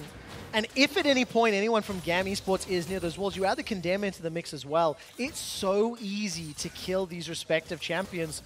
And that's why FPX, they managed to pick up first blood. It goes to the hands of Tian, and we're waiting to see what Levi can do. Now, thankfully for Levi, he was at least able to 3-buff, I do believe, taking away that blue buff from Tien, getting some of those topside camps, and he is going to be up farm, but obviously the first blood more than making up for it gold-wise from Tien, but Tien will be down in experience. Now, Doinby is not unfamiliar with playing in a weak side mid lane matchup. Often in his 1v1s, he picks these creative picks that don't always win lane, and what you'll often see is Crisp and Tian hovering him to offer that support. And we just saw it there. Crisp, in his first roam, is there to just help him out, make sure that Kiaya isn't applying too much pressure, whereas the same can't be said for the top lane. All right, Zeros, level 5, got flash available, is going to get caught out. He's going to flash into the minion wave by some time. Here comes Levi, not going to be enough to save Zeros' life. Levi's trying to get a response back. The Crocodile's the target, but Tian's coming forward. The Q from Gimgoon keeps him alive. Cole the Meek does so much. So well played there, and Levi just seconds too late, and now Kiaya in trouble as well. Absolutely fantastic fishing from Crisp. He's landed every single dredge line. If Levi was just 5-10 seconds earlier on that play, or if they had spotted Tien coming around through that jungle a little bit earlier, that could have been very positive for GAM, but LPL will be massive lead after this. So we can see that Zeros just doesn't have the cover because the wave is in a bit of an awkward spot. This makes it very easy for Tian to, after already clearing the top side of the map, just walk into the lane and set up the play. Now Levi thinking he can at least get a kill onto Gimgoon. Tian is just body blocking for Gimgoon to make it impossible for Levi to land that Q and make it a 1-for-1. Beautifully played by Tian to help his top laner out. 800 gold in the lead already, 3 kills to 0. Now it is important to keep track of the CS because Gimgoon, with the late arrival to lane, plus the difficult lane matchup, especially in the early stages, he's down 33 CS. A kill and assist will be helping him out, however. Yeah, he's not really that behind, honestly. It's 300 gold. It certainly is impactful, but this is not an insurmountable lead by any means. This is going to be tough to snowball, and he's even being the aggressor here. You know, had that gone a different way, had Levi arrived in time and they kill off Gimgoon and reset the wave with him having no TP, this game could look massively different. But it's about these small timing windows, and FPX has made the most of it thus far. And what's important to remember is that for GAM, they actually had a lot of strong pushing lanes in the early game, but Tian has been the difference maker. The junglers have now met. They have indeed. The Shock Blast won't find a target though. Levi move forward. There comes the ultimate from Kale. Kiaya's in trouble, running for his life. That's a shutdown at least. Kiaya manages to get out with his life for a moment or two, and Levi is traded 1-for-1. So GAM finally get a shutdown onto Tian. Definitely helps them get a bit more gold into their back pockets, but FPX doing what they have to do and responding in kind. They're able to come back, make it a 1-for-1, and stay relevant, or keep an advantage in the kill lead. I'm really concerned for Kiaya, though. He's already behind Doinby, and Doinby now gets a kill out of that. This Kale, it's only going to get tougher and tougher for Kiaya. He went for the Airy, he went for the Scorch, the Ignite, he's trying to slam this lane. He didn't even come close to doing that. And I think a lot of praise needs to go to Crisp. This is a guy that's been roaming a lot in the early laning phase. His windows for roams have also been very good, where his AD carry has not been in any danger, and he's been covering a lot for Doinby during the early laning phase to allow him to get to this point. That's before he's even got access to that ultimate to set up any proactive kills. I mean, combined depth charge plus Renekton, Kiana, Kale, actually any of them that's going to be near instantaneous or guaranteed death. All right, Levi's not going to spot out Tien here. He's going to be standing in the bush behind him. That is just a supreme display of talent for the LPL over the VCS. So this play upsets me because Tien shouldn't really be able to make it this play when both top and mid were actually pushing in favor of Gam. So Levi thinks he's safe, and Tien gets it because he just catches him by surprise. On paper, this play shouldn't be able to work, but he's able to find it. It's almost like expect the unexpected. I think he had the confidence to do it just simply because of that pink ward. They had the Rift Scuttle control, so they had some vision up in this area. Hadn't seen anyone from GAM come through to drop down any wards whatsoever in quite a while. And he makes a little bit of a risky play, but it pays off hugely because even if you run into Lee Sin in the jungle, you know how good Qiyana is in those small quarters where you're almost guaranteed to get an ultimate stun. Yeah, and I mean, he already has the warrior enchant completed, so he knew he had the damage to find someone if he knew he had the damage to kill someone if he happened to stumble upon them. But now, FPX sit with a pretty healthy gold lead as we approach the 10-minute mark. Infernal is the first Drake on the board that neither team has really looked to set up for. Given GAM's comp, I feel like they were in a better position to set up for it because FPX, their mid and bot lane want to scale up a little bit more. And given that Gimgoon has been put a lot of pressure on him, I feel that FPX don't feel super confident trying to force that play right now, as it would also offer the perfect situation for GAM to find that dive comp teamfight that they're looking for. You have to wonder if GAM don't find some way to claw back a few kills with the gold deficit. This is just going to get significantly harder. You can see Slay and Levi moving towards the top lane to set it up. At the same time, Crisp has roamed to mid, and just before the action breaks out, Vedis, you talked about the gold lead that FPX have accrued for themselves. And before picks and bans, we talked quite extensively about FPX's interesting games throughout the group. You can see versus J-Team, plus 500, versus Splyce, down 700. And versus their league average in summer, this game is feeling a lot closer to what we kind of expected from them in the tournament. Exactly, and like I talked about earlier on, they are so good at exploding these gold leads. Very often, when they have these sorts of gold differentials, they triple it going forward in that gap between 15 and 20 minutes, which really is an incredible mark as far as snowballing goes. Grabbing the Infernal, going to do a lot of favors for them here too, but at least it was traded back by GAM. At least they were attempting to, rather, from this Rift Hill, but getting pushed off that is pretty problematic. Yeah, the early game is not going in favor of GAM whatsoever, and the difficulty is that LWX and Doinby are just going to continue to scale up. They're only going to get stronger the later the game goes, and while this dive power from GAM does exist, you've also got to remember how much protection there is on the side of FPX and how much disengage there is. Qiyana ultimate to knock away the engage tools, as we see a bit of an all-in from Zeros. We do. Trade of ultimates thus far. Zeros going to look to flash the wall. Wait, manages to pull it off. Gimgoom follows suit. And that was an easy solo kill in what was Gunblade versus Merc Trade's Door and Shield. That was the only strong place on the map they had. And when you're losing solo kills on the top side after you've committed so many resources to zoning Gimgoon off and he started without teleport, it's really, really tough now to find a place to play to as Levi. And this is much more of what we expected from FPX. A bit of trading happening in the bot. More than a trade, my friend. Slay uses the stopwatch to go golden. Sin now takes a lot of damage as Slay now flashes away. LWX, and when you see for the chase, final hours on cooldown. He's chasing forward. LWX can continue to look for more. There's the ultimate from Galio, and it will get popped before he dies. It looked like Levi just showed up in the lane. He's found himself a kill onto LWX. Now the Dredge Line will not find a target under Zing. Tumbles away. Levi cannot do more. There's a dive happening in the top lane. Rift Herald's already been summoned, and that's because Zeros, was he killed again? FPX found themselves 2 quick kills, one in the top lane, one in the bot lane, and they are snowballing this gold lead out of control. Beautiful stuff from Crisp in the bot side of the map. Stacking his CC well, being extremely patient. He played that beautifully to allow LWX and Chris to come out on top. While Zeros was walking back to lane, Tien was doing the Rift Herald, and as soon as they saw this fight happening on the bottom side, they easily set up for the dive. Zeros arrives, dies immediately, loses his tower. He's now way behind, and that's a Duskblade this early on after the Warrior for Tien. He can one-shot really anyone on this team. Black Cleaver completed for Renekton. You have to feel Blade of the Rune King is going to be picked up by LWX. Just so you know, the previous game between SKT and Clutch set the highest goal difference at 15. The record is 5-9-6-1. We're 2 minutes away and FPX could set the new highest goal difference of 50, and that's what I'm watching for. So let's have a look back at this dive up into the top lane. Renekton just tanking the... oh, wow. Welcome to League of Kiana. Yeah, thank you for trying. It was just a disappearing act, really. So the hook initially comes out from Crisp. He then chains the CC to try and shut down Slate. They buy a little bit of time, but then look at what Crisp does next. He's waiting for this minion to fall, and his eyes are actually set onto Xin.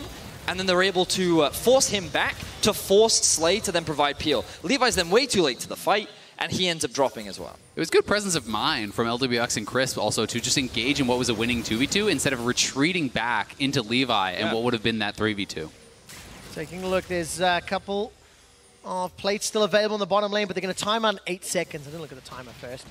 One tower already secured by FPX. Crisp and Tia now moving forward. That's an auto attack connecting on a Slay that holds him in place. Condemn will also lock him against the wall. And the supreme display of talent. 5, 1, and 2. The Duskblade of Drakthar and Warrior is doing work. We turn our attention to Do and B. Oh man! Kiaya and the rest of GAM Esports may just be magicians because they are vanishing before our eyes. You asked about the gold lead record. I think we're going to pass it. FPX are just running over the map. Tien is everywhere, making it look so easy on this Kiana to pick up kills. And you can just see how FPX plays slightly differently from SKT in that they are grouping and they are diving. They are overforcing these fights, and they know they can get away with it because of the massive gold lead that they have. They are not at any real risk here because, look, see on the minimap that Duanby does have pressure on the bot side, and even if he doesn't get this kill for sure, Crisp is going to be there to help support him. And he doesn't need him, though. He ends up finding that kill. Yeah, there was really no danger for him. Had the ultimate, had the flash, and that is just a gunblade to set up for the Q.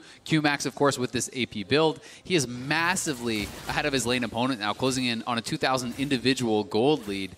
But it's Tien who's the richest player in the game, and he's so far ahead of the pace that he really, anyone he gets onto is just dead.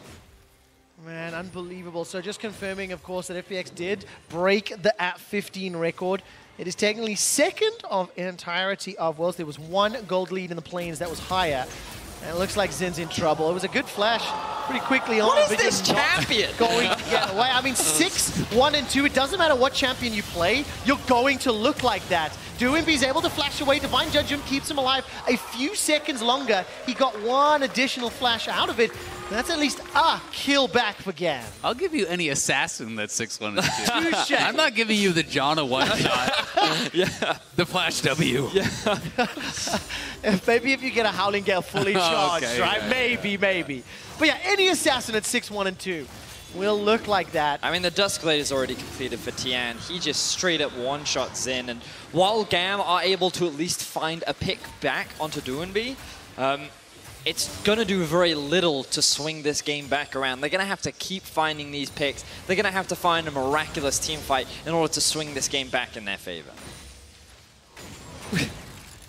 We'll see. You just laughed at the possibility. No, it is...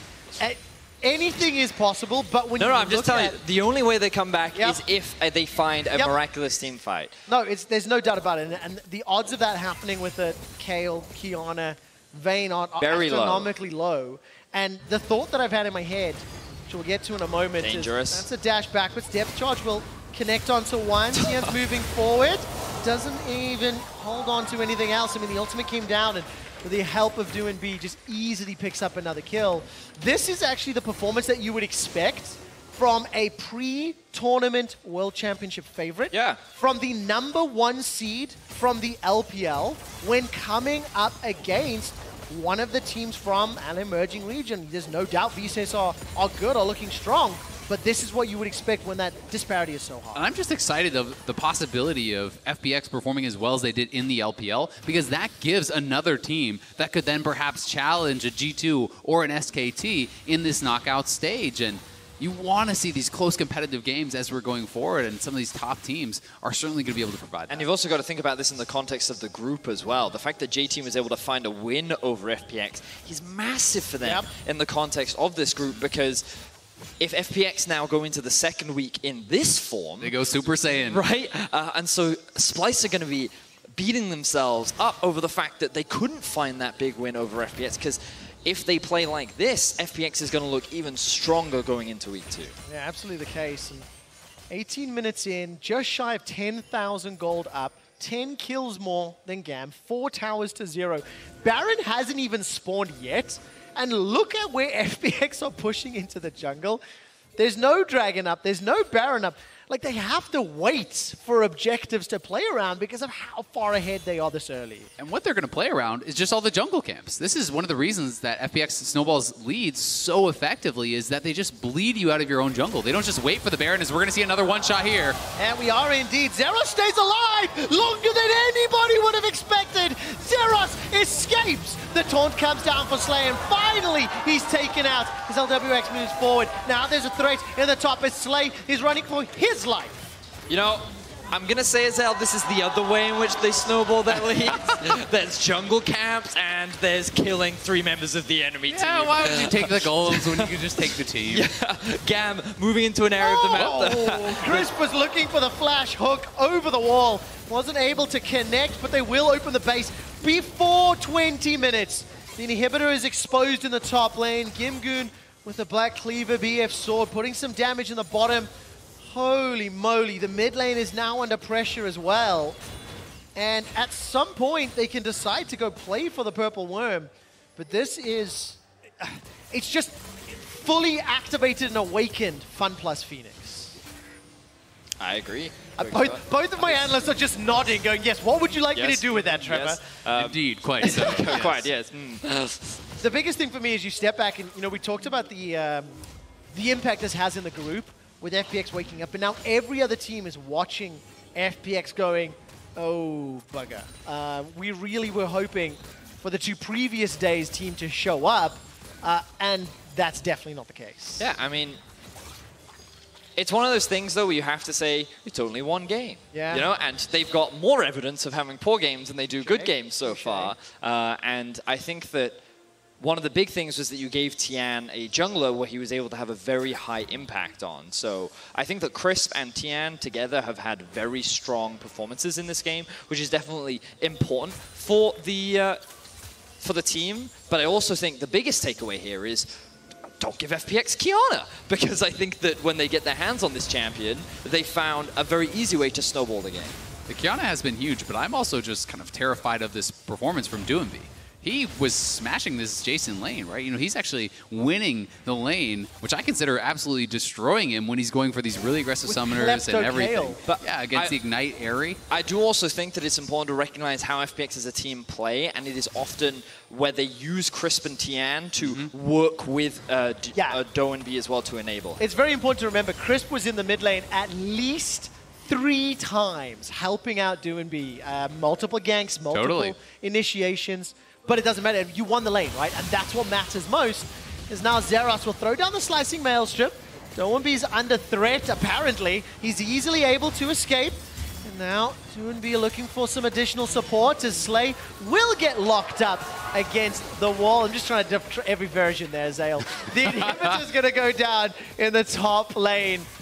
Which one feels best, Trevor? Kayle and Renekton are able to make that happen. No kill in the mid lane. Kiaya and Levi running for their lives as in the tower falls 7-0. They don't need the Baron, it feels like. They're just absolutely running over this game. And with this sort of a gold lead, over 12,000, double Infernal, they have all the options in the world as to how they want to close this one out. And they are going to retreat back to this Baron. Gam doesn't really have any options. You pray for a miracle steal, but Tian and Gimgoon are waiting for that possibility. Kiaya is aware that they're in the brush. He's just going to check it out. This Baron is going down pretty quickly with the Vayne. It is indeed. Is anyone going to go into the pit? Shock Blast comes out. Will not do anything more. Here comes Tian. Supreme display of talent. Locks up a couple. Zeros, no slicing maelstrom available. Kiaya running for his life. And now LWX and Doinby chasing him down. Levi is dead. That's the second of the fight. Baron was secured at 22.5 minutes. And if memory serves correctly, G2 set the fastest winner groups at around 24 and a bit. Let's see if FPX can finish it. They've got the highest GD of 15, and I'll get the exact timing from our stats team in a moment. 2 members of FPX are sitting with over 2,000 gold right now, and they're choosing not to reset. They recognize that Levi is dead. They have a Baron buff. Why bother going back to spend your gold when you've got more than enough to just look and end this game? Maybe pushing in 23 minutes, pushing onto the Nexus turrets. The first one will fall. Baron buff still up, and there's not much that Gigabyte, GAM Esports can do. The last tower is standing, and FunPlus Phoenix are pushing it. Dredgeline won't find the target though. The Nexus will be the focus. Do FPX look for the tower dive? Slicing Maelstrom goes in, finds a couple kills, Divine Judgment comes down, and the Nexus will fall. It's the quickest game of group so far. FPX can be really happy about this one. We saw it in the Doinby interview coming into the day. They wanted to win this game, to regroup, to rebuild that mental state and that confidence that they had entering this tournament. And I think that they can say they've fully done it. Yeah, I was really impressed with Tian and Crisp. I felt that together they worked extremely well together. And I was overall very happy with what we saw from them. I think that if FPX can maintain this level moving into the second week, they are prime favorites to go 3-0 and look to dominate and top the group. They definitely look that strong. Huge shout out to the stats team. I definitely make them work extra hard when I'm on the test. And just confirming, of course, FPX did set the fastest game of Worlds 2019. They beat the G2 record by a good minute and a half. They set the highest goal difference at 15, the second highest of the entire tournament thus far. Only one Plains game was higher. And it comes down to execution of the draft. It also comes down to draft. Our big topic of discussion backstage in the green room preparing when looking at the stats was draft and then execution thereof. And we actually had a small debate around where the blame fell. What do you think teams can do to prevent FPX doing that again in the future? Ban Kiana, especially if they don't first pick it and you have the option to pick it yourself. I felt that the idea behind what GAM tried to do made sense. They had a strong top and they had a strong mid. But because of what happened at level 1, because they didn't steal away the buff, and because the whole jungle clear was delayed, it gave Tian so much time to get out onto the map and start looking for ganks sooner. He found the bot gank, he found the top gank, and the moment that happened, they started running away with the game. With a little bit of luck, we'll have some of those ganks in the What's Your Move replay. It was Tian on that Kiana. So this was the second gank of the game where he'd already found a successful play down bot,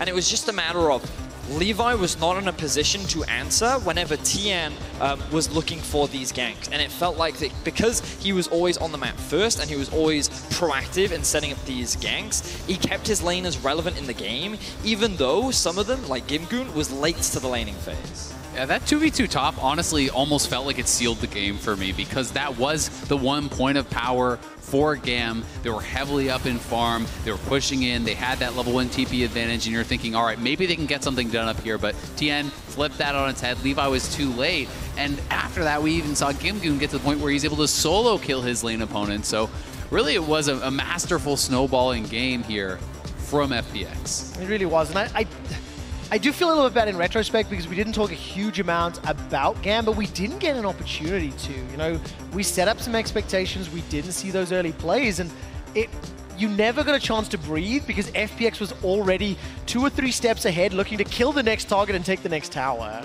And let's be honest, there wasn't a lot of positives to talk about for GAM in this game. Pretty much everything went wrong from the word go, it felt like. And when FPX is everywhere, winning every lane, taking every turret, taking every dragon, GAM was really pushed further than they could take in this one. Yeah, absolutely the case. There's another crucial matchup in Group B coming up as hometown favorite Splyce will be taking on JT.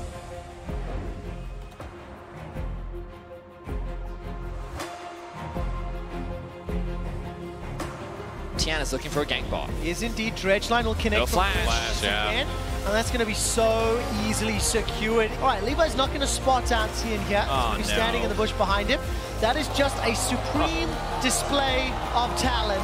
LWX, and what do you see for the chase? Final hours on cooldown. He's chasing forward. LWX can continue to look for more. Chris And Tia now moving forward. That's an auto attack connecting on a Slay that holds him in place. Condemn will also lock him against the wall. Supreme display of talent locks up a couple. Zeros, no slicing Maelstrom available. Kiaya running for his life. And now LWX and UMB chasing him down. The Nexus will be the focus. Do FPX look for the tower dive? Slicing Maelstrom goes in, finds a couple kills. Divine Judgment comes down, and the Nexus will fall.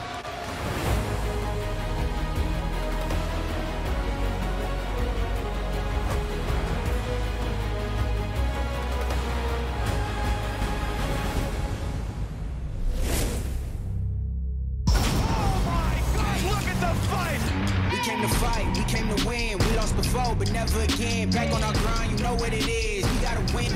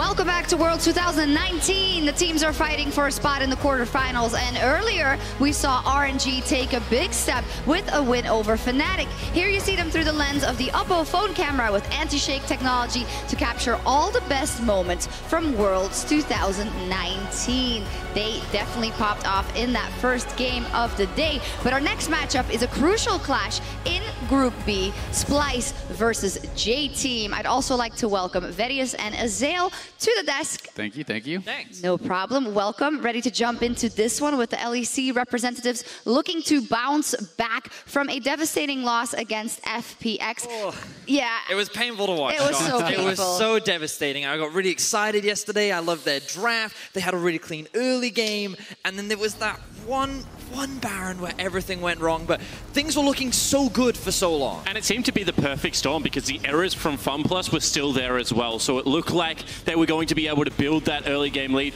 to an insurmountable position where maybe some of these mid-game mistakes would not plague the young team that we had seen throughout the play-in stage. One of the most exciting things for me about that game for Splyce was they were doing what FunPlus is supposed to be doing to the other teams. They were snowballing early, they were diving, and Xerxes has been so much more proactive in these early games, which is really a great sign. Yeah, absolutely. For Splyce, we get tired of saying it, that they're a late game team, but they've had moments even in the season where their earliest game has been very good. So I was very happy to see that come out in that game until this. I feel like that for Splyce, they've always been a team that Xerxes is very good at getting leads for in the early game. And I feel like multiple times, even at Worlds and the play-ins especially, we saw that happen multiple times. The problem comes from when players get caught out in the mid-game. And in particular, I have to be critical of Humanoid because it feels to me like he is heavily outclassed compared to what we saw from him during the regular season. Yeah, I absolutely agree. And I think when you look at this lineup, you have to look at the fact that their mid laner and their support are two of the younger players on the squad and that they don't have all that much experience on the world stage. When that happens and when these players are responsible for gaining so much vision and control over the map,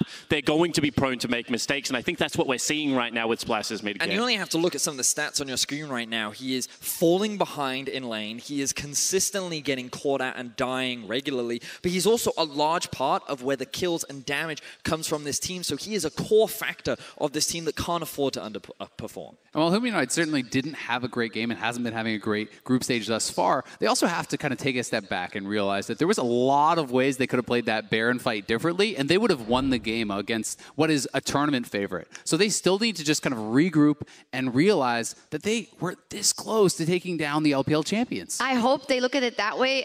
We saw like the check-in to the coach room yesterday. I think you've all seen it where it was like, yes, no. And I think a lot of that is us also reacting to what we've seen from Splyce more often than not in the mid-game, and those mistakes that needs to be shored up. Yeah, absolutely. However, I do think that there are some big positives about Splyce at this tournament. I think Kobe showing his versatility, going towards something like a Viger, that's a great sign for a young team. I also think that Vizicachi has been able to clean up majority of his play. He is playing a lot of Gangplank, so I'd love to see, is he still a liability outside of that champion? But I think that their fundamentals, the way they do set up and approach objectives, are quite good. It's just that last step, that last error, that if they don't make in these big games, they will start collecting some wins. And we talked about their draft being strong yesterday, and it's something that we've consistently praised Splyce for, and their ability to prepare. So going up against J-Team today, we'll have to see how much that preparation pays off for them. Absolutely, and J-Team definitely surprised me as well. I did not know really what to expect, but they did beat FPX, and they're having some standout performances, namely in the mid lane from Fofo, but this is a real contender in this group and in this game. Yeah, I definitely think so. A lot of people from the LMS were talking about how J-Team is being slept on coming in. People were talking about this group as the group of life. It's supposed to be the easy one. And people are saying, hey, slow down. You're overlooking the strength of a player like Fofo, who is one of the best players from his region and has been showing up on the international stage. And if you have a look at how J-Team do accumulate their advantages domestically, it is through a lot of consistent and static laning where they build a big gold lead off just being better than their opponents. And I think that the individual level of this squad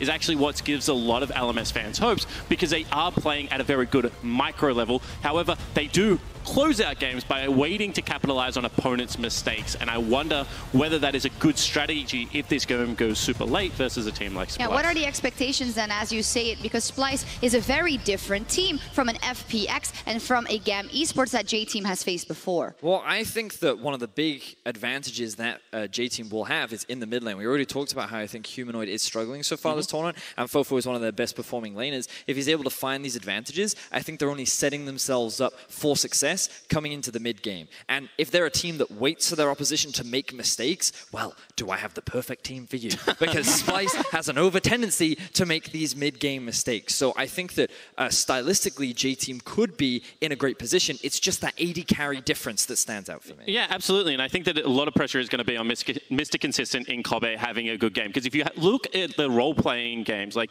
you have both hook champions in the support position, you have two gang-playing champions in the top lane. I think that they are actually set up as very similar teams in regard to how they approach this game at times. And that's why I think for J-Team, they need to pick a mid laner that can get active on the map, right? If you have your advantage there and your bot lane is at a disadvantage, get something that can get lane priority, can roam down to that bottom side, and help to get an advantage against Kabe. Within this group, GAM Esports, J-Team, and Splyce all at one game so far, one win rather so far. This is such a crucial game going into the second round robin. Let's send it over to the casters for game 4.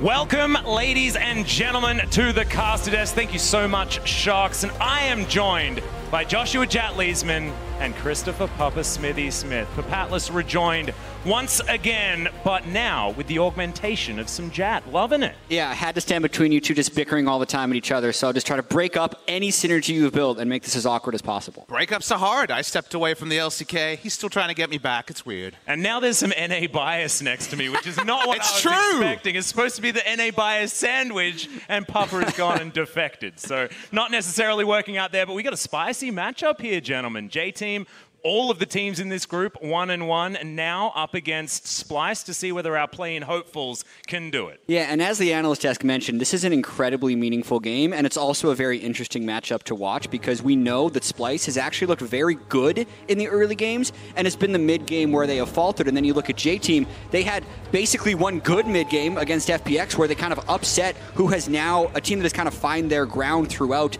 the first 4 days of the group stage, and then they faltered against GAM, honestly. They just got over and over team fought in the mid-game. My first impressions that the level of Splyce has impressed me so far in the group stage, especially given the play-ins as a reference point. J-Team, look, they're 1-1, but in terms of how much they were able to proactively achieve, did feel like it was, again, catching FPX's mistakes and then just not really being super competitive in their second game. So we know they're capable of lane destruction. We know that J-Team, first seed coming through from the LMS, so this could be a really competitive game.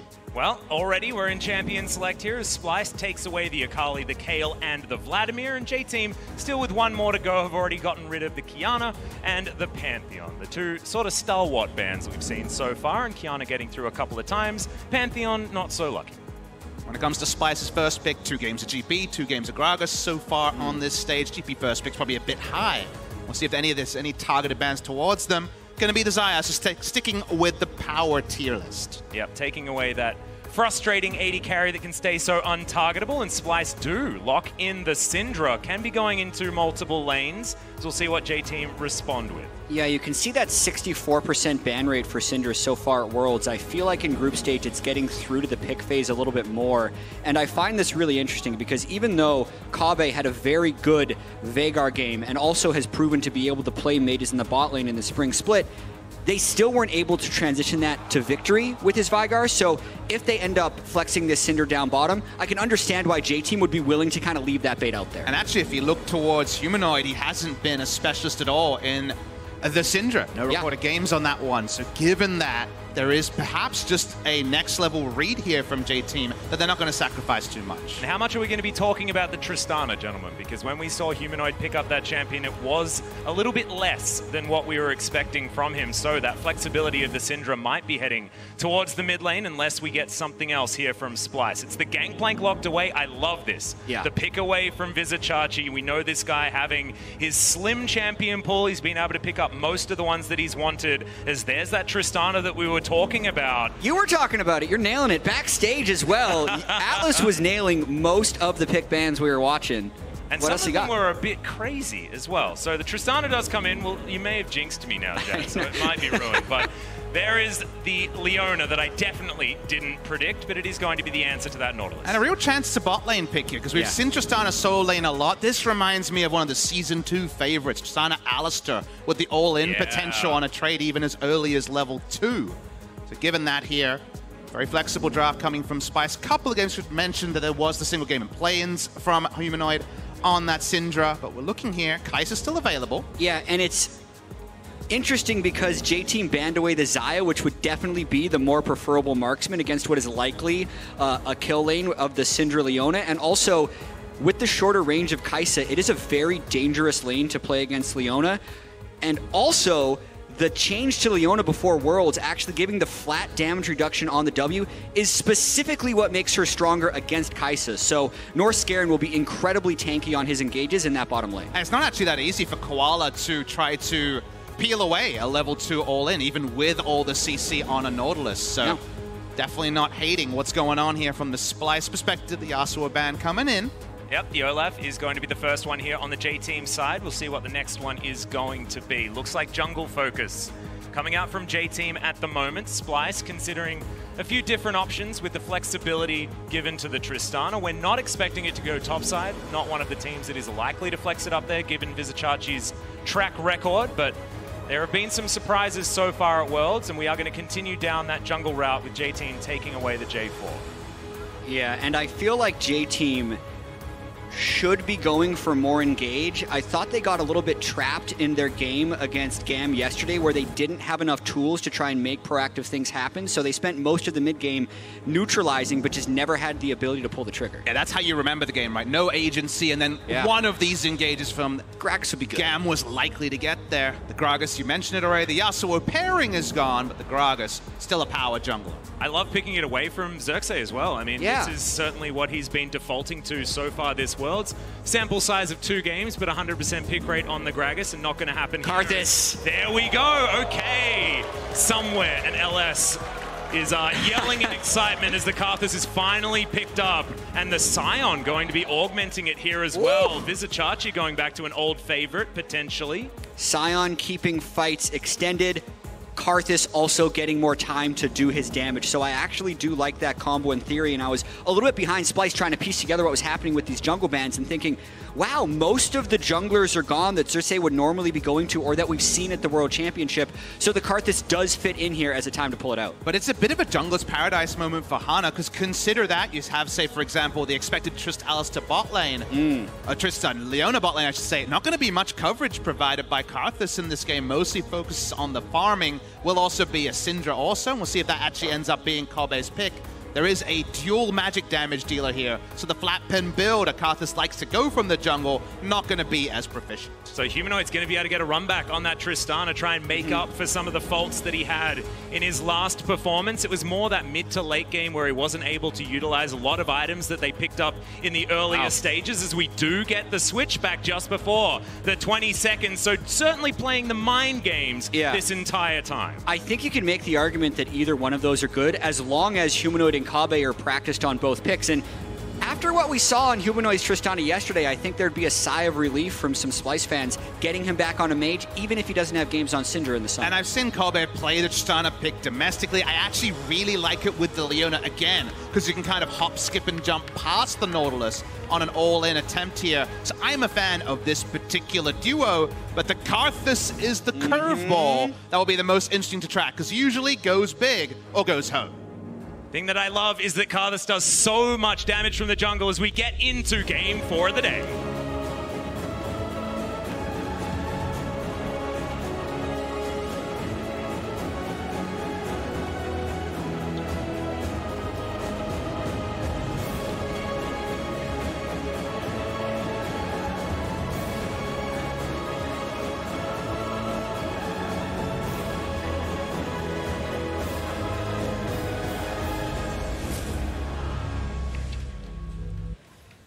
And here we are onto the Rift for Game 4, Splyce versus J-Team. The European squad that made it through the play-ins only barely now to try and test their luck against a J team that upset the first seed from China and made this group extraordinarily interesting already. Things starting off with a lot of grouping from J team. J-Team not dissuaded by the Scion. We of course saw the power of level 1 Scion against Griffin yesterday. You desperately want to know which side of the jungle Karthus starting on. Blue buff, always something he would go to, but the Talisman allows you to go for a full bot side clear and not have any mana issues. Look at this though, Splyce looking for a lane swap. But look Will at they be this spotted? What? They suspected a potential lane swap and J-Team have prepared for it. As we've got pings coming out, I'm not sure whether they were entirely spotted. I'm just checking the minimap for these ping markings. Yeah, with Fog of War toggle, I'm actually not sure if that ward would see it because you could see Kabe and Northscaran hugging the wall entirely.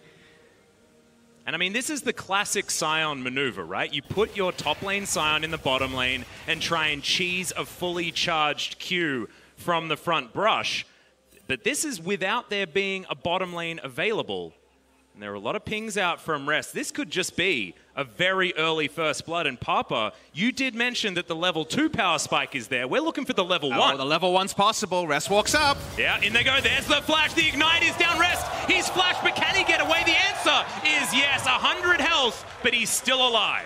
Oh, the lane swap is on right now, and they have the Scion in the bottom lane to try and wave clear as well as possible. And I thought Loki Esports had gone home. Apparently, their spirit remains here at Worlds, as we do once again have that lane swap that caught Damwon so unaware. It does seem to be a homebrew strategy to stop the Gangplank from getting a free lane.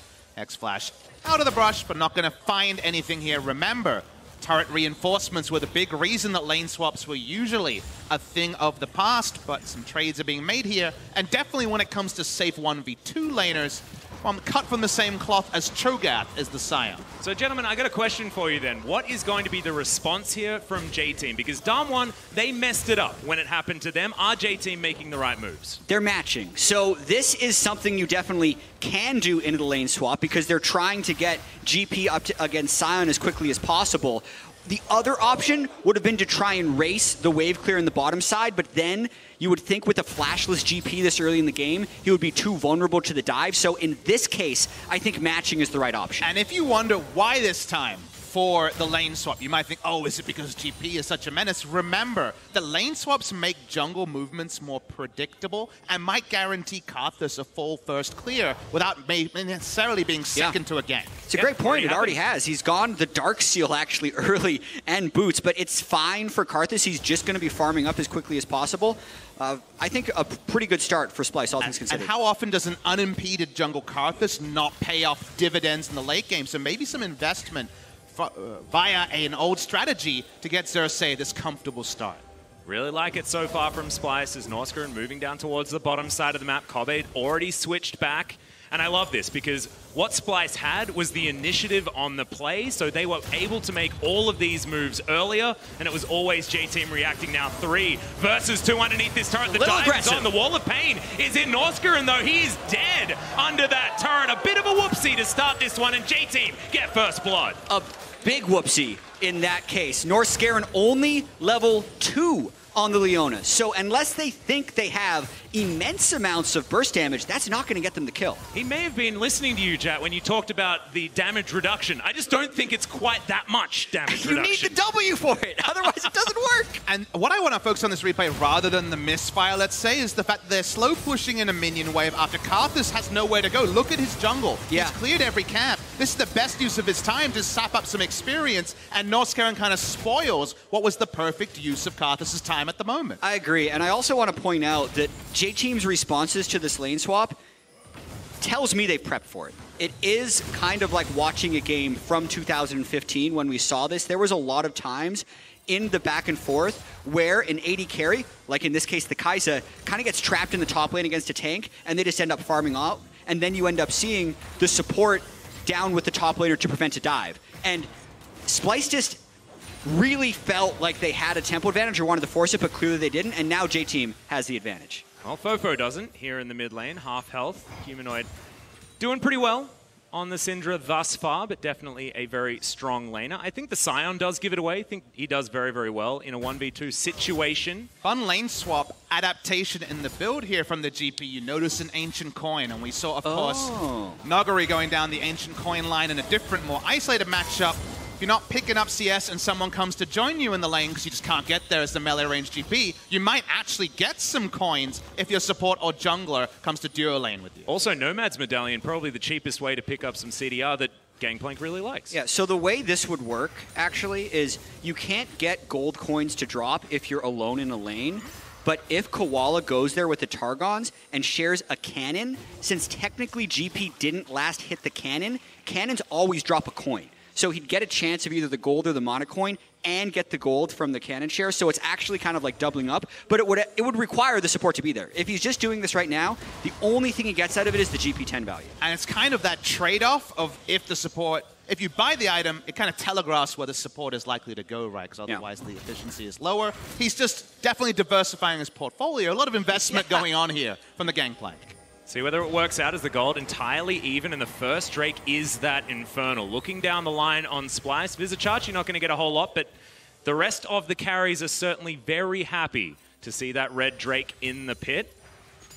Any sort of Karthus composition, any way to make that R button more effective is exactly what you want. I mean, he hit 6 pretty fast. So yes, Splyce went a little bit over aggro in the bottom lane, and J-Team knows what they're doing in matching these lane swaps. But a lot of things actually did work out for Splyce in the fact that Xerxes got 6 fast. Humanoid also had the isolated 1v1 against LeBlanc where he has a CS advantage. And this ult is likely just to get to the wave. Although Rest is going to take a hell of a lot of damage from it. Yeah, Vizichachi going for the 1v1. Rest has to flash away from the Scion, and now it is going to... Oh, Dark Harvest, I believe he got a stack, so still worth from Xerxes. My bad. GP has no items. You wrote the eulogy for that gank a little bit too early. A little early. I jumped the gun there. And he's at 2 Dark Harvest stacks, so something minimal going the way of the car. This has been a weird and wonderful one. We're going to have to be on our game here because there's a lot of crazy stuff happening. There's a Predator on the bottom side of the map there as Hana is booped away, but it's not enough. Lil V picks up the kill, and Norscarin goes down for the second time. That was clean. As far as getting exactly the combo they wanted out of Norscarin, I think Norscarin technically had flash, but just was hoping, I think, to get an aftershock proc of some kind. Really, not much you could do there. Yep, Norscarin has been pretty far up in his aggressive positioning, but what this means is J-Team pick up an Infernal Drake, going to help them moving into the late game. As Xerxes on the other side of the map trying to steal a red buff that he's not going to get. Rest moves on down to try and cover for his jungler. He has to give it up. His camp advantage, the only thing that Splyce have pulled off, and you know they would have put a lot of practice into this early game, because again, up to the point where Leona turret dived, the economy of movement of the Karthus was perfect. They'd taken every camp, was in position to help a slow pushed wave into the turret, but since then, when they have a TP advantage on their AD carry who initially started top lane, the last thing they would have expected is another successful gank, and crucially, with a TP advantage from AD carry, they lose the Drake as well. And watching that again, they CC locked Norscarin so well he couldn't even get an auto attack off to proc his aftershock. We ended up seeing a lot of that actually happen, I think, to Hands in one of the G2 games, but we're seeing more and more of this stuff at Worlds where the aftershock supports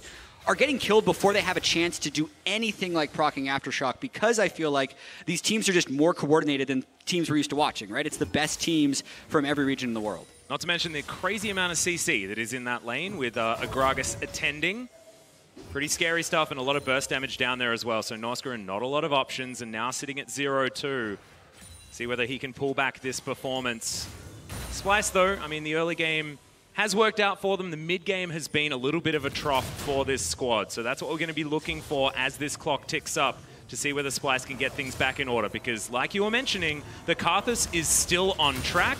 And whenever there's a Karthus jungle, he's the carry. That's just how it works. The interesting thing, though, is, you know, at this point, you start looking forward, thinking, okay, what does this game actually look like in terms of scaling 35, 40 minutes? But we might have to hold the point. Predator popped, but not going to be a further commitment. The Karthus definitely does stick out as an extra scaling factor, but I look at something like LeBlanc, a lot more comfortable in a side lane in the future than Syndra. Otherwise, the evaluations, both teams have frontline, Karthus versus Gangplank. Those are the kind of scaling elements on both sides. So it's honestly pretty even, and that hasn't necessarily been the story of our drafts so far at Worlds 2019. Yeah, and my traditional sense would say, hey, Splyce have the better front line and still have sustained damage. So in a like well set up 5v5 team fight, they'd have the advantage. But stack the magic resist, kill Tristana, and suddenly that works out. So it's very kind of 6 and 2 threes going on. Yeah, and you're looking at it. I think Fofo is certainly the man we're going to be looking at, because it's going to be his job to deal with what Kobe is going to be throwing at them towards the later stages. But that is still in a time to come.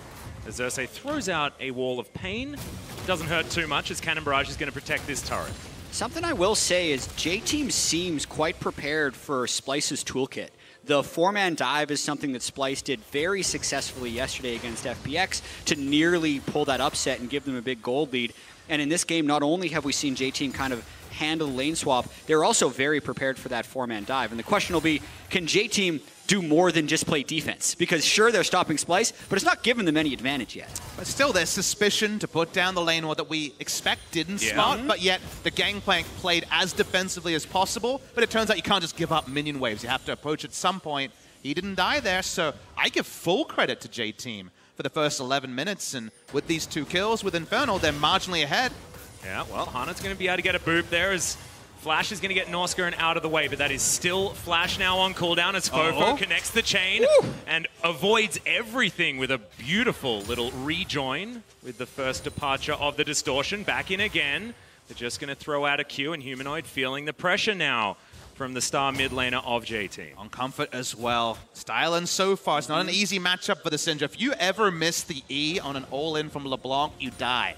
And that is the problem here for the Syndra. You have to be so much holding on to that stun, and if the Gragas joins in, it might not even be enough. Well, Fofo right underneath this turret right now as the stun does land. Fofo gets out of there. The Unleashed power is on, but not enough damage. Already, the Mercury's Treads picked up and paying dividends for Fofo. Yeah, Mercury Treads is a classic for LeBlanc in this Syndra matchup, so that you have a little bit to fight back if you end up getting stunned. And yeah, Vizichachi on the Sion is a strong laning pick. Sion sometimes falls out of meta here because he can get farmed by a lot of Kleptomancy users, but in this case, with some armor items, he is a strong laner who potentially has kill threat if Rest plays too disrespectfully. And I think the potentially actually needs to be upgraded to a slightly more aggressive adjective, because notice it is Glacial Augment Scion as well that has that perma-slow ability on auto, and also remember the zombie version applies the slow if he goes down. See what Vizichachi's going to pick up when he goes back to base as Splyce do start off the Rift Herald. Shelly going to be their target. Still a minute left on the plates. Notice Lil V doesn't have teleport, so cannot match here. He's going to be bot side. Shouldn't be even an attempt to come handshake and fight for this. No way for J-Team to match numbers. Yep, Xerxes going to be able to pick up a bunch of extra gold from this one as well, as I believe that was a train that we see heading towards the bottom side of the map. Connects another one there. Onto Lil V as we've got a fight. Yeah, Hana's going to go golden, but he's on a sliver of health as Fofo trying to be the hero. Doesn't land the chains, and Hana eventually falls down, but Shelly will reset and head back to the pit. Even though they got the temporary reset, I feel like they should have listened to Papa Smithy here when you're saying, wait a minute, you got your 1-kill Kai'Sa down in the bottom lane. Yes, Sion is down there, but one team has a setup, one team has even the potential to teleport in, and they end up not stopping the Rift Herald and still losing the jungle. Exactly. It was such a low percentage chance to lead to a successful outcome for the side of J-Team. But when you're in a game where you feel pressured to win, you walk up, you try to fight, really nice Scatter the Weak comes in, and suddenly it was a raffle to see who would go down. Koala, in the end, was fine. Yeah, Koala's going to be able to make it out, but the jungler not so lucky, which means Shelly places her head into this turret on the top side of the map, but doesn't get any plates. And that's actually because they all end in that Rift Herald fight, and being able to get the reset stops the plates. Still, another after all that, though. next level, is that what you're saying? No. Well, if the next level after that is to be down 2,000 gold. Yeah. I mean, there are ramifications. That's not necessarily what you're going for, is Hana looking at this Ocean Drake. Maybe we need to find a new definition for next level. Yeah, it doesn't need... What is the next level is almost... Yeah, that was actually his own team. That was an ally. I got baited at the same time, Jad. It's okay. We're in this one together. Lane swap started off the fun here in this fourth game of the day, but where it's leading is still unclear. It's a gold lead versus a 2 Drake lead for the side of J-Team, so definitely not writing this one off, and we've already kind of gone on ad nauseum about the fact that the scaling's pretty even. Throwing up a graphic here, you can see that when it comes to any kind of snowball stats or necessarily early game, we're definitely bottom third here for the side of J-Team. And I think this is also not that surprising for J-Team. They weren't a particularly proactive team in the LMS. They generally were able to kind of outlane the opponent, get large advantages, and then win. And this is kind of the third game in a row, where that hasn't been possible. They won the FPX game off of out-team fighting when FPX was really over-aggressive. They lost the GAM game due to team fights, and now, again, they don't have the much of a lead, so I think I know what this one's going to come down to. Yeah, and even J-Team in their final against AHQ was still playing very slow in the early stages. The reason it was a close final was because J-Team just decided not to do very much in early games a lot of the time. And if I'm doing the prep document for a team playing J-Team, I kind of copy-paste the G2 draft from their first game and say, let's get some scaling on, because we're not worried about J-Team punishing it. The Karthus is cut from that cloth, but they've gone from some other strategies as well here. Stana Karthus are definitely top 10 scaling champions among the League of Legends champs, so all in all, Splyce feel comfortable. This turret is where Noscarin has had trouble. Charge as Fofo's going to get stunned up. Splyce, this could be the team fight they're looking for. As there's the Solar Flare, and Kobe picks up the kill, but it's immediately answered. No more supports on the map for either team, and we do have a gentleman's agreement. Both teams back away. We've used all our spells. We're done here. Yep. The important thing is Splyce ends up winning that one because not only do they have the pressure mid, they also got kill distribution onto a carry, whereas the kill actually went onto Kuwala for J-Team.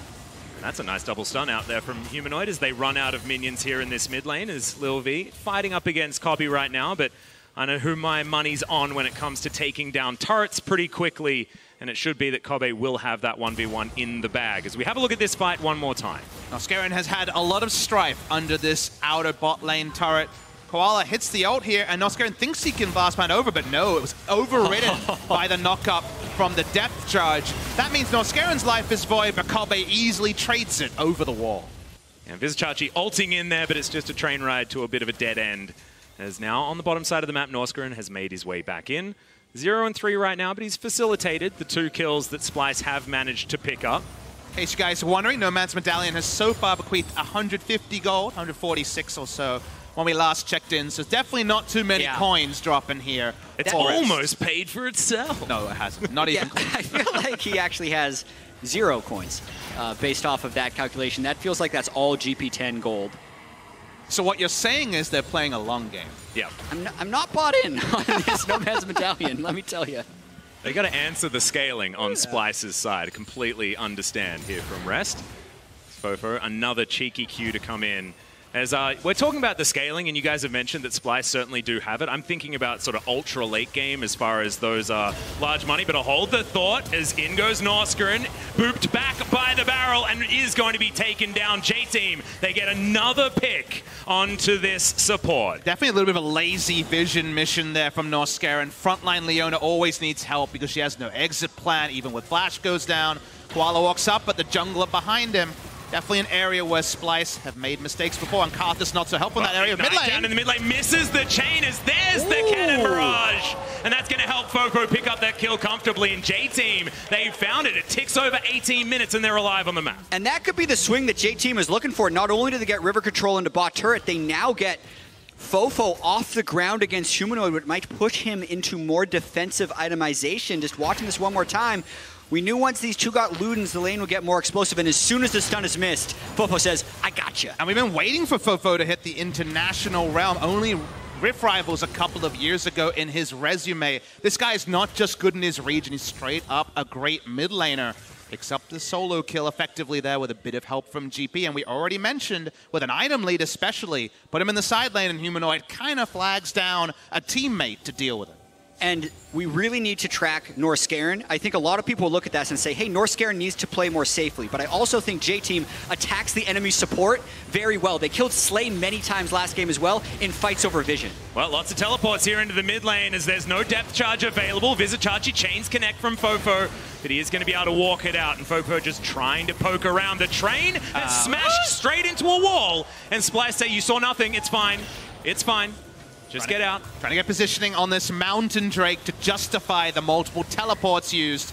J-Team, they pop the Predator, they walk up. Yep, Noscarin already down to about half health as Predator not going to get utilized just yet. Fofo still poking his head in, and Splyce, they've been softened towards this Drake take, and This Ocean Drake might actually be working out as J-Team. Not a lot of health bar missing at this stage after a bit of fighting. Yeah, plus I think that Fofo's LeBlanc has done a very good job of just getting Poke out into the wild.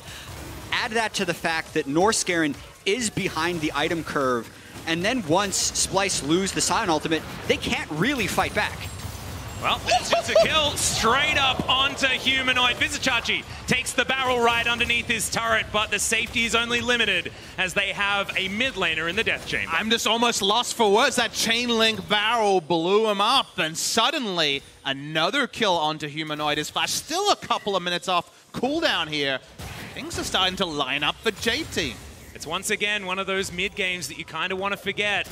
As Splyce, they do need to put in the effort to tidy this one up. It is still not quite 3,000 gold the lead for J-Team. Some opportunities for Splyce to get towards that late game that they're looking for. And again, it should be mentioned that with a Karthus jungle, yes, he can throw down the wall of pain to try to help, but those 2v2 plays that Splyce have been criticized through their jungle and support to get map control are trickier with this setup, and they've already made a couple of mistakes in doing it because J-Team have been able to control this quadrant towards the 3 Drakes they've stacked for the better part of 20 minutes. And I also want to kind of touch more on the Karthus jungle as it executes in the mid game. So if Karthus doesn't get really far ahead of the curve and can start invading and counter jungling the opponent, if he's actually afraid of the other jungler in 1v1s, he is a very bad jungler at controlling vision, whereas Gragas is going to be a lot better. So it is really just Norscarin who can meaningfully apply vision for the team. Another reason that I think J-Team has been able to get these picks, because Splyce can't see them a lot of the time. And that's not the only area where Karthus will struggle. He can't really walk up to help anything in the mid lane, so it doesn't really provide much there. Puts down the wall,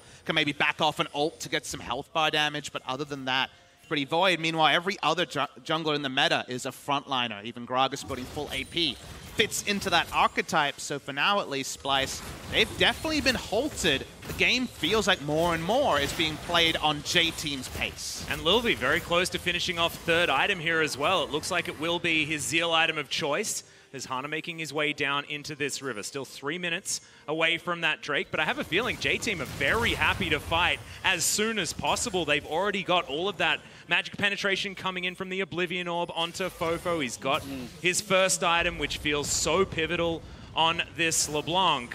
And the Trinity Force is done. We're looking for more of Malmortius, and then Rest is going to be very happy, and a lot of damage available here from Hana as well. So J-Team might be able to answer here as Splyce group up as 4, but it's Splyce to start the fight. Solar Flare avoided there from Lilvi, who has a lot of DPS. Norscarin, he's going to feel it and will go down as now the rest of J-Team going in, but it is the turret falling. But Humanoid's going to do the same thing, and Vizicachi finds himself all on his lonesome. Killer Instinct utilizes Fofo diving forward, but he's going to come back. Will find himself a dead Scion to help deal with. And J-Team move towards the Baron pit. All 5 alive. Xerxes doesn't even have flash to try and get in the pit. It looks like this one's going over to J-Team. Should be unanswered here. Xerxes will at least nominally walk up, but Baron should be done. Yep, Baron is just dead before anything could happen. J-Team with that Mountain Drake, with the Infernal Drake augmenting the damage there, and Baron taken 24 minutes into this game. J-Team strike when Splyce are weaker. The start of this play is good. They want to get some free damage in the turret, but I want to look at Norscarin's positioning. He goes hard in with no one to follow him up, and the rest of the team wanting to hit the turret. So actually, his whole health bar is in vain. And from there, J-Team just hold the story, and the 2 tanks end up just being turned on by 4 people. First Norscarin, then Vizicachi. And Fofo just beautifully avoiding the Scion, then turning the damage around with the distortion. Just stunning play on this LeBlanc, a pick that he was famous for, and I'm so glad we get to see it at its full power here on the world stage. Agree. Fofo is playing extraordinarily well, and much like J-Team's first victory, a lot of their gold is also on Lil V. So he's a very fed Kai'Sa, able to give a bunch of damage at the back end of these team fights, and for the most part, with the vision game we've talked about, Splyce doesn't have very many options other than trying to fight, but they weren't at the right power spikes, and they didn't have the team fight coordination, so that's another reason that was a wipe for J-Team. And one thing we didn't consider when we were talking about later game team fights and front lines is that the one thing Kai'Sa was famous for is that she doesn't have to hit the front line. She can actually just reposition into the back line with another threat. That's definitely Fofo in this game on the LeBlanc, so with that flexible positioning, if we have another fight where Vizicachi and Norscaren's frontline ability is void, it might just be lights out for Splyce. Well, top outer turret is going to fall, Fofo. No one going to be answering him. We have to go back to your point earlier on, Papa Smithy, talking about who is going to answer the LeBlanc in a side lane. Well, who's going to answer her when she's this fed? The answer is no, guys. It's a simple one. Yeah. And now Fofo is going to get to work on the inner turret as well, with Hana just waiting for an unsuspecting foe to walk forward. Hey, sometimes the minions die and she has to back away from the turret. Hey, that's true. Can't 1v1 a turret with the backdoor bonus available. Well, knocks this one down, and there are very few proactive options available for Splyce. They really are reeling during this Baron. It's already at 3,500 Baron power play. Not often the Baron goes down before the mid lane outer turret, but the mid lane outer turret will be following up very shortly. Mid-game difference, for sure, in this one. Because I'm glad that we had to pause just to let that one brew. Yeah. You know, we needed it.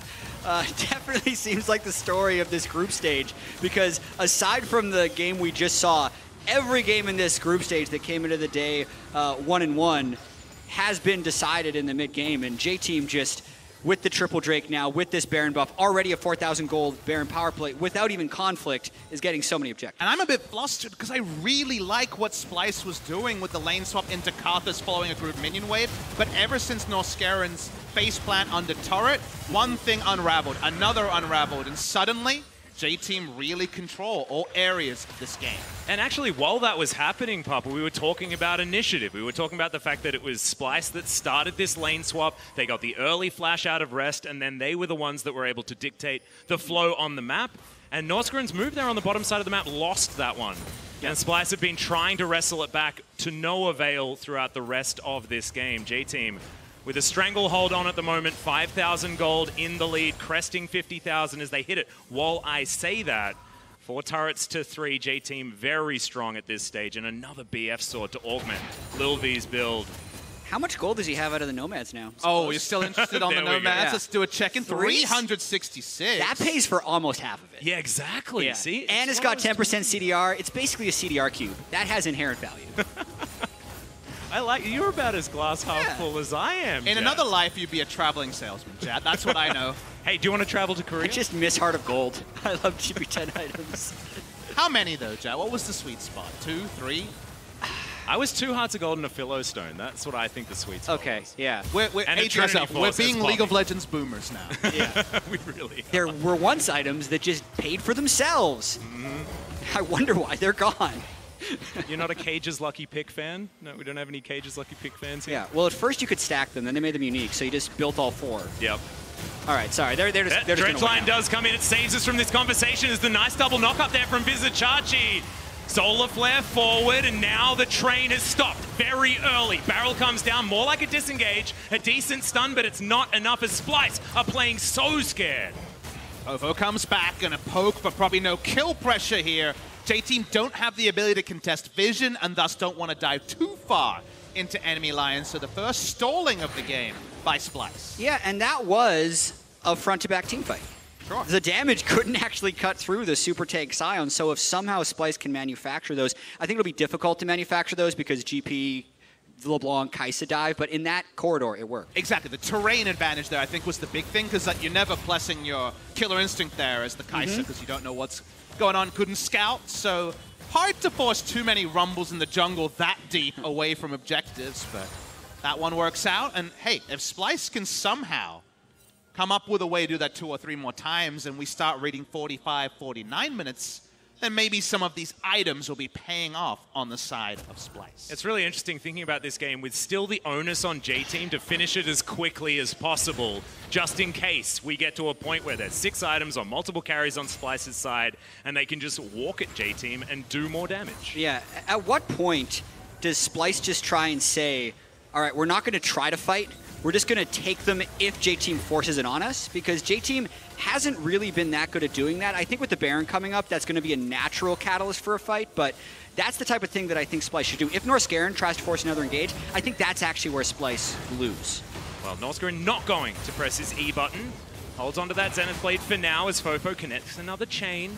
He's otherwise going to be able to make it back over that wall with the return on the Distortion. An Infinity Edge was just completed by Lil V, guys. He's got a stopwatch there. That's full build. And that's very, very scary if you're a Splyce fan. Definitely concerned on that one, Atlas. And right now I'm just thinking, how does J-Team snowball the game further? Because chunking out people with Fofo, that's been their strategy so far, and some solo plays from him.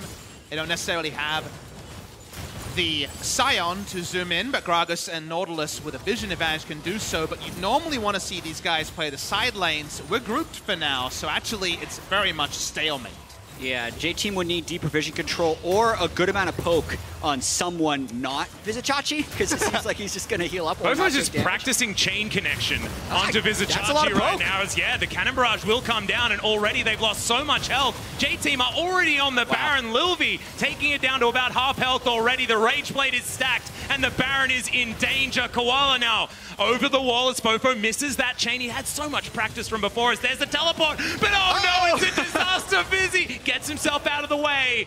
And that looks like not the ultimate that we were looking for, but the shutdown does come in. Rest throws his life away, but that is only one Baron missing from this J-Team. So a lot of information to digest at the same time. Yes, it looked like useless damage into Vizicachi, but what Splyce knew was they had wards, saw the Baron had been started, tried to walk up, and the health bars actually were consequential. Xerxes was below half health as well. So the Baron is bloodless outside of GP overstepping in the mid lane, and the objective that we were just wondering how they would engineer actually falls into the lap of JT. Brilliant stuff. Lilvi augments his build with another BF sword. My goodness, he's got a lot of damage at this stage. Infinity Edge completed from Rest as well. The items are coming through thick and fast. Fofo just looking for a new piece of headwear. Only one more stick away from completing that. Don't quiz me on why that works. There's now Splyce moving out of their base. Raptor camp being taken here from the Karth as they're desperately trying to hold on. If they can deal with these minion waves and just hold on to their inhibitor turrets, in theory, they can make it towards a late game fight that they can win, but it's getting more and more difficult. Yeah, I think J-Team should take the Ocean as quickly as possible so that Elder can come up soon. But even though J-Team does have a reasonable advantage in this game, Kobbe just completed the Bloodthirster. So he's a very high damage Tristana, and if J-Team doesn't execute the fight properly, he absolutely could clean up. So this game isn't over for Splyce, even if J-Team has Baron and a large advantage. And this Lilvi build is actually very aggressive as well. Yeah. Doesn't have a lot of the defensive options that you see out of a Kai'Sa. Also has the ability to build something like a Zhonya's Hourglass to avoid the ult coming out of Humanoid, but doesn't have any of those choices. Yeah, usually the pivot after the Muramana into Rage Blade is AP, which allows for those fun utility items like Banshee Veil and the Zhonyas. Instead went AD from that side of the build, so it does, as you say, preclude something that might save him from, say, a Karthus ultimate. Yeah, and even something like a Mercurial Scimitar not going to be completed, but not going to have quite as much of the value as the Zhonya's would. Like you were saying, there are so many reasons why that item's real good. Finally, okay. Hex Drinker. So that's an instance where I feel like someone else on the team said, yes, I agree. Lilvi, what are you doing? Yeah, it's when you press tab and you're like, oi, wrong build. I like to think they asked for a stopwatch, and he's like, wait, Hex Drinker does more damage. Well, we'll see whether it keeps him alive. We'll have to keep our eyes on that one for Science. 7,000 gold the lead for J-Team, looking to try and crash down some more of these turrets, but they do have to move quite a ways down this map in order to get to any open ones. The 5 Drake's going to be helping. The 3 of them being Ocean means that they can go in, then pop out again, and have full health for the next time. But for the viewers at home, we have 2 clear timers of ingress. 35 seconds for a Baron, 3 minutes and a half for an Elder. Those cannot be seeded. The game will end if they pick up both buffs. So for now, at least, Splyce have to find a way to split the map and try to get vision somewhere, because if you try to get both sides of the map, you often end up with vision nowhere. And I think we have a little bit more time, because that 30-second timer is the current duration of their Baron power play. So the next respawn of the Baron is going to be much closer to the spawn of the Elder Drake. So you're saying we have 3 minutes to talk about you coming to the LCK? Yeah. It needs to be the switch. 3 minutes to talk about why you left the LCK. Well, no. We're keeping that secret. That's not going to help our argument. Do you want to gossip on Atlas? Right now, I swear we can't hear you. Do you want me to turn off? Yeah, take the headset off. I'll take the headset off for you.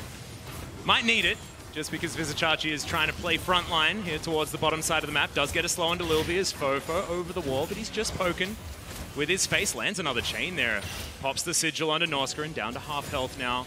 Trying to sweep out some vision. 5 members of Splyce all grouped up. This was where that fight that almost worked. They did it, Chad. They're back there.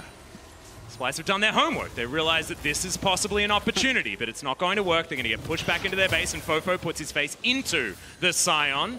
Down to half health. Does need to be respected. Void Staff and the Rabbidan's Death Cap now completed. Can confirm that Rest has more than 500 gold now because he's got wards, Jack. He can be an extra warder. He actually upgraded it. He did. Solar Flare is going to land, but Koala doesn't take enough damage there, and J-Team still able to turn this one. Decent stun onto Lilvi that you have to remember only has the cleanse to get himself out of any of that CC. You have the goofiest smile at the moment, Jack, looking over at this item being completed. It's just save your gold for your GA.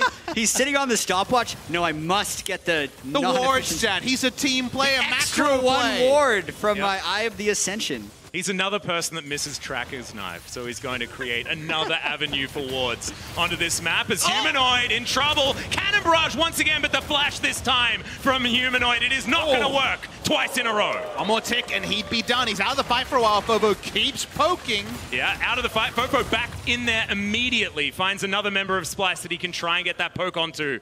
Kobe thanking his Bloodthirster for the ability to alleviate that poke.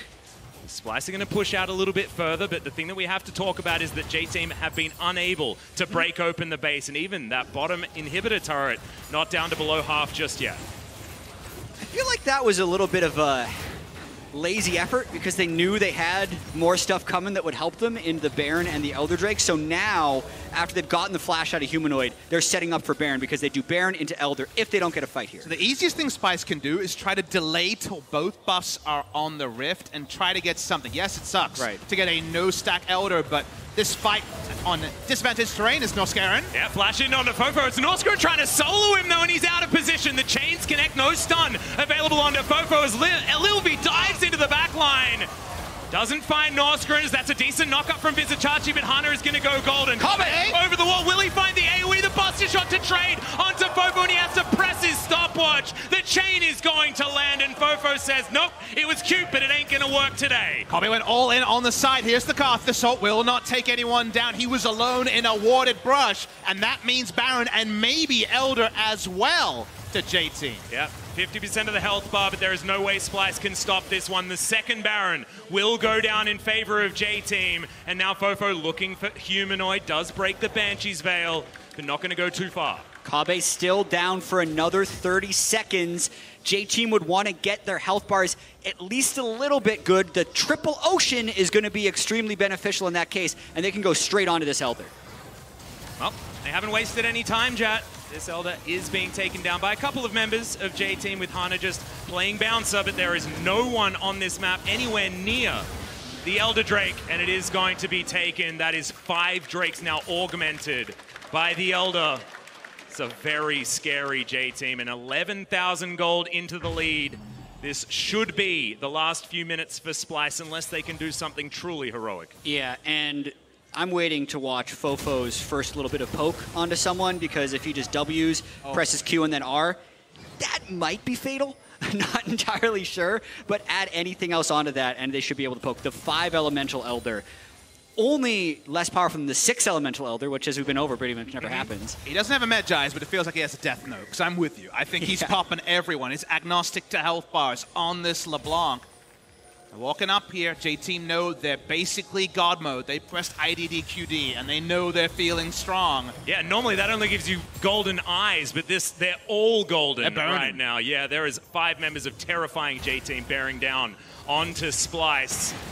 He's on the bottom side of the map. Fofo is split pushing. Humanoid is just abandoning ship up towards the top side of the map. Only 4 members to defend this inhibitor turret in the mid lane. And Fofo says, well, if you're not going to be bottom side, I'm going to destroy it. And he does so very comfortably. Kobe moves down, notices that the inhibitor has vacated the area, and Fofo still throws the poke in. He ain't scared of anyone.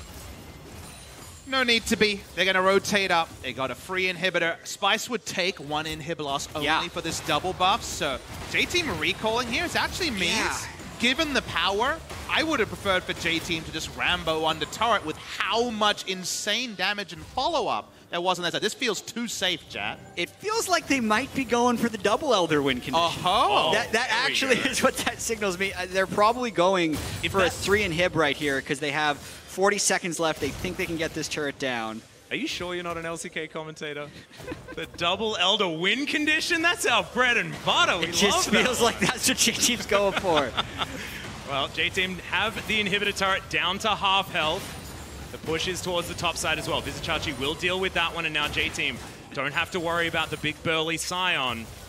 There's one siege minion. Splyce cannot deal with it, and that is the one that's going to finish off this inhibitor turret. Whoa! That's 65% of his HP from 1W. That's an owie. Xerxes doesn't have a lot of defensive statistics, guys. It wasn't even AP. Ouch. All right. All right, they've gotten 2. They need to wait for the 3rd wave. They'll have maybe 10 seconds to try and get number 3. They probably won't get it.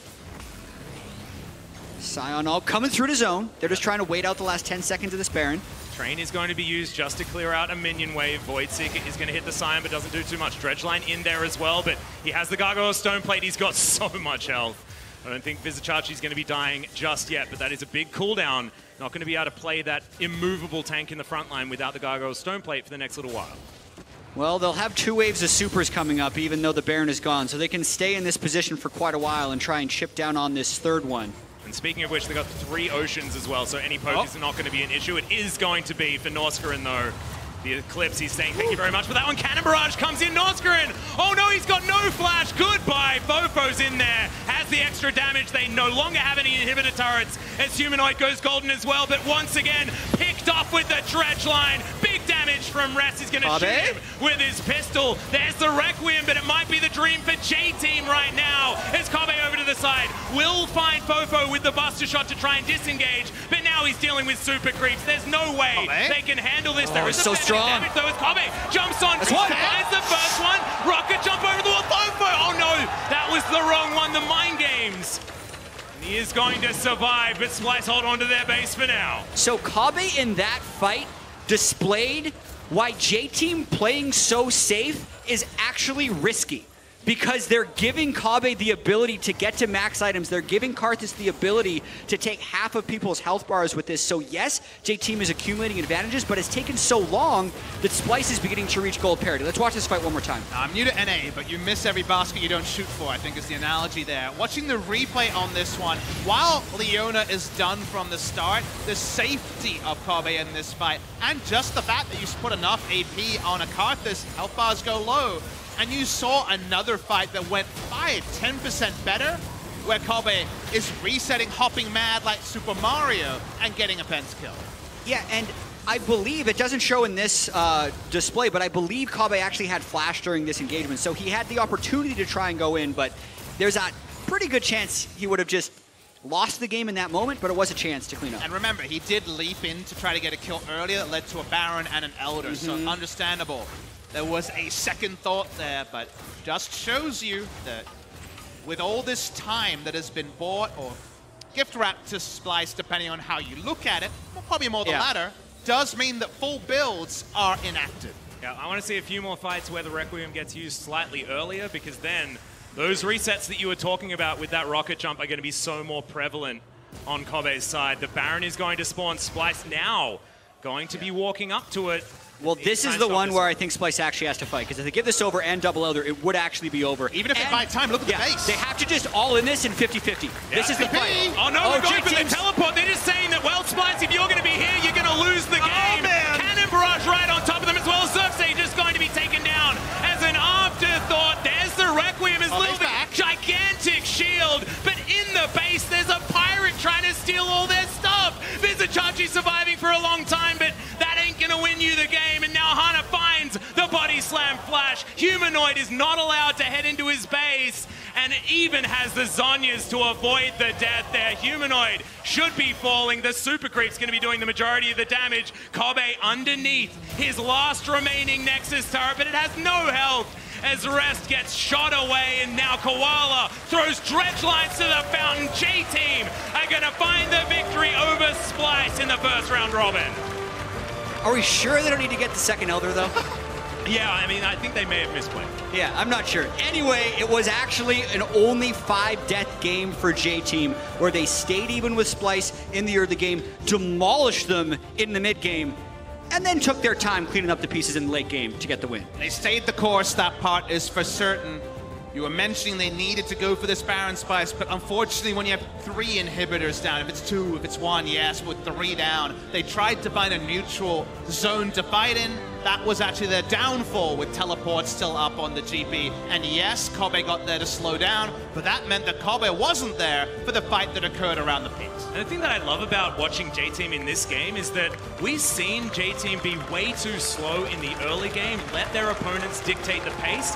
They called out a lane swap, played against it beautifully, and then made all the right moves to get themselves to this win condition. Really an about face for a squad that really needs to, being the first seed from the LMS. And J-Team played great defense. They have played great defense throughout the first round robin of this group stage. I think the big winners for them are Lil V and Fofo. Both of those guys played immaculately, 0 deaths across the piece, and overall, just a nightmare game for Norskeren. 7 deaths. Yeah, the Leona play here I thought was pretty poor. It didn't feel particularly practiced because it felt like every time he went in, he was instantly disconnected. They couldn't get anything going. And the Gragas also would reset him further into the fight and Norskeren would die. So that was a struggle. But coming back to Atlas's point about the early game scouting, there was an obstacle course to be run, right? To invade, to maybe spot Karthus, but also they had the intuition for a lane swap. GP didn't die at that point. Think of a game where none of that happened, and then GP was ganged, and then Karthus still finished his clear towards the bottom, and Norskeren didn't dive in. That's already multiple different variables that went more the way of J-Team, and it could have been chaos for J-Team early in the piece rather than mostly staying the course. I think it's beneficial for more teams to try the start that Splyce did. Because even though we're complimenting J-Team for all these things they did to match it, they went even, right? Sure. And there's so many ways it could have gone even more right for Splyce. So I want to see more of that in the future. And also, there was a pretty impressive LeBlanc coming out of the mid lane from Fofo as well. We've been talking about for a really long time. This is his double kill that leads to the snowball. He played this fight so well. Watch him dodge back and forth between the skill shots. So right here, there's the GP ultimate. He goes in. Oh, see you later, Sion. Oh, back in for the kill. Oh, back there to get Visit Chachi electrocuted and easily have the rest of the team clean up. Just team fight LeBlanc play is really great to watch when you see a master. Yeah, this is going to be the post-match, and look at that damage from Fofo. It feels really cathartic because we have been talking about this guy with so much reverence, and to finally see him perform this incredibly well is really nice to see. And it's nice to see someone on J-Team take the game by the scruff of the neck and actually force things forwards. And it was his outplays and his poke that led to Barons, that led to kills, and actually cemented what wasn't the fastest, but still a steady mid to late game for J-Team. Yep, it was an exciting match, but after a short commercial break, North America's Cloud9 goes against Griffin. Let's see who comes out on top after this.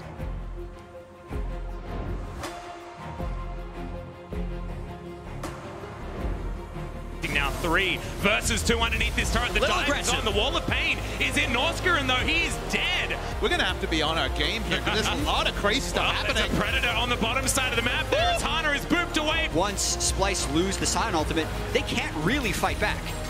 Well, that's just a kill straight up onto Humanoid. Might be able to answer here as Splyce group up as 4, but it's Splyce to start the fight. Solar Flare avoided there from Lilby, who has a lot of DPS. Norskeren is going to feel it and will go down as now the rest of J-Team going in. There's no way they can handle this. There is so strong. Damage, though, as Kobe jumps on. Finds the first one. Rocket jump over the wall. Oh no! Cannon barrage right on top of them as well. Surfstage is going to be taken down as an afterthought. There's the Requiem as Lilby. Gigantic shield. J-Team are going to find the victory over Splyce in the first round robin.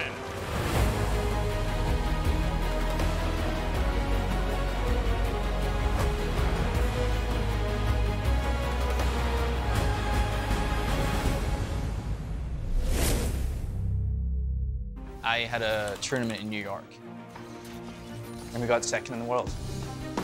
So now I've taken another leap, which is to build my own company. My goal was to help other people who want to turn streaming into a career. The biggest thing you have to realize is it's a team game.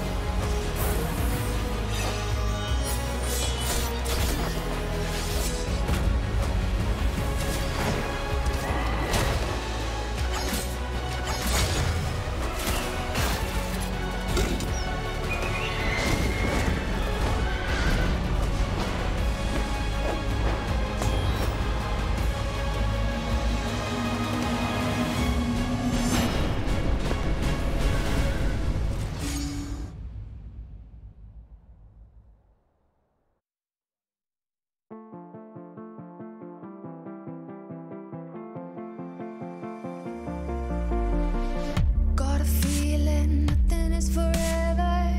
Keep your voice low. The sun is high, but I wish I could bathe in the moonlight. Ooh, this is it now. Come out of the shadow. Make the walls fall. Memory is headed for disaster. Heart is beating slow. I hear the words, I see the ghost of laughter in the afterglow.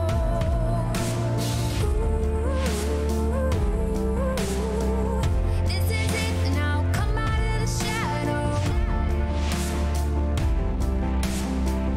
This is it now, come out of the shadow.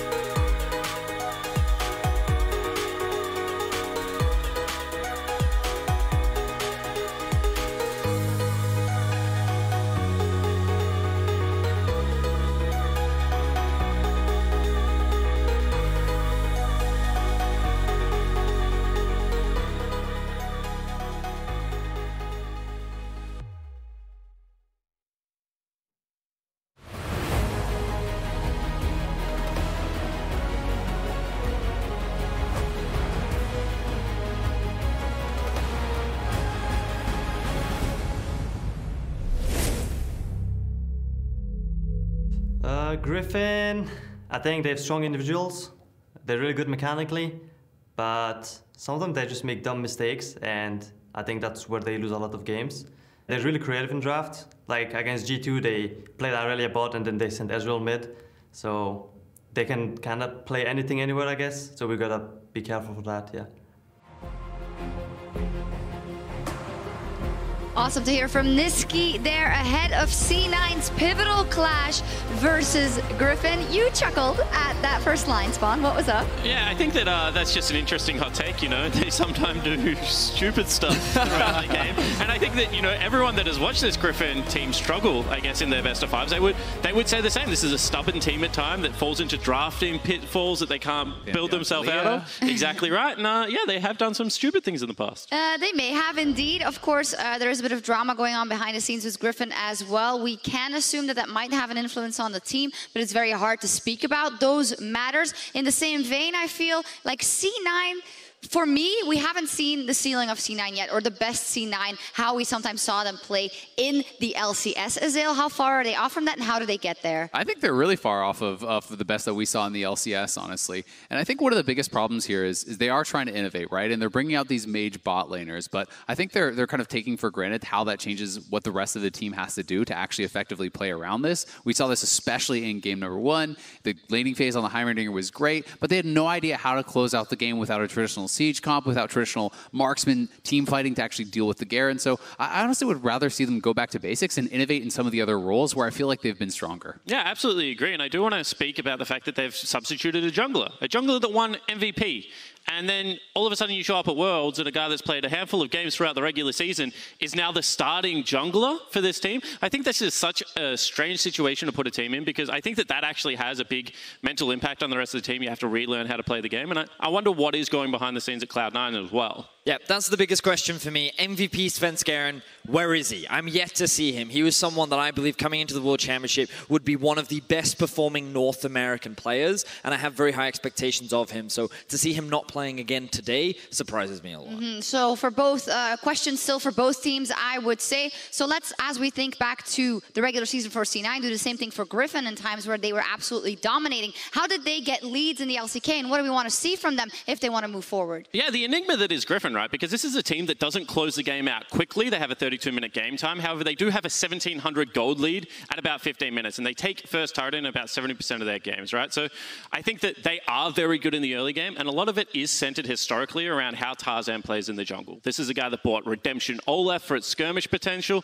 and then with the melee matchups that they really like to get for Chovy, is now a big Sejuani player. So I think that a lot of this team's strength is around Tarzan being able to isolate his matchup and assist the lanes that make sense for him to be able to go towards, and then allow Chovy and Viper, these two superstar carry players, to build big individual leads at the early stages of the game. See, this is where I want to disagree with you a little bit, Spawn, because I feel that just the raw talent of this roster is often what nets them these early game leads. And we look at Chovy and how he was able to find fantastic outperformances against Hong Kong Attitude yesterday, but to me it feels like Tarzan doesn't actually do a huge amount in the early game. We talk about how he controls, but more often than not it feels like that he focuses on just efficient pathing, being where he needs to be, but a lot of their early game leads just come from their phenomenal laners in Chovy and Viper. Yeah, and look, I would normally absolutely agree with that, and I think that has been a pitfall they've fallen into recently, but I think when this team plays at its best, especially against teams like SKT that has good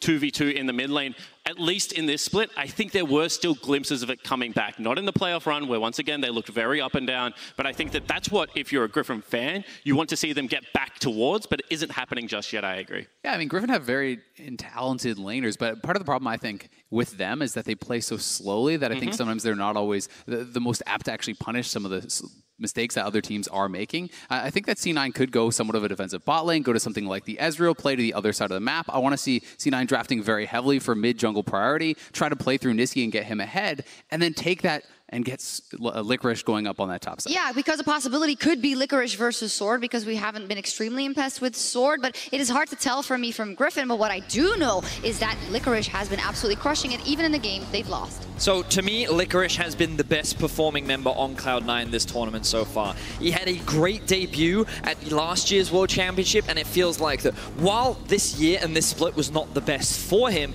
he just seems to be showcasing why he was praised so much last year. And I have been nothing but impressed with what this man in the top lane has shown. Yeah, and on the flip side, Sword has had an up performance and a down performance, and I think a lot of people would be wondering where Doran is because he didn't play majority of the summer split there in the LCK, and I think the team was looking to ramp back up with Doran, who was a much newer player. It gave a lot of Griffin fans hope that there was something there, but, you know, just more of the same of what we've seen out of Griffin throughout last year and the start of this year. Starting Sword now, he is a player with a very specific champion pool, and I feel like that is something that FLICKR can look to punish. I definitely agree. I think it's one of those situations where, while I talked about the bot lane, I want to see them go back to normalcy. FLICKR is a player that I have confidence in being able to play almost any pick. He's a guy who's a grinder in solo queue. He practices all kinds of different counters. We have seen him bring him out in the past, and you know, even the Hecarim into Aatrox in the past was something that was really, really successful for him. So that's certainly an avenue that they could look to punish. Absolutely pivotal game for both these teams to answer the questions we have about them, and whoever wins here will get a huge advantage in Group A. Let's see who pulls it off. Thank you very much, Sharks, and welcome to the 5th game of the day. Cloud9 versus Griffin. Oh, man. I love Worlds, man. Yeah, I do too, but I don't know about Griffin. There has been some turmoil in the back here for this squad, so let's see how much it affects them here as we get into the game. Let's take stock of the pick and bans before we speculate further, because Cloud9 and Griffin, I think, are both looking for identity performance. Griffin got over the line yesterday. The early game in the level 1 was something they'd like to avoid. Chovy has been on form so far this tournament, but it's largely been solo manufactured advantages because, again, that Chovy-Tarzan partnership hasn't really got going, and Blabber staying in is always a very interesting thing to speculate on. Yeah, and I think Spawn brought it up on the desk. The fact that the MVP of the LCS isn't playing has to make you wonder what's been going on in scrims, but then you also have to remember it's a team coached by Reaper, and he just subs in all of his players and has always said they're planning on using the 7-man roster. And Blabber's Elise did look very good yesterday. Jankos was pushed into, what, 4 or 5 deaths on the Kiana, as Blabber did have a good early game performance. Well, the Yumi's going to be locked away. Lehens, when this champion first came out, he was just the best player. He was the Yumi a lot of people learned from, the pro build lit up by pros around the world, but interestingly, in interviews, he's been misleading because he said, this pick is trash now, I'm not going to pick it anymore. Turns out, the best find a way, and we've already seen 60k damage Yumis in this tournament already. We actually have. And one of them was against Cloud9. Is it happening? It is. It's Soda Tom Kench against a Korean. What patch is it? What month is it? What kind of mind games is this? And Soda Griffin lock in the Garen Yumi. Wait, which is the better non-interactive bot lane? This is just the darkest timeline. It is the darkest timeline. What is happening? Wait, maybe we need to go back to talking about the glory days of League of Legends, because it doesn't seem to be right now. Wait, I just need to stop you guys for 1 second. Look at these picks. If it was 2 years ago, you'd have no idea where they're going. You would be waiting for the remake. Well, first on, you'd wonder why there's a cat in the game. Why are there 2 supports on Cloud9's side? They must be trolling. This is crazy. To me, these 2 duo lanes coming in makes me extra interested to know about solo lanes, because the game will likely be played around side lanes at some point here. So taking stock, you do notice one of the premier side laners, AD Twisted Fate, has been banned away by Griffin. Yeah, and actually thinking about how these 2 lanes will interact or not. Talk to me, Jazz. Give me the straight on that. The Tahm Kench can roam a lot and can actually be a bit of a menace in invading enemy jungle camps, because his early game dueling is still really high. So maybe Sneaky is just a solo Sona in lane after Tahm Kench uses his relic shields and goes to roam. But does that mean that we're not going to be seeing any Frostmancy going on there? Is Tahm Kench not going to be farming? I also don't know how Cloud9's ever going to have enough damage to kill Garen. Let's hold our point, because this draft could go anywhere. We're already just absolutely bemused by the start. Got to see a solo laner. Usually Sword won't get the blind pick, but this time he will get the counter pick. Interesting, as the LeBlanc is rolled in from Griffin. How many supports can we pick up? Remember, this is Lehens. He actually got to Challenger playing support Elise. So they're looking at Cloud9, they're like, they've got 4 supports. How can they do it? That is looking like a Fiora, though. FLICKR going for some split push, potentially, but it would be blind. That'd be scary. But remember, it's blind against Sword, whose champion range doesn't include fighters that beat Fiora traditionally. Usually he's on tank duty. He lost a lot of reverse matchups, even with the advantage in the LCK largely in spring. So against the expected range, and now a champion that actually can kill Garen with true damage. I actually don't hate Blind Fiora. It looks bold, but to me, it's more on the calculated side. I completely agree, and it's putting the carry for Licorice on a champion that can actually carry late game. So even though Aatrox looked great for him yesterday, he was unable to 1v5. Fiora's a champion that could theoretically do so. And I really like the Zoe here as well. It does shore up that mid game, allows them to bridge towards that 4-1 composition and get that poke in as we move on. The last pick for Griffin is going to be so pivotal as Sword is going to lock away the gangplank. It's bold, but it is a champion that can trade pretty decently in the early game. You wonder if he might have considered a super tank, if not for the fact that they need damage in this comp. So I think they were in a kind of awkward spot. You could have tried to Orin here and try to just wait out as long as possible and then look for the big TP. He's not a Rumble player or anything like that. So with the decisions he had, he pulls trigger on the GP. And it's champion pool this season, and Summer's kind of Jason, really nothing else. So we wondered which direction he would go in. Yeah, and the second game in a row as well, Viper has avoided an AD carry. Third game in a row that Sneaky has as well. So of all the groups, this is the one where we're seeing the most weird stuff in the bot lane. And fans have been calling out for Sneaky to play an AD carry. We're not going to get it in the third time of asking here in the first round robin. So you're going to have to hold your horses, guys. It will be that Sona coming in this game, but there's a whole another round robin to wait for next week. And there's a chance the early game in the bottom lane is low action, but with Elise in and an Elise in the game on Tarzan and Blabber, we might still see some early action. Yep, and it's going to be Chovy's LeBlanc there as well coming out of the mid lane, so the action is going to start relatively soon. We'll see how Griffin is going to navigate this. Low range on both sides. Let's get into the fifth game of the day.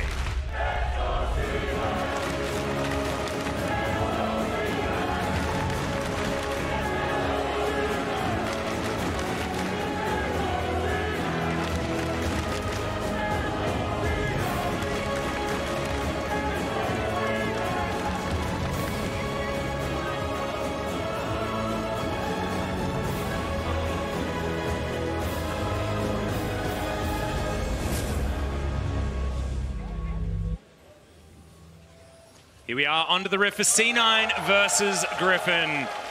C9 on the blue side, and they've picked the Sona Tahm Kench. And my mind feels congested. I'm not sick for clarity. I know there's things going around the casting team, but I'm trying to make sense of a lot of things. For example, the Sona Tahm Kench versus Garen Yuumi. That's not a lane that we've seen on the professional stage. Probably not even in solo queue too much. By any means, we have to again mention the fact that Griffin are coming off some turmoil with their squad in a very public setting, you know, during the World Championship, which is not ideal preparation. It will have to affect them to a degree, but it's not going to be something we can really speculate on any further, because right now we got to make sense of these drafts, Chad. Yeah. Sona Tahm Kench, it's the first picker ban for both of those champions at the World Championship. It moves us to 89 unique picker bans so far, and why is it always C9 who seems to be the ones? I don't know. They bring so many unique picks to World Championships throughout the year, and there's usually a very good reason for it. But most of the time we're excited about them, Jat. When it's Sona Tahm Kench, we're not. This is boring. Bottom lane is not exciting stuff. I'm going to poll the room here. In 2 years' time, when we look back and we're like, oh, Sona Tahm Kench meta, and Garen Yuumi meta, which one will draw the bigger Sona Tahm Kench, definitely. But I'm going to say Garen Yuumi. There you go. See, split test we got going on here. I'm not going to vote. I'm going to abstain. Oh, wow, look at you. If you had to vote, what would you say, Papa Smithy? So, okay. I'm keeping quiet. He's gone. The one who asked the questions doesn't have to answer them. That's how he gets you. Apparently, yeah. This is, Papa makes the rules, okay? Papa on the desk, Papa's rules. My desk now. So, Sona Kench is a stronger lane, but worse team fighting than Sona Taric. I'm actually pretty surprised that C9 didn't just go Sona Taric in this one, since there's not going to be any lane pressure from the Garen Yuumi. And also, isn't the Sona Taric the NA thing? I thought that was what you guys did, and over in Korea, we really liked the Sona Tahm Kench. Liquid did it in Game 5 of the finals against C9 to victory. So there's definitely more expertise on this than pretty much anywhere else in the world. Even when Sona Kench made its huge resurgence, it was 100% in NA. It was only ever 30 or 40% globally, and then it basically fell off globally, and NA still kept doing it. So it is more practiced for them in terms of how to navigate the mid and late game. Tarzan is trying to match the top side and gets the information that Elise is here. We talked already about the pivotal top lane matchup with the blind pick Fiora to ramp up the pressure on Sword. Doesn't seem like any Krugs going to be claimed by Tarzan to begin. Sword has played 147 professional games before this, only his second game of Gangplank ever. So even though a lot of tank top laners bridged to GP pretty naturally, not a lot of skill shots outside the chain link barrel, it's not necessarily comfort at all for the GP and Sword. Well, Chovy going to take a bit of a nap there. Niski going to even out that trade in the mid lane as Blabber makes his way down. His activity in the early game is what Blabber was known for. He's going to make his way to the mid lane, but not find too much. Zeyzal is going to have a look at the Rift Scuttler. Double Scuttle. Not that bad for Blabber in terms of getting control and also able to take away Tarzan's Krugs. Tarzan is still being as efficient as he can be, though, in taking camps from Blabber. And in case you're wondering about the mechanics there, remember that Sneaky has targeted, harass, and a ranged auto attack. So actually when it comes to lane priority, we'll get it more regularly in the early game to be able to push up, not worried about multiple levels in the Prowling Projectile. So I was actually thinking back and thinking, okay, both Yuumi and Sona are going to be free farming in this lane, no doubt, when it comes to stacking up their GP10s or their gold items here through the Spell Thieves, but probably going to be advantage Sneaky, especially with the Klepto thrown in. Yeah, and my understanding of the scaling of Garen Yuumi has evolved as I've seen it more at this World Championship. I think it scales really well. So in a lot of Garen Yuumi lanes, the Garen is unable to CS. This is a lane where even though it's like a bunch of supports into Garen, I might regret saying this, it's almost like two hyper carries in the lane. Oh, God. Just because a level 16 Sona with high gold is ridiculously powerful, and a high gold Yuumi Garen is almost impossible to kill.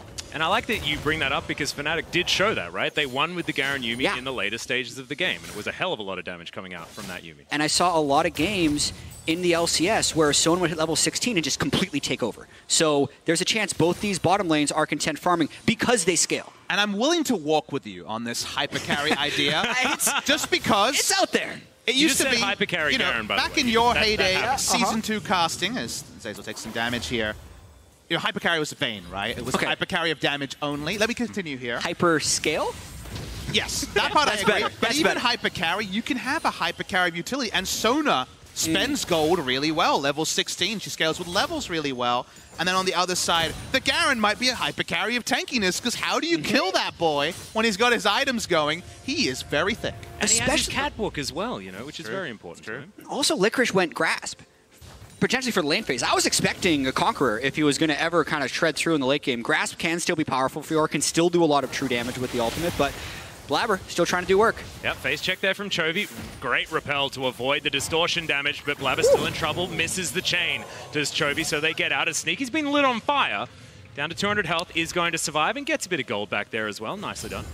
So the reason behind the grasp is the fact that early, GP can just shoot you in the face a lot. You actually have a huge health discrepancy, so I think you have to go semi-respectfully, because guess what? You get your 2 items, your Ravenous Hydra and Trinity Force, and it works out. So no reason to be bold in the early game when there's still that air of inevitability about 25, 30 minutes into the game.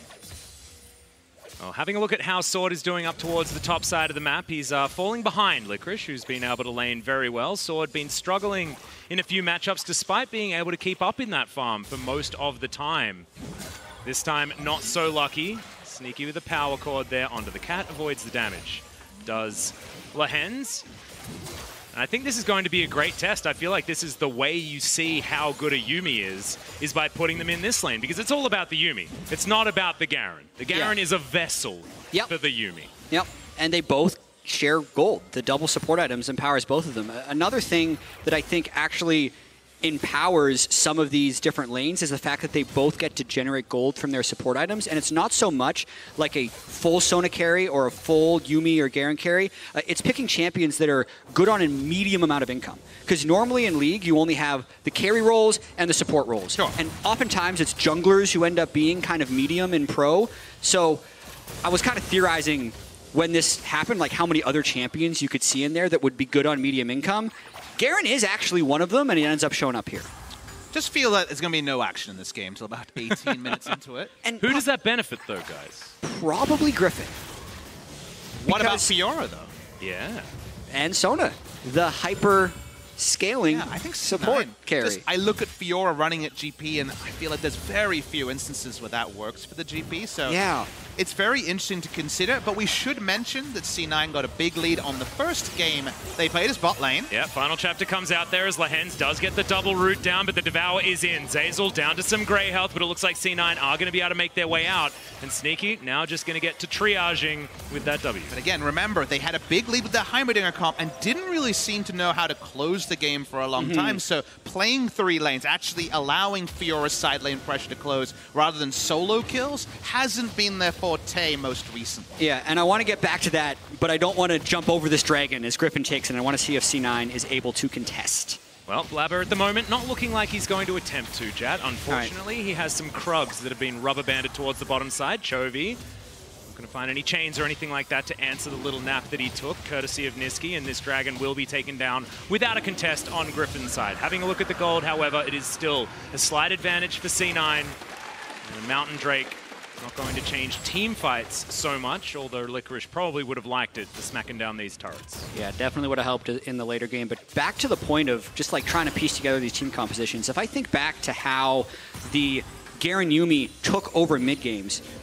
they could cut teams in half by just having Garen kind of run between them, and they'd spread, and then they'd pick off the one side of the Yuumi. But while doing that, they'd consistently get a high amount of poke on people, because the Luden's Yuumi would do that. They can't poke C9. So that is, in a way, that mid-game push back and forth will probably favor C9, because it would force Griffin into really hard engaging, whereas a lot of the time the Garen Yuumi is a poke comp that is just really hard to engage on. So the Sona, in that sense, can counter the poke comp. There's other nuances in terms of matchups here, specifically in mid lane. We saw a lot of Zoe versus LeBlanc over the last kind of year or so. Yeah. It's worth knowing that in Korea, what we saw was that it felt like at some point someone was like, yes, LeBlanc's the hard counter, let's run into that. But actually, by the end of the rotation, it is, no, just hit the bubble and you'll always win the trade as Zoe. So it ended up becoming a Zoe favorite matchup on the tail end of this 1v1. So skill expression is definitely still real in a matchup that has now swung both ways. And Chovy actually closest in CS, I believe, the entire tournament. Now up against Nisqy, who's having a decent time. Still has the most gold, even without Kleptomancy. Everyone's rich. They're switching about. You know, this is getting very, very close. This Sword taking some damage topside. Yeah, the supports are just feeding each other for the gold. It's weird how Sword is actually the second lowest in the game here, but he is losing lane. Is it weird? As Gangplank, who has he has a cull, and he's Gangplank. He hasn't cashed in the cull yet. He's still investing. Remember Gangplank, the investment banker. That's how that pirate works, is Blabber wants to pick up the Eye of the Herald, does so. C9 make it out, and they are going to be able to take some plates with this one as well. Still 3 minutes before they fall down. And I feel like C9, at least early on, is adjusting pretty well to Griffin's slower pace. You almost get whiplash playing G2 one day and then Griffin the other. The highest combined kills per minute team at Worlds versus the lowest. But now Griffin actually trying to make something happen. Yeah, final chapter comes down again. Cannon Barrage does absolutely nothing as Zeyzal, no flash available anymore as that Prowling Projectile takes a while to land. Does in the end, and Tarzan says, nope, we ain't diving this one. And Griffin back away. Zeyzal doesn't have TP, not sure if he has an unsealed spellbook charge. Gonna assume no. Comes to getting that back to base. Still, they're gonna be able to farm, heal each other up, best friends forever. Tahm Kench and Sona. Doesn't matter how many times you nerf the Tahm Kench, he's found a new way to get back into the game to stack up some gold. Sir Thomas Kench always returns, Papa Smithy. The River King will never leave. But he doesn't have any more summoner spells. Sneaky as well without his flash. So a possible return here for Tarzan, which is probably why he backed away, right? He didn't want to go for any sort of play when they'd already been able to have a successful engagement. And we talked about how G2 had the perfect draft to beat Griffin. They went super scaling and it worked as TP's coming in. Yeah, it's a lot of damage onto Tarzan there. He still has the kick. He's going to use it there. Waits for Chovy to make his way down, but the exit there from Blabber, the teleports from just about everyone on C9's side are going to mean that they all survive. However, not able to lock down the Lee Sin. They can maybe make a play with the Rift Herald here. In fact, they'll jam it instantly. As I mention it, Chovy tries to move the minions as much as he can, but only so much he can do. Look at Lee Sin, he has to back, and the TP is invested, and at least the charge will come in truly. Yep, so they're not going to lose the turret, will Griffin. However, that is a bit of plate gold, and also taking that outer turret down to half health is definitely high value. Chovy popping over the wall, and it looks like C9 want to continue this one. as Viper with the courage is going to keep himself alive. Grand challenge issued towards the top side. That's FLICKR utilizing the riposte for damage as Sword is going to have to flash away. And now he's Viper flashless. is here. Gets the extra movement speed. Flash, good sidestep from Sword, but I don't know whether it's going to be enough. As Tarzan comes on down, Sword still alive for so long. The last auto gets there, but first blood goes to Tarzan. But Blabber still dies for it. That's the Blabber aggression. Some of the reason you submit is because he's going for those plays. Some of the reasons you start Sven Scaring as well is because he gives it right back. First blood going to Tarzan, missing the cocoon, but still committing hard anyway. And you never look for measured plays from Blabber. You look for aggression, and it ends up being the 1-for-1. Fiora will get a pretty decent reset from this. That's kind of the only side benefit on the side of FLICKR. And guess what? That was a one trade before a first item. Now he'll just trade a plenty because every minion wave is a 300 heal. Yeah, and with Ravenous Hydra, you can see why Blabber went for that gank so hard. Because, yeah, FLICKR will get a big advantage off that, as you mentioned. Sword had to flash away. Blabber's tracking. Actually, a very good sidestep by Sword. If he doesn't have that, he is basically dead in the full combo after a few auto attacks. And then Blabber uses absolutely everything to get in there. Sword got maybe a little minion blocked on the way out, unable to escape. I feel like Sword, like if he hadn't have sidestepped the cocoon though, he was just straight up dead, and you don't get the return kill and the first blood goal going over to Tarzan. So certainly, fantastic play there from Sword. Want to see more of it here from the top laner that hasn't been the starting top laner for the last little while, only since returning to Worlds as he retained his spot. All right. Blabber underneath the turret, not going to find Chovy as he continues walking all the way back to the distortion, but Chovy's still alive somehow as Blabber eventually takes him down, but that's a 1-for-1. Niski's going to be there. Cannon Barrage for fun, bit of a party, but not going to be able to get anything done there onto Niski. That's a Blabber. Papa Smithy's just looking at me with his hands up in the air. It's just, that's just what you get. You can't really complain about it. He is killing enemy soul laners, so Niski and FLICKR have been able to get free time off of Blabber's plays. Yeah. Let's say youthful exuberance. Youthful exuberance. Love it. Well, we'll see whether the youthful exuberance is going to continue as we move towards the mid and late game, or whether it's going to be a benefit or a hindrance, I guess is the question, as we have a look at this play one more time. Chovy trying to get the fancy feet and not quite making it work completely. The Drowsy hit's not the paddle star to begin this, so Chovy's half health, we should mention. Blabber doesn't care about minion waves. He just goes and face tanks it. This is very aggressive at a minimum. Chovy swaps back after the GP ultimate had been used, and then, oh wow, landing that root as he swapped back. Big play by Chovy to be able to trade that kill back. Chovy never question his mechanics. That is rule number one. But C9, they have a 900 gold lead. Things are going fine. Zeyzal on the River King in his natural habitat. Everything working out perfectly as this minion wave pushed towards the turret. And let's go to the future. Let's skip over another 10 minutes and talk about Baron setups. Consider that C9 have heals for more people than are available for Lehens, because even with his charges, he's not going to be able to heal as much as a Sona, especially when that internal CDR that comes at level 11 and 16 starts to be factored in. There'll be lots of wards for everyone, so certainly vision exhaustion isn't really a thing to talk about. But with that amount of heals, with just the setups here, and the fact that Fiora will incidentally win a side lane, it does feel like if C9 runs for Baron for a while, might take 5-6 minutes, they should find a good lead there. Well, the Ocean Drake has been started up here, but Chovy still lurking. No cocoon to land as Niski doesn't get the bubble. But Chovy jumps on back, trying to get the damage down. It is a stopwatch. Baited out there from Blabber as Tarzan looking to safeguard himself out. Griffin have been split, and the Drake has been started here on C9's side. That is going to be the wrong LeBlanc. Still going to be taken down very, very low as Chovy trying to use that Corrupting Potion to get himself back up again. Chovy picks up his cat, moves on back, and the dragon is taken here from Blabber. Great kickback there for the disengage from Tarzan, but are they out of the woods just yet? With the safeguard, the answer is yes there for Tarzan, but that's a free dragon for C9. A crucial timing was not available. Swords, Cannon Barrage, seconds available.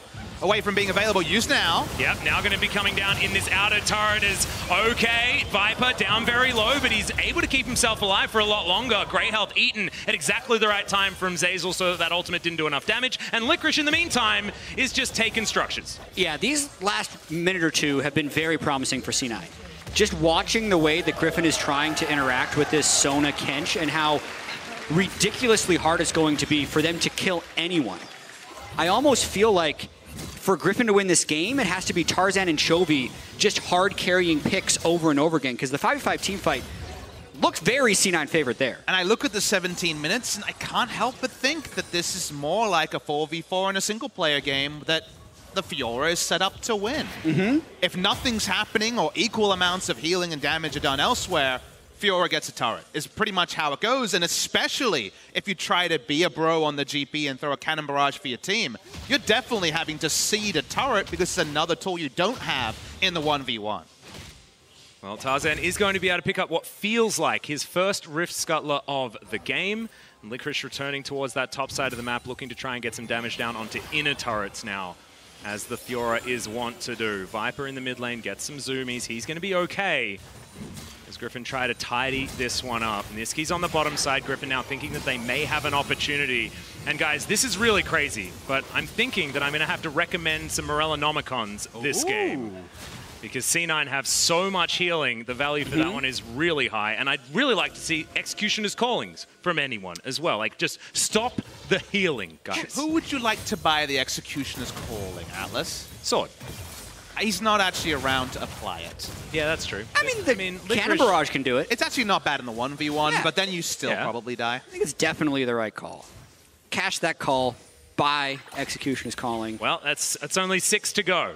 And he's not going to be able to afford the whole Executioner's Calling with that money, but we've seen Gangplanks with more issues than that when it comes to trying to afford things. That Nomad's Medallion from the last game certainly coming to mind is Chovy.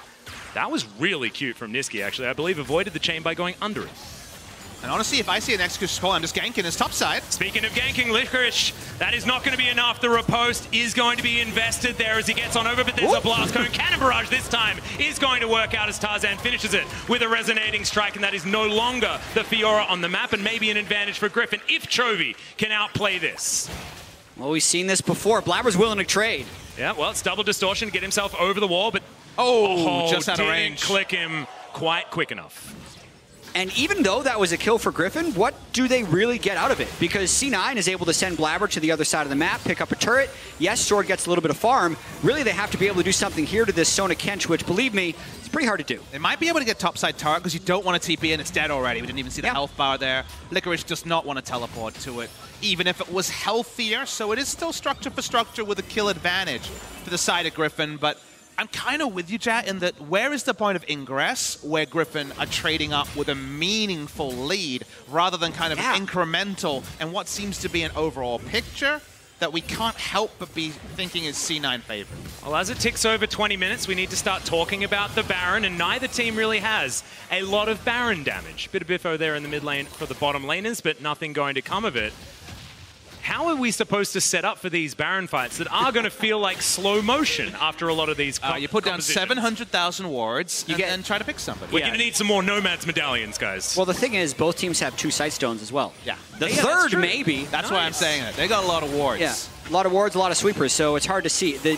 Also, again, a fight with no Cannon Barrage. Let's see what happens. It's going to be a lot of roots, though, coming in from that final chapter. Niski down to half health, but Chovy is almost just straight up dead. The stun does come in. Chovy surviving for so long. Crescendo onto 3, but nothing's going to come of it. Now C9 just going to regen all of that health. WWW from Sneaky. Not often does the war of attrition go against a very farmed Lahens on this Yumi's sword. Oh my goodness, that was a lot of damage onto the Gangplank. But you can see the battery of Sona keeping everyone absolutely full health. The Ocean Drake helping out so well with that. Yeah, a bit of frustration there from Viper as well as he dives on forward. The teleport to get in towards the backside is there finally. It is going to be the Cannon Barrage, and Viper flashing on top of Zeyzal.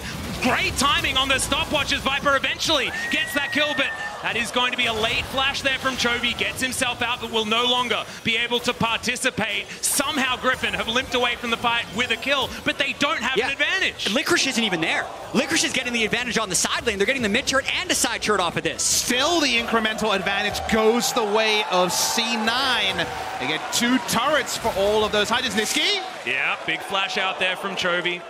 Keeps himself alive. I believe that was a distortion, but now C9 will be able to move towards the bottom side of the map. Just feels like they're playing with more members on the map. 2 turrets, a Mountain Drake, C9. And this is with only level 10 previously on Sneaky. He just incrementally got to level 11, 40% CDR, And level 16, they win those wars of attrition even harder. Yeah, and since the global audience isn't that familiar with carry Sona, the level 11 and level 16 breakpoints are very important because when Sona puts more points in her R, her basic ability cooldowns decrease as well. So a 40% CDR Sona that is level 16 is more equivalent to like 65% CDR on her Qs and just as a disco machine. Again, heals, poke. It takes a very long time for anyone to die here. Chovy's clone goes down. The only real meaningful thing at the start. Chovy falls low, but it's so hard to actually kill anyone unless Viper gets an assassination. Yeah, this is the Axe make your move out of the way from C9 as they're barreling down your mid lane as we jump back to live and Chovy has connected a chain. Not going to quite get there as Lehens pops on in, gets some zoomies. Griffin are going to be all right for now, but this is the lane that we need to talk about because FLICKR feels like he's been playing PvE. Yeah, and he has no reason to ever stop playing PvE. Agreed. It would probably be a mistake if he actually arrives for a 5v5 team fight in this game. Oh my goodness, almost a one-shot there onto Chovy. He's moving on out. They chose the right clone. As he gets over the wall, the zoomies are going to keep him alive. But Griffin, even all of these little pokes are helping on C9's side because it opens the floor to the Fiora to do even more. Now going to be taking away some puppies from Tarzan. The longer we think about it, the more the blind Fiora feels like a master stroke. It's a different type of read on Griffin than G2, but cut from a similar cloth. Still some scaling element with the Sonatam, the Fiora, and its inevitability. Speaking of inevitabilities, Baron starts. Will take a bit of time. There's no vision from Griffin. They're going to check. Garen's going to be able to come and check this, but with the Mountain Drake, it'll still not go down fast. No, come on, chat. What are you talking about? So if they said slow motion, chat. If they had 3 Mountain Drakes, they can't get them. There's only one left. Well, they'll be able to get at least 2 Mountain Drakes. It would have been a 4,000 health, chat. No. They could have just stayed there in 50-50. Meanwhile, FLICKR is just going to take an inhibitor turret, so that's the reasoning there. Sword with a bit of a frustration ultimate, but Viper is making his way in. That's going to be 4 people invested. The Baron has started. You better get this kill, Griffin. Otherwise, you're going to take absolutely nothing. Eventually, he's taken down, but the Baron is getting the same treatment. A teleport going to come in. Could still be the 50-50, but it doesn't get over the wall. It wasn't the smite that took the Baron. However, it was definitely C9. Big play by C9. That's a death that is absolutely worth it for FLICKR if they can convert Barons like that. Even with the slow Baron plus Mountain Drake, it takes so long to go and kill that even with Viper using his teleport, it doesn't matter. It just feels like C9 a Bobo the Clown. You punch in the face, it snaps back up again, and all its elasticity. It giggles at you as you lose a turret, as you lose an inhibitor turret, as you lose a Baron. You just can't land a knockout punch on Cloud9. Nope, and that was just a straight-up outplay in that Baron call. So 25.5 minutes into the game, C9, they already had absolute control, and now it only gets worse, augmented with that Baron buff. Yeah, nobody can match FLICKR. And then also, Griffin doesn't have the team composition to force a good 5v5 or 5v4 onto C9 because of the disengage that they have from the Sona Tom Kench. So C9 is in an incredibly good situation if they can continue to pull this off. I was so confident about where this game was going, about the fact that while Griffin have tools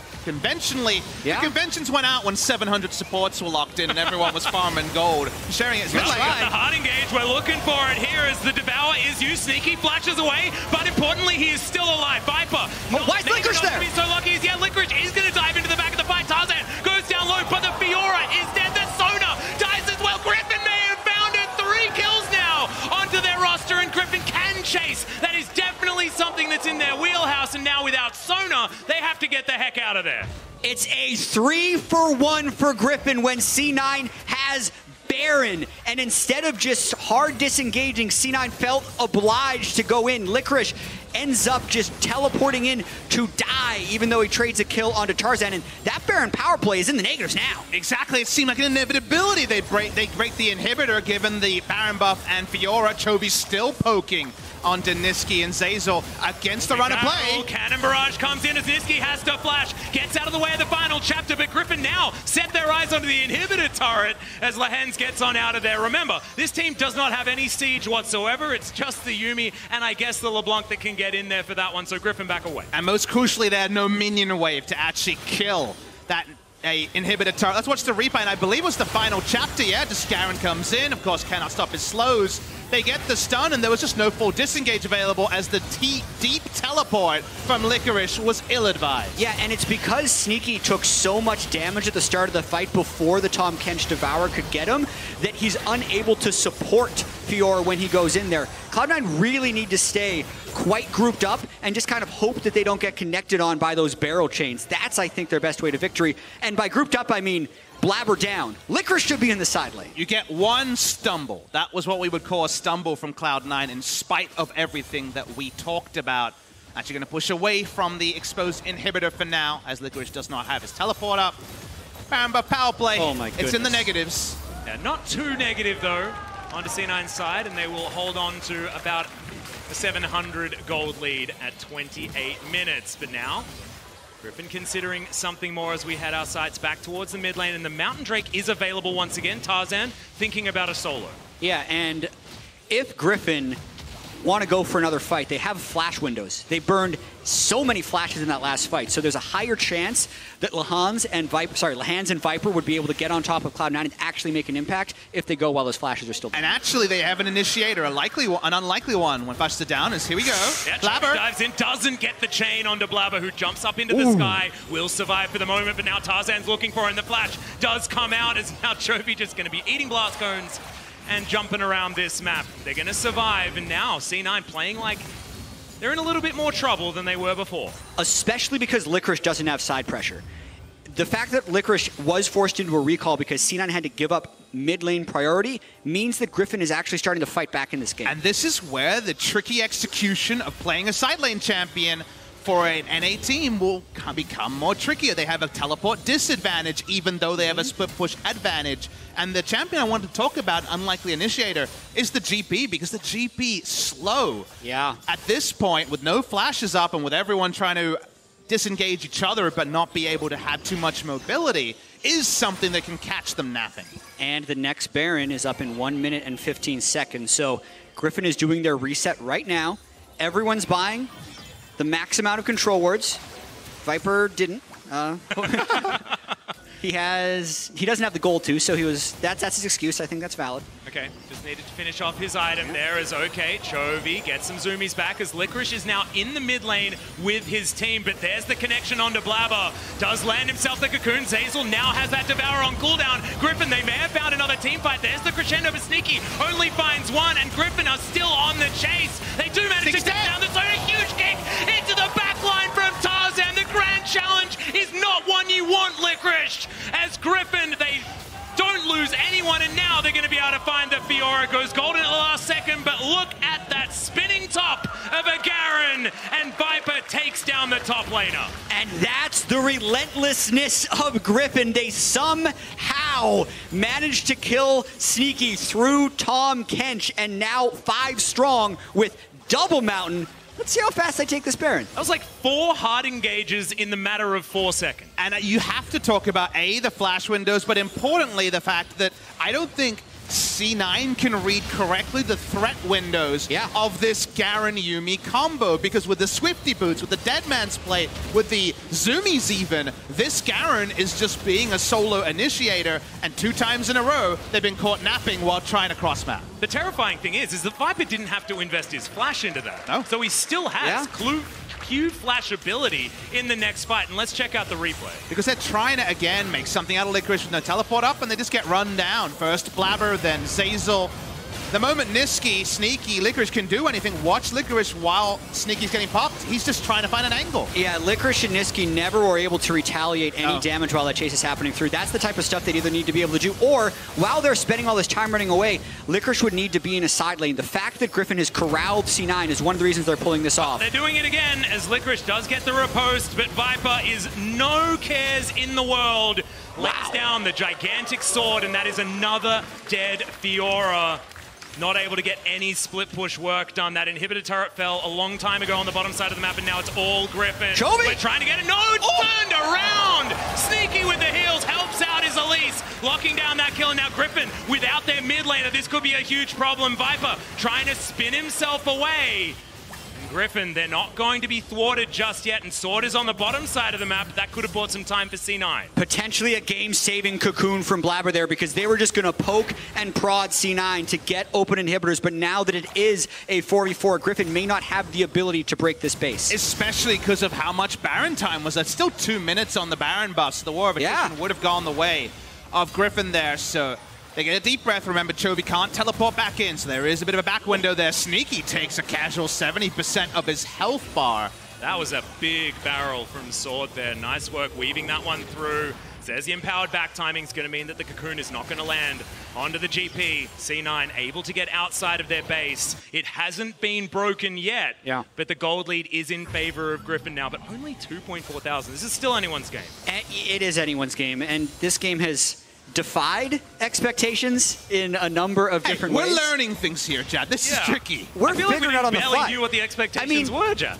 Garen better hyper carry than Sona? It's seeming increasingly yes, because let's talk about. I'm making a tier list here. Help me out. We were talking about how no problem. They'll have disengage. It's TP out. Attempt here. We're getting interrupted. Oh, not going to work out there. As see you later, Fiora.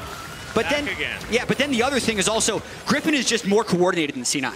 That's what we're also learning. And something about Svenskeren versus Blabber that I talked about in North America is that the early game was better with Blabber, but the mid and late was always better with Svenskeren. So I think there will be lots of questions about C9's roster choices from here on out. Well, Griffin are going to look for this siege now onto C9. Remember, late game team fights were what this team was known for. Is this turret now going very low? That is a very long chain to land onto Blabber, but he's going to survive for the moment, and Zeyzal with the Devour gets rid of that empowered siege minion. Griffin, they only have 30 seconds left on that Baron power play, and Sword has dealt with the mid lane inhibitor turret. Just too many open doors on C9's side of the map. 10 seconds left until FLICKR is back available. Chovy connects another chain. Takes a lot of damage for it, but there's the cannon barrage. We're going for another hard engage, waiting for the final chapter to be read out here from Lehens, but he's going to hold on to it for the moment. Finally, throws that one out. Doesn't find any of the snares, but they do find 2 inhibitors, and Griffin has laid waste to C9's base. And now with 2 inhibitors down, there never really will be a window for FLICKR to pull off a split push. His teleport was interrupted and will not be off cooldown until maybe after this game is over. And small point I was trying to get to is that C9 kept trying to set up in mid lane with Sneaky and Niski as a siege duo. How long the lane was with inner turrets down on both sides is why they kept getting run down. They returned to the scene of the crime a second time, and that seems to be the death knell, because suddenly there needs to be a very creative way to flip the script by C9. And now double Mortal Reminder completed. 1 for Sword, 1 for Viper. Morellonomicon done for Chovy as well. The heals from Sneaky are going to be largely thwarted on the side of Griffin. And now, as you can see, it was a landmass for C9, but now they're into the red ocean of Griffin's gold lead. Yeah, that's exactly what we just saw. It's awesome. I felt like I was aggrandizing just a little bit, but Griffin now setting up for the next Baron. That's going to be another minute and a half away, but they want control of this river. Yeah, and also C9 doesn't have that long because they need to send someone bottom, and they don't have teleport on FLICKR. So they'd have to send Sneaky bottom, and even if a late game Sona can be stacked, they can't wave clear. So they're actually just trying to get something done by sending all 5 people mid. Well, they are going to be able to take down this inner turret. Maybe they're going to go for some sort of brute force play. Blabber, I believe, is the villain at the moment. Chovy gets on over, finds Zeyzal, roots him up there with the chain. But not going to continue might get caught forward. here again. I mean, they're just trying to keep C9 busy as much as possible because Sword's taking side waves as the bot lane is crashing. If now they push C9 all the way back here, then they can turn for the spawn of Baron in 50 seconds. Yeah, 45 onto that one now as FLICKR has to deal with so many super creeps that have caved in. And now the cannon barrage onto 4 members. A lot of damage is down. What the heck happened to Blabber? He explodes with the pistol shot coming in from Sword. And now Niski dives forward, but so does Chovy. They're going to find the damage. It's going to be Niski making his way back to the fountain. No summoner spells available as Griffin turn up. The barrels are huge, and now with every inhibitor down, it's Griffin looking for a possibility to win the game. Chovy tries to find FLICKR, but that's a great riposte. Keeps him alive.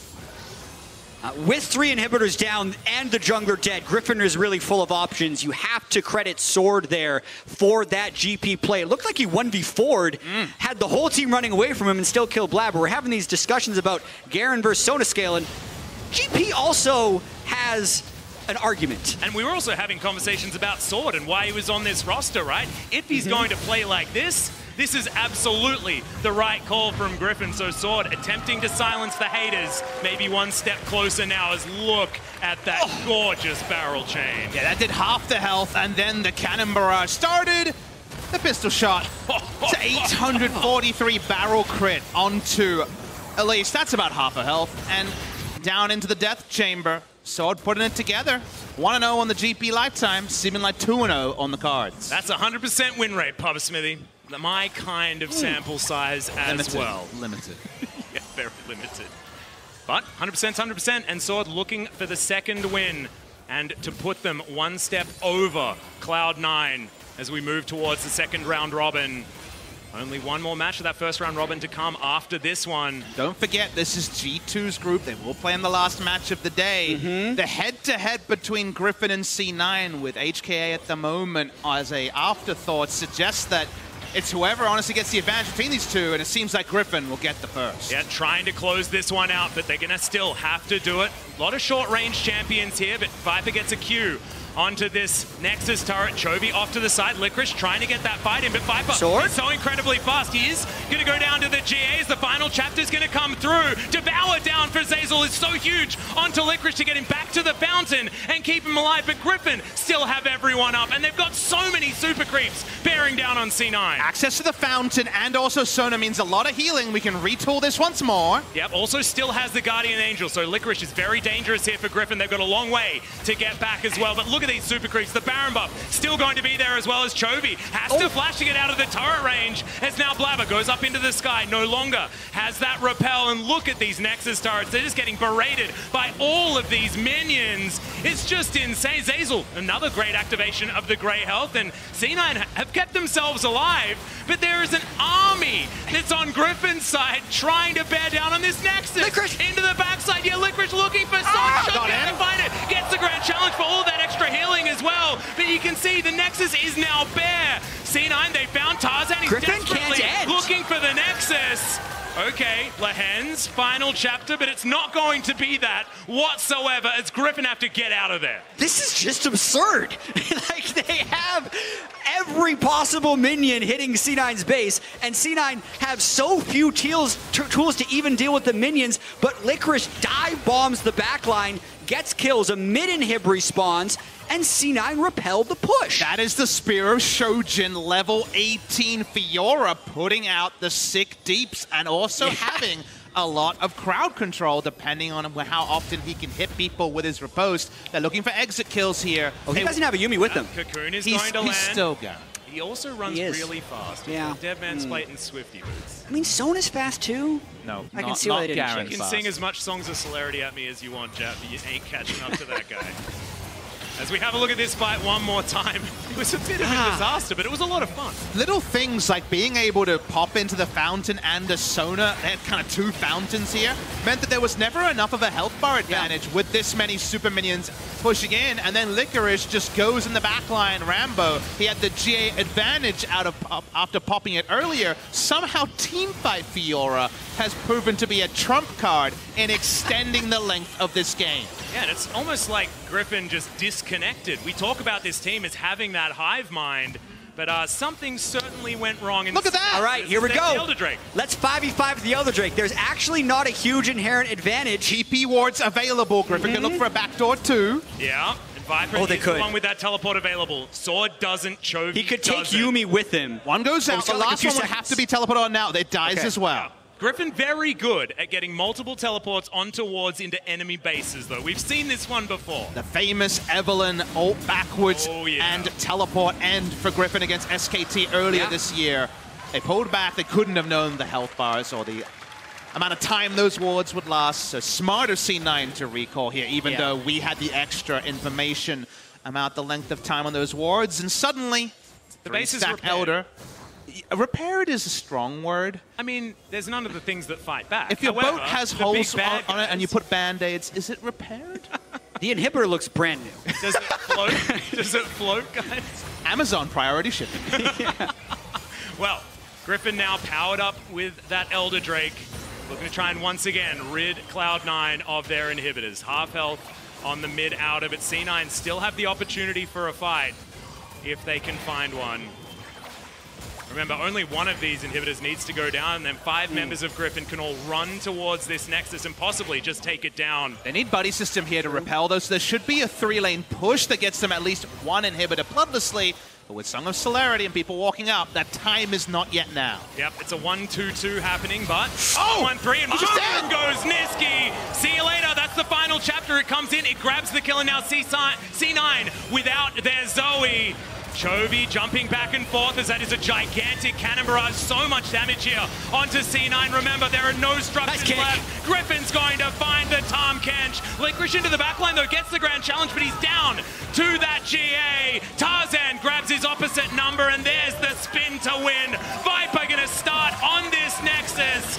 And they were weird, they were wonderful, the team compositions were crazy, but Griffin have found it in the end. Another ultimate in the one team fight from Lehens, and the last Q secures it for Griffin and puts them 2-1 at the end of their round robin. You know, Jack, we've been casting League of Legends for more than a decade if we put our numbers together, and yet there's probably never been a game quite like that that defied expectation, draft expectation, execution. That was weird and wonderful, to say the least. Yeah, watching FLICKR come back to the World Championship after 7 years happened at the start of the day. Getting to see what happens with Garen Yumi versus Sona Tahm Kench.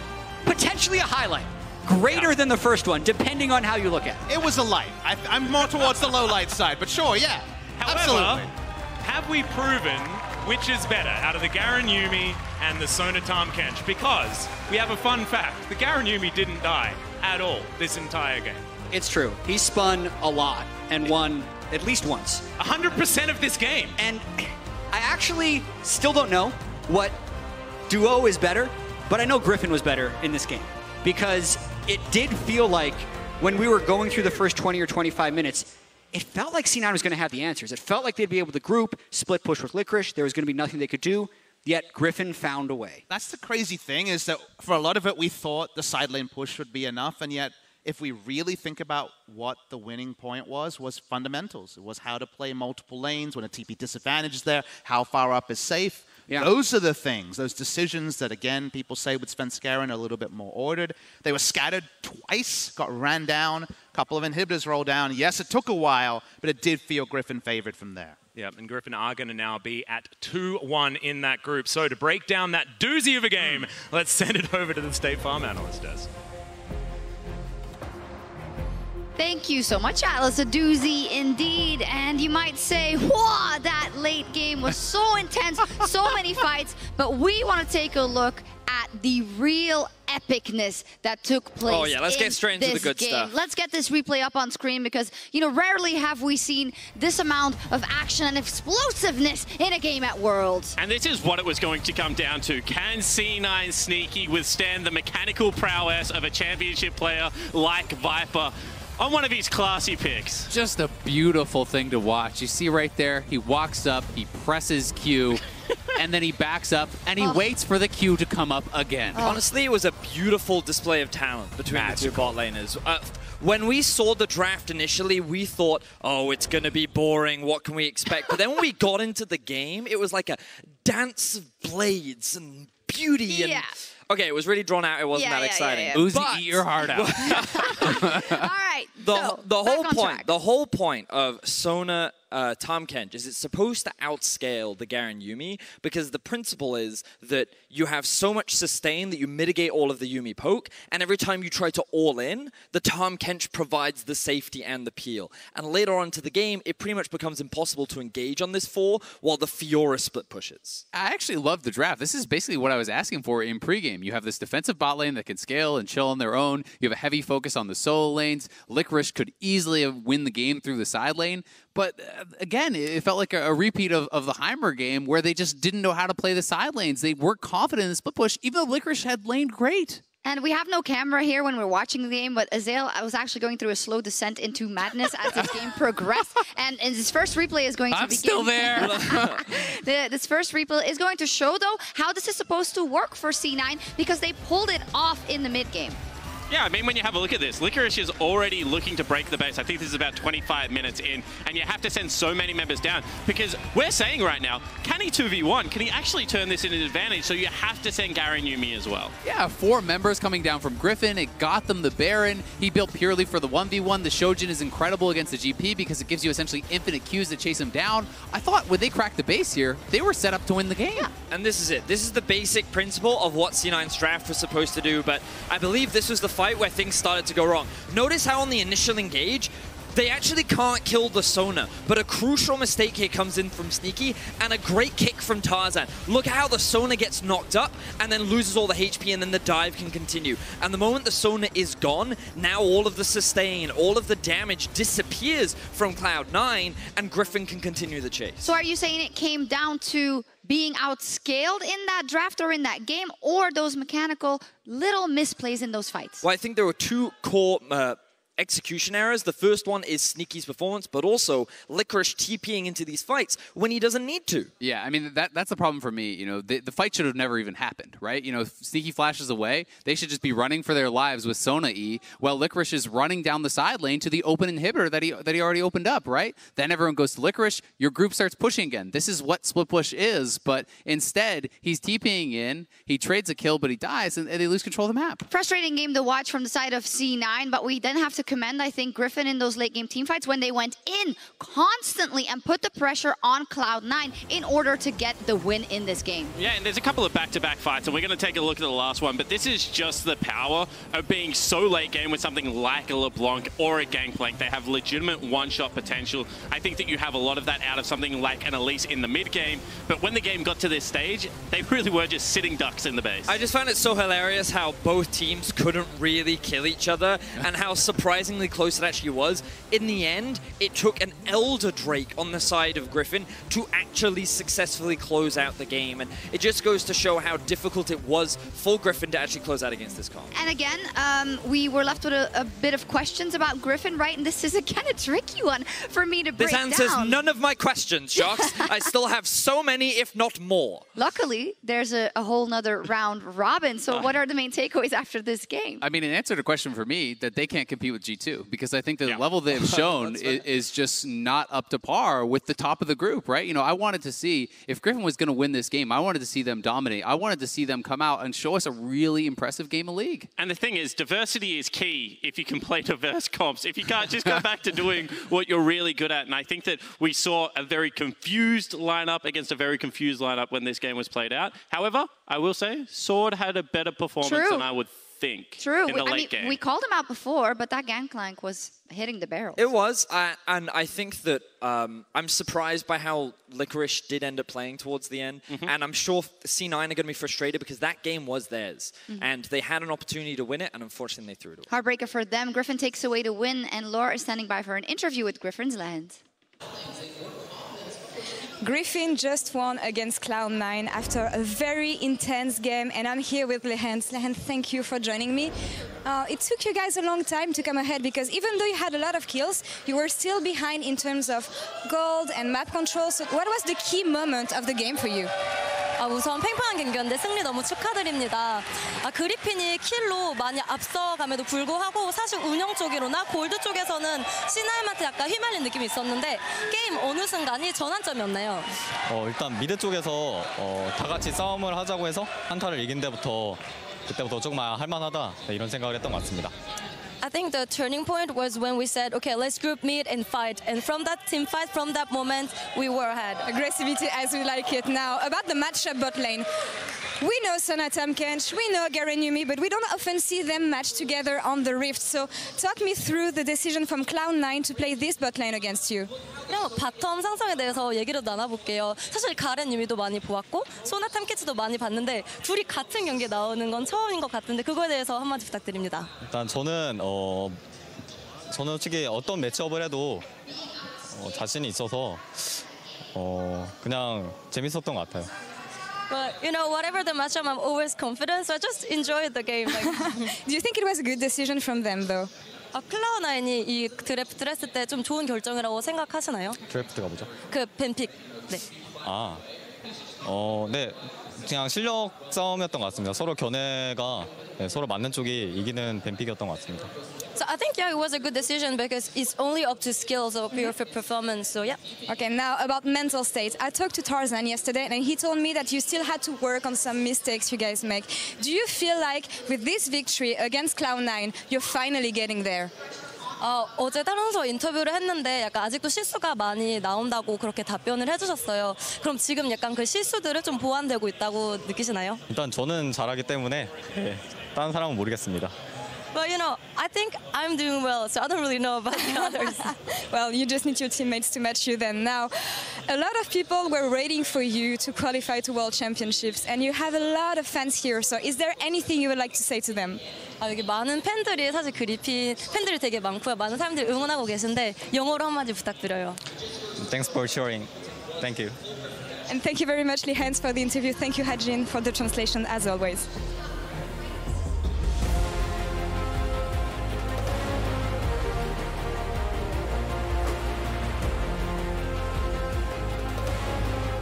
Movement speed, flash, good side step from Sword, but I don't know whether it's going to be enough. As Tarzan comes on down, Sword still alive, but Sword, the last auto gets them at first blood. Viper, why is FLICKR there? So lucky is yet. FLICKR is going to dive into the back of the fight. Tarzan goes down low, but the Fiora is dead. The Sona dies as well. Griffin may have found it. 3 kills now. Griffin, they may have found another team fight. There's the crescendo for Sneaky. Only finds one, and Griffin are still on the chase. They do manage to step down the Sona. Huge kick, trying to bear down on this Nexus.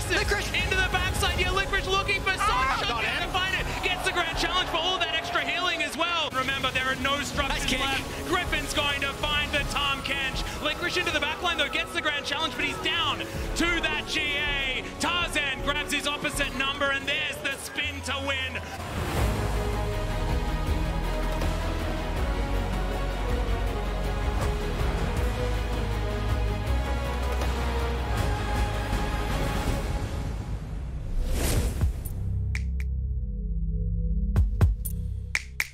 Welcome to Assist of the Week, presented by State Farm.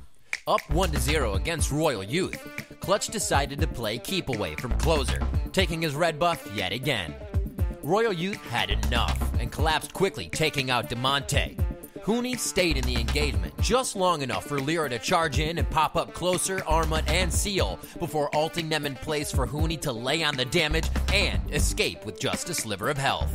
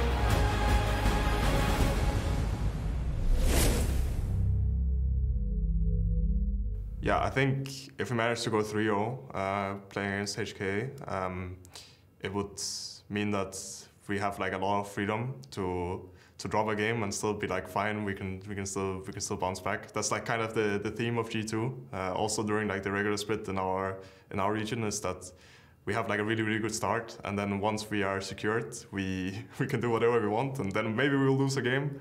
But yeah, I mean, it will just like be good for our confidence, and hopefully not too overconfident, but it'll for sure be a nice feeling.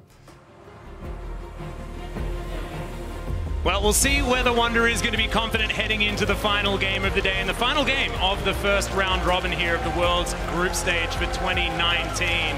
Jat, Bubba Smithy, is it going to be a race to see whether G2 can match what SKT did earlier in the day? I think it's going to be loosey-goosey, if I'm going to be real. I remember casting a Garen game not too long ago, and G2 do fall pitfalls of looking past opponents and having a lot of fun, so they want to go the 3-0, and what route they take is going to be very interesting to see. And also the way their schedule ended up falling, they, based on power rankings, are playing their opponents in descending order. This is the most assured victory on paper for G2 Esports, but we also know, as Wonder just said, how confident they can actually be, which is why we might get the loose game. And we've seen these very interesting kind of, you think back to some SK Telecom T1 games where they're playing Olaf mid in previous tournaments. Yep. This is very much David versus Goliath when we look at G2 versus HKA. Ooh, Josh has got some stats on that one. Ooh. We can bring that out if it's going to be a slow game, so we're not going to be bringing them out. We're not going to bring He's holding his stats for the VODs. Yeah. I know how he But is. you can look back to the VODs. We actually have those down. Speaking of things being down, there are almost 6 bans already, gentlemen, as we are well and truly into this champion select. The Elise, Tristana, and Akali taken away on Hong Kong Attitude's side, and then G2 Esports taking away the Pantheon and Kiana, as we would assume, and the KL is going to join them. So just power picks banned by G2. Yeah, and even though Hong Kong Attitude come in as a big underdog, doesn't mean their draft isn't going to be good. I think the Xayah is a very strong takeaway. Perkz had an incredible game on it yesterday against C9, and it's something Unified is quite good at. Not something he's played so far in the group stage, though, because group stage he's been trying to dodge laning phase with Garen and Syndra and the non-traditional marksman. Doesn't mean they're going to get Xayah Rakan. Mickey happy to rip it away, and I'm always interested in the flavor of Rakan buddy if it's not Xayah. I'm not a big fan of the Ezreal Rakan or the Kai'Sa Rakan necessarily, but it does depend on what you want to do, and they could always go non-meta with it, such as G2.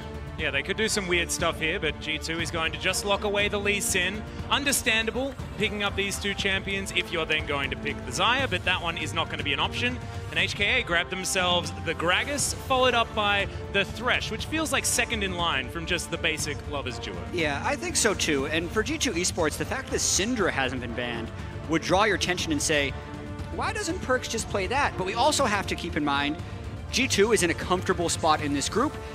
I think if this was game 5 of a best of 5, we would definitely see the Syndra, but I don't know if they want to show it quite yet. Isn't it almost incorrect not to just pick it here and put it somewhere later? I think so. But, I mean, if it's going to go towards the bottom side in the hands of Perkz, Featherstorm is a great answer to the Syndra. Theoretically, but you Gragas can isn't that tanky. He can be popped. Thresh can be popped. There's still other targets. options, absolutely. So let's see if G2 want to do that. No, they're going to go differently, and this could very much be bot lane. It could be 3-lane flex of the Yasuo here. We haven't seen top lane in a very long time, but gonna lock it in. It's another duo that's denied here. Gragas Yasuo, Xayah Rakan. Yep. Believers of pure love, look away. About your eyes. If you're talking about, you know, the fact that things have been ripped away from one another, I mean, what isn't an issue is Yasuo's got knockups from absolutely everyone.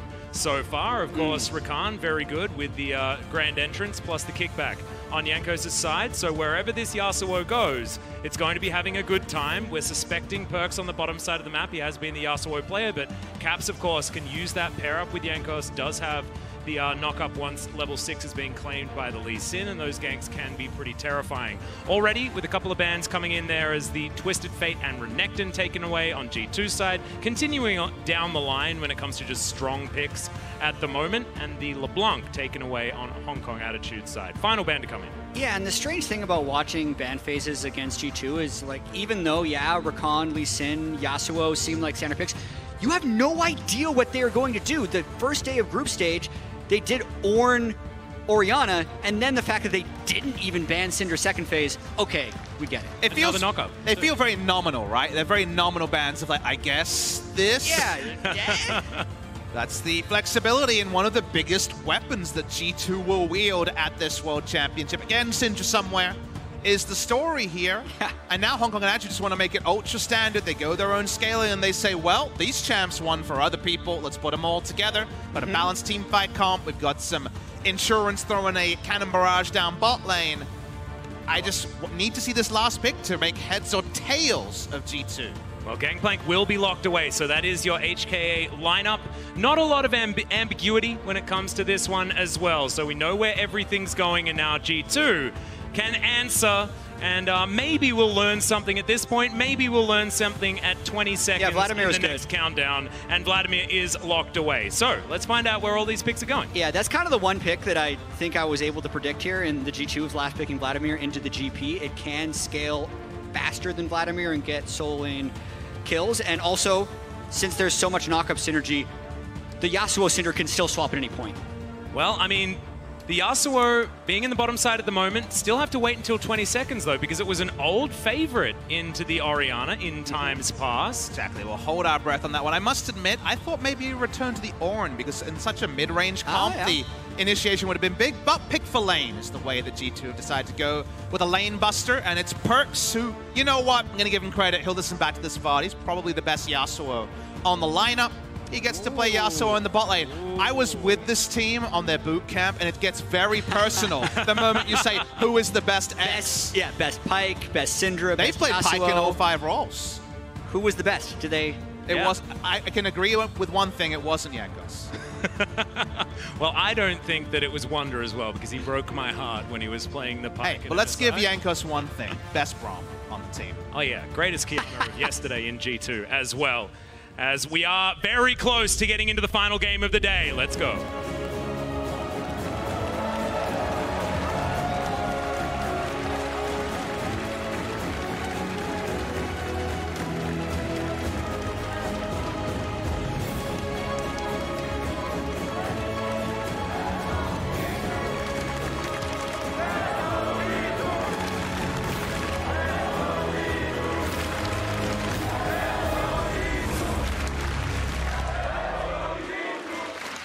And here we are onto the Rift for the final game of the day. HKA versus G2. It's going to be an uphill battle for our blue side squad.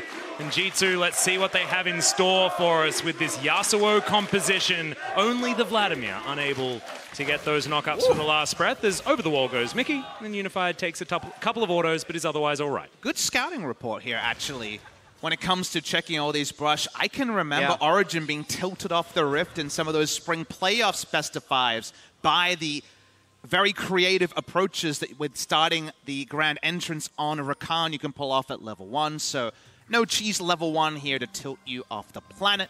G2, they're adoring fans. They've kind of as an org gone around the world searching for acceptance and love, and definitely here in Berlin they are a fan favorite. Definitely with the home crowd behind them, and this might be the only time in the game where we have a little bit of a lull. The last 2 games we've played have been 44.5 minutes and 43.5 minutes long.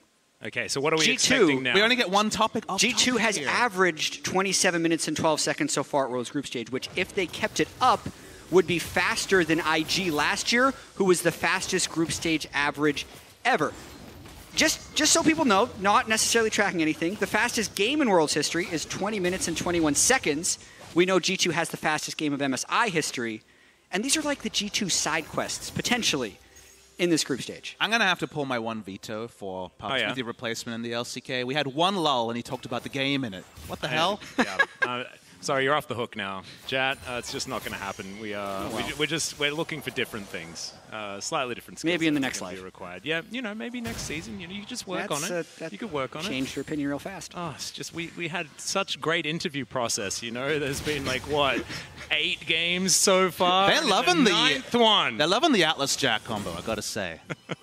Well, let's see here at level 1. Level 2 advantage comes in and grand entrance out very quickly. That's a grand exit, Papa Smithy, as Mickey X does get himself out. But no harm, no foul, and this minion wave is going to be pushed towards G2 pretty easily. These Yasuo lanes always change around level 6 when that extra threat of an all-in comes in. The wind wall can be very powerful against the Xayah feathers, we must remember. And it will also stop the ball on a command attack as well. Yeah, and we should talk about Hong Kong attitude for a minute, because I feel like Crash personally has been their best performing player, and if they are to try and get a foot up in this game, I think it would have to be off of Crash making a big play. But well, here comes this Jankos. is going to be the big play into the mid lane as Mission. He has got no good options. He's just wandering around. First Blood comes in for G2 so easily. Pre-Scuttle Crab spawn. Crash was just waiting there saying, I'm going to get the jump here. Now he doesn't have mid lane assistance and has to give it up. And of course, Jankos will tend towards the top Scuttle because you plug and play every Gragas to full clear red side and Krugs before going towards a Scuttle. No Scuttle for you is bot lane. Already a teleport towards the bottom side of the map, but already Unified has taken down Mickey. We're going to even out the odds here on G2 side. It's Caps. He's going to grab a kill back, and now Unified's getting stabbed. The flash forward from Perks, another orb and a double kill for the Syndra. He's 3-0 before 4 minutes. Yep. That is definitely a fact here, and the teleport is a G2 special. We talked about it at MSI, but Caps is so ready to give up minion waves to help his allies, and that was a fortuitous teleport. That could be another kill. Closing in once again, only level 4 into Jankos as we throw down the orb, and Caps finds the scat of the week, doesn't get that last one as Jankos is going to be taken down so close to a god tier play, but in the end, Jankos is just going to fall. And the tracking there from Crash means they are able to answer back. A little bit of lead syndrome on the second half there. The interrupt strong. And now 5 kills in 4 minutes already. Well, Kaiwin, can you land the hook? Not going to go for it. Because, of course, Windwall was available. Perks without any summoner spells. He's just going to go back home. Couple of assists to his name. And Caps went back and just got a blasting one. I love that. Yeah, he had that before, and now he's going to expand on it, which is delightful on his way towards a lost chapter. Going to watch the bot lane here, and the TP timing is so proactive. It's out of screen on the framing there, and it's what allows them to spare their blushes, and it's the trust fall of G2, and Mickey says, I'm going in, because I know this will work out. Yeah, Unified did what he could to be able to pick up the first kill onto Mickey, but the number advantage was just there for the rest of G2 now. As you mentioned, 5 kills in the first 5 minutes of this game. Well, we've got a bit of a roam on here from Jankos and Mickey. They can move towards Mission if they want to, but Mission gets the memo. He's going to head underneath this turret. Jankos going to stop the back for now. Dissonance moves Mission a little bit faster as now Crash. He's going to get discovered here by the Lee Sin. He knew that the Orianna was available as the barrel going to pop. Mickey turns up a little bit late, but Jankos is going to be alive. Kaiwing unable to get there in time. I'm pretty sure Mickey stole everything. I think his E1 got all the little raptors that had been brought through, and then his smite killed the big raptor. So all this proactivity, even if they lost a little bit of CS in the bottom lane, is paying off. Well, Grand Entrance comes in. He can't click the lantern. He lands himself the hook, but that lantern eventually is discovered. Jankos once again lurking bottom side of the map. Caps is here as well. 4-man dive opportunity. A big minion wave with a cannon is prepared. And HKA, can you outplay this one? Only level 4 on Unified, no flashes on either members, and G2, they're not going to go for it. It's not a full minion wave. They were spotted early, smart there, and then probably the spotting ward that he's walking over now was helpful. Crash pops the Predator, just say, please go away. They can oblige. They will for now, at least. Not going to see a Drake start yet. Either you would imagine, actually Sorcerer's Shoes rush here, so the most possible burst here. And remember that Syndra, to Synacists at least, is kind of a stat check champion of, do you have enough AP and Magic Pen? The answer right now is yes, and it was an old counter matchup into the Orianna, who has a no Magic Mantle, but going to have to hug it really closely to stay alive. And I'd be remiss if I didn't mention that Mickey has Aftershock on Rakan. Usually you see Guardian on this. It would potentially give him more resists in and all-in with Yasuo, but if he gets hooked out, he can't just immediately proc it to get that bonus. We saw it from time to time in the LCK. Like you said, Guardian was still the dominant one, as Perk's going to leap around. This game is going to be, I mean, you can't really run Yasuo bot lane unless you're Grand Entrancing in a lot, right? Yeah. You have to be in the front line. And speaking of front lines. Yeah, that's going to be the body slam. Crash takes a drink, looking for Mickey. Battle Dance going to be there, though, and HKA find nothing. He knows his role. He has to dive in and hopes to not get popped instantly to AoE damage from, say, for example, an Orianna. So don't mind it in this situation at all as Mickey walks back in. Caps is pretty rich, by the way, guys. That's what we're looking at right now, about 6,500 gold. There's 3Z underneath his turret. We haven't really been looking towards the top side of the map. A little bit too much going on around elsewhere. But they're sitting at about the same health mark, and as you can see in the CS, it's a slight lead for Wonder, which is bad news bears, because there's a Kleptomancy, and that's going to mean that Wonder is well and truly ahead. And I do think overall, Honking Attitude's done a pretty good job of keeping up with G2's pace of game right here. Crash got that first counter gank mid. He's also here for the counter gank top. Now it's about execution. Yeah, may have spoken a little bit too soon there, as 3Z's going to have that Hemo Plague pop as Caps, not a lot of mana. Crash! And Jankos has to use the safeguard, gets himself out. Red buff not going to be enough, but G2, they botched the dive. Scout of the Week missed from Caps, and they didn't have enough damage to pick up a kill, but he's sticking around. Another range of cooldowns and mana regen should be available. He's been there a while, though. It gives time for Orianna to go into the river, and kind of sensing that Orianna had gone missing from the mid lane, Caps realizes he has to blast cone out. Yep, and there's a ward there that shows that he did make the right call. This minion wave completely goes begging, though. So Caps had a large advantage there in the mid lane, but loses a wave and maybe an opportunity for Mission to even things up as Kaiwing wants to get it. Oh, Perkz has to use the wind wall to stop the hook from registering, but the back is stopped, and that is time bought for HKA. Valuable time for them to get themselves together, and Crash is going to take a blue buff. I mean, that was not obviously the intended situation, but it's what happened. Looked like it. Not going to lie. It didn't look like he was stopping that auto attack. Yeah. All right, whatever. But at the end of this point of the game, remember that Vlad scales into supremacy in the 1v1 against Vlad. Kill pressure, so against GP, the kill pressure's not there yet, so that's going to be obviously better and better come level 9. At the end of the day, HKA drafted a very simple kind of to execute teamfight comp here, and they just want to get some scaling, make this game square, and then get going on some form of 1-2 item power spikes. So anything that keeps them even for a long time is what they're looking for.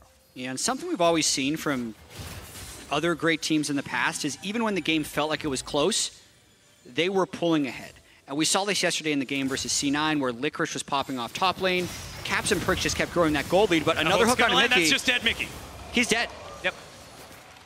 It's the lane ward there that made it so easy to connect, and while Perkz and Mickey were trying to hold the wave about where Perkz is standing to try to get some sort of deep freeze and use also the wind wall to get lane control, the lane ward in that brush actually undid everything, didn't even require the Gragas to be involved. Now Perkz just has to CS under turret. Should be able to as well. We'll have that wind wall up for himself, so clears out the wave, spins around a little bit with the Q while you're dashing through things, and everything's going to be all right. Perkz now sees this ward, clears it out, and G2 get themselves down here to get rid of the excess vision. Still, the Mountain Drake hasn't been taken, but Shelly has just spawned onto the Rift. We'll see whether that extra objective that's been applied to the map is going to help out for either G2 or HKA as far as making some moves. And considering this game started with a 3-minute first blood for Caps into an immediate double kill teleport bot lane, HKA has done a great job of neutralizing that from that point, and now Crash has the upgraded jungle item, so does pack a big punch if they want to contest this Drake. Crash throws in the barrel, they can see the health bar.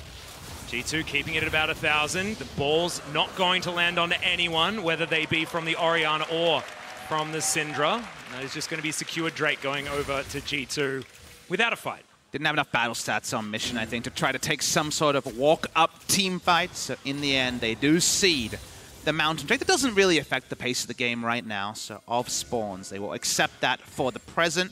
G2 desperately want to play mid to bot or bot to mid and just control the bot side of the map, because the inevitability is Wonder getting stronger and stronger of a foothold in the 1v1. The Rift Herald does muddy the waters for a little bit, but that's largely been the game. So the fact that some of these kills have been repelled or answered in the mid lane, for example, Crash being able to avert Jankos' kill earlier, has allowed them more of a foothold than you might imagine, and they're actually the first to make this visit with friends to the Rift Herald. And G2 had 2 bottom lane at 12 minutes, which for this tournament is different, but they still go for play. Yeah, kickback is going to come in. Mission flashes to relative safety. Out of the way of the Scat of the Week there as well, which would have meant the kill. Wonder comes on down, has himself the Hemo Plague, and it's going to be Shelly disengaged from. Pretty frightening. She's not going to reset yet, remember. This could just be Rift Herald for G2. Yeah, she's a patient lady, is old Shelly. Now, Unified not going to get there as Crash just steals it away. They go 1 for 1 of the neutral objectives in this early game as G2 now back to the mid lane. Caps throws out a whole lot of spheres, but isn't going to find the kill there. Smite was a couple of seconds off being available for Jankos, so just swept in took it out, did crash. It's nice reward for effort. The side of HKA is go. Whoa, blind hook is going to land there. The barrel's going to pop, and Kaiwing grabs the kill on a Mickey again. And it's the wards. Just keep catching him out in the wrong spot is what it feels like. The Eye of the Herald, have to note, will time out. It lasts for 40 seconds, and HKA was pretty much zoned off of the area. Unless Thresh is making a run for it, he might get it. No, looks like it expired right as he was running up to it. Unfortunate. So Shelly's going to go begging, but otherwise HKA with a decent fight there. Still going to be trailing when it comes to that gold. Told a little bit of a lie there. Wasn't a blind hook, as you mentioned, Jat. Thank you very much for that one.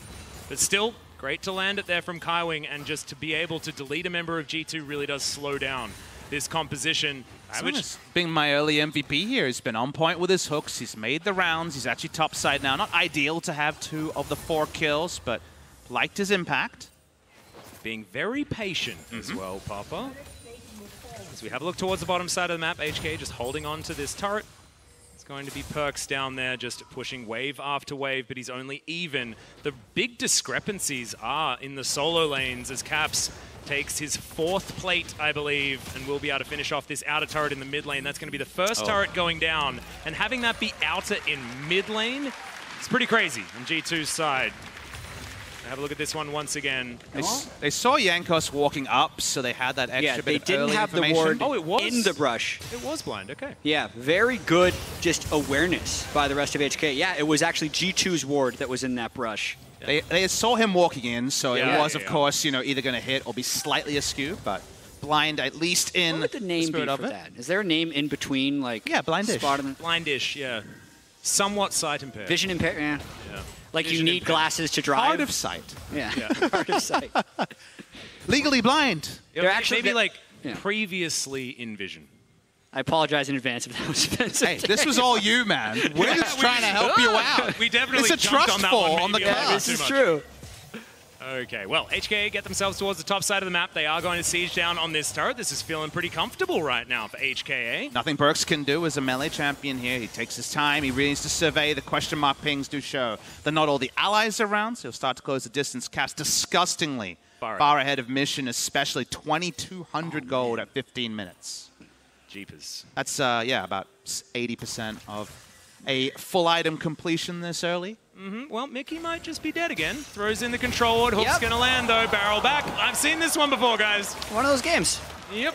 Last game, that was Jankos. That's true. This game, it's Mickey. Around the same time, too. 0-4-1, same stat line. Yeah. It's contagious. And the strange thing is, in the C9 game, it was Perks who was 2,000 or 3,000 gold ahead of the rest of the game.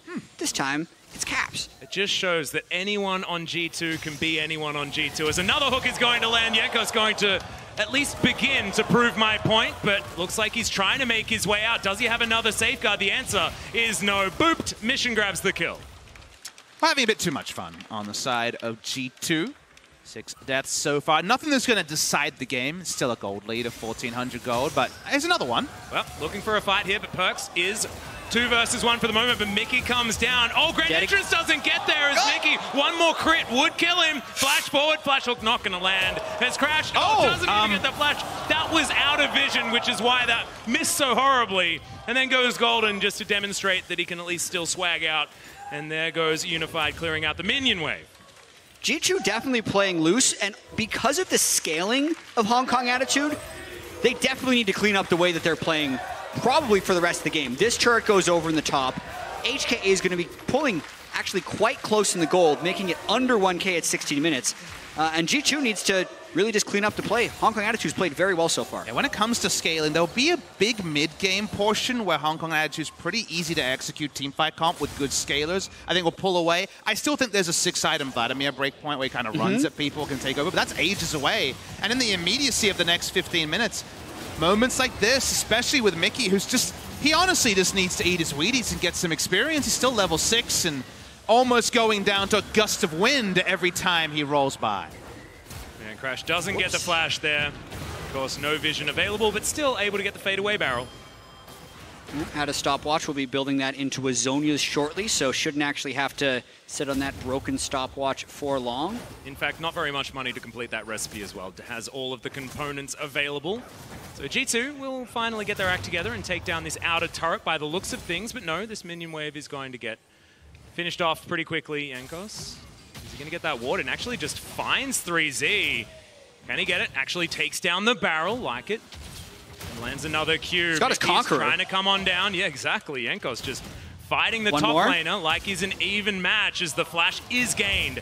Traded for the grand entrance. Brilliant for G2. In the meantime, Perkz taking down the outer turret top lane. And moments like that where actually you're zoomed in on the kill but realize to herald the minion wave being taxied by Perkz to get the turret shows the more fundamental side. As Caps is Yeah, that's a lot of spheres, but not enough.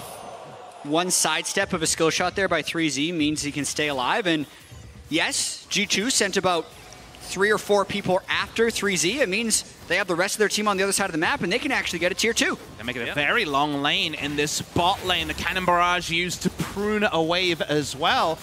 So there's no gold lead really at all. They are actually even in gold in 18 minutes, which given some of the predictions and the speed runs that people were alluding to, even the early game, right? The pace is slowed, and suddenly things are looking competitive. Yep. I don't think they're going to end this game in the next 2 minutes. There's the safeguard back as 3Z, the Hemo Plague is down. He's fine. Tides of Bloods are in, but as you can see, you're exactly right, chat, and Crash is going to get the answering kill onto Jankos. Mission turns up with the teleport, and HKA, they're triaging beautiful. 8 and 3 now is their advantage. And guys, when do we start talking about this as an HKA game that they have control of and may just win? I think this is the start of the conversation. Crash is playing a great game. He has been counter-ganking Jankos every single time except for the first blood. Now G2 wants to try another fight. Feels like we've been waiting for this Crash for upwards of 2 years. But maybe, just maybe, he's going to start living up to that Longzhu hype back in the day. Very, very early hype. He always had something about him. A swagger, his Nidalee, very impressive on debut, but never took the next step. Was never a starter in a contender. He's found his way to the World Championships. And he and Kaiwing together, the Thresh and the Gragas have been everywhere in this early game. And G2 skip steps. That's what they do. They like to skip steps to find plays and surprise people with their aggression. Turns out when your buddy system's working, the outnumbering, the kills, and so far no inroads for G2. Well, red buff going to be taken here from Perkz. Might be a little bit early because, of course, only 500 gold is going to be the difference. HKA, they are crossing their T's, dotting their I's, getting themselves towards a moment where this Baron can be contended with. Bottom side of the map is Jankos. No vision on him on HKA's side, but look at all of the vision they have top side of the map. They've done their homework, and they know where G2 are. 3Z heads down. He's got teleport available. This is just clean. And G2 need to play around their strongest member in Caps, but that's actually, as he checks mid, has to burn his flash. Immediately, yeah. Cannon Barrage is invested there as well as G2 trying to regroup. And Dissonance, bit of damage onto Wonder. Hook's not landing. HK just back away, but you can feel the teeth that this composition has at this stage of the game. Exactly. It's getting to that point we talked about in the mid game where you love what they've got going on. Jankos chasing down. Yeah, 3Z gets kicked back, sorry, as the Q is going to land. Caps, I think there should be enough spears now for them to grab this kill as the Unleashed Power may be necessary, and Caps decides not to waste any more time.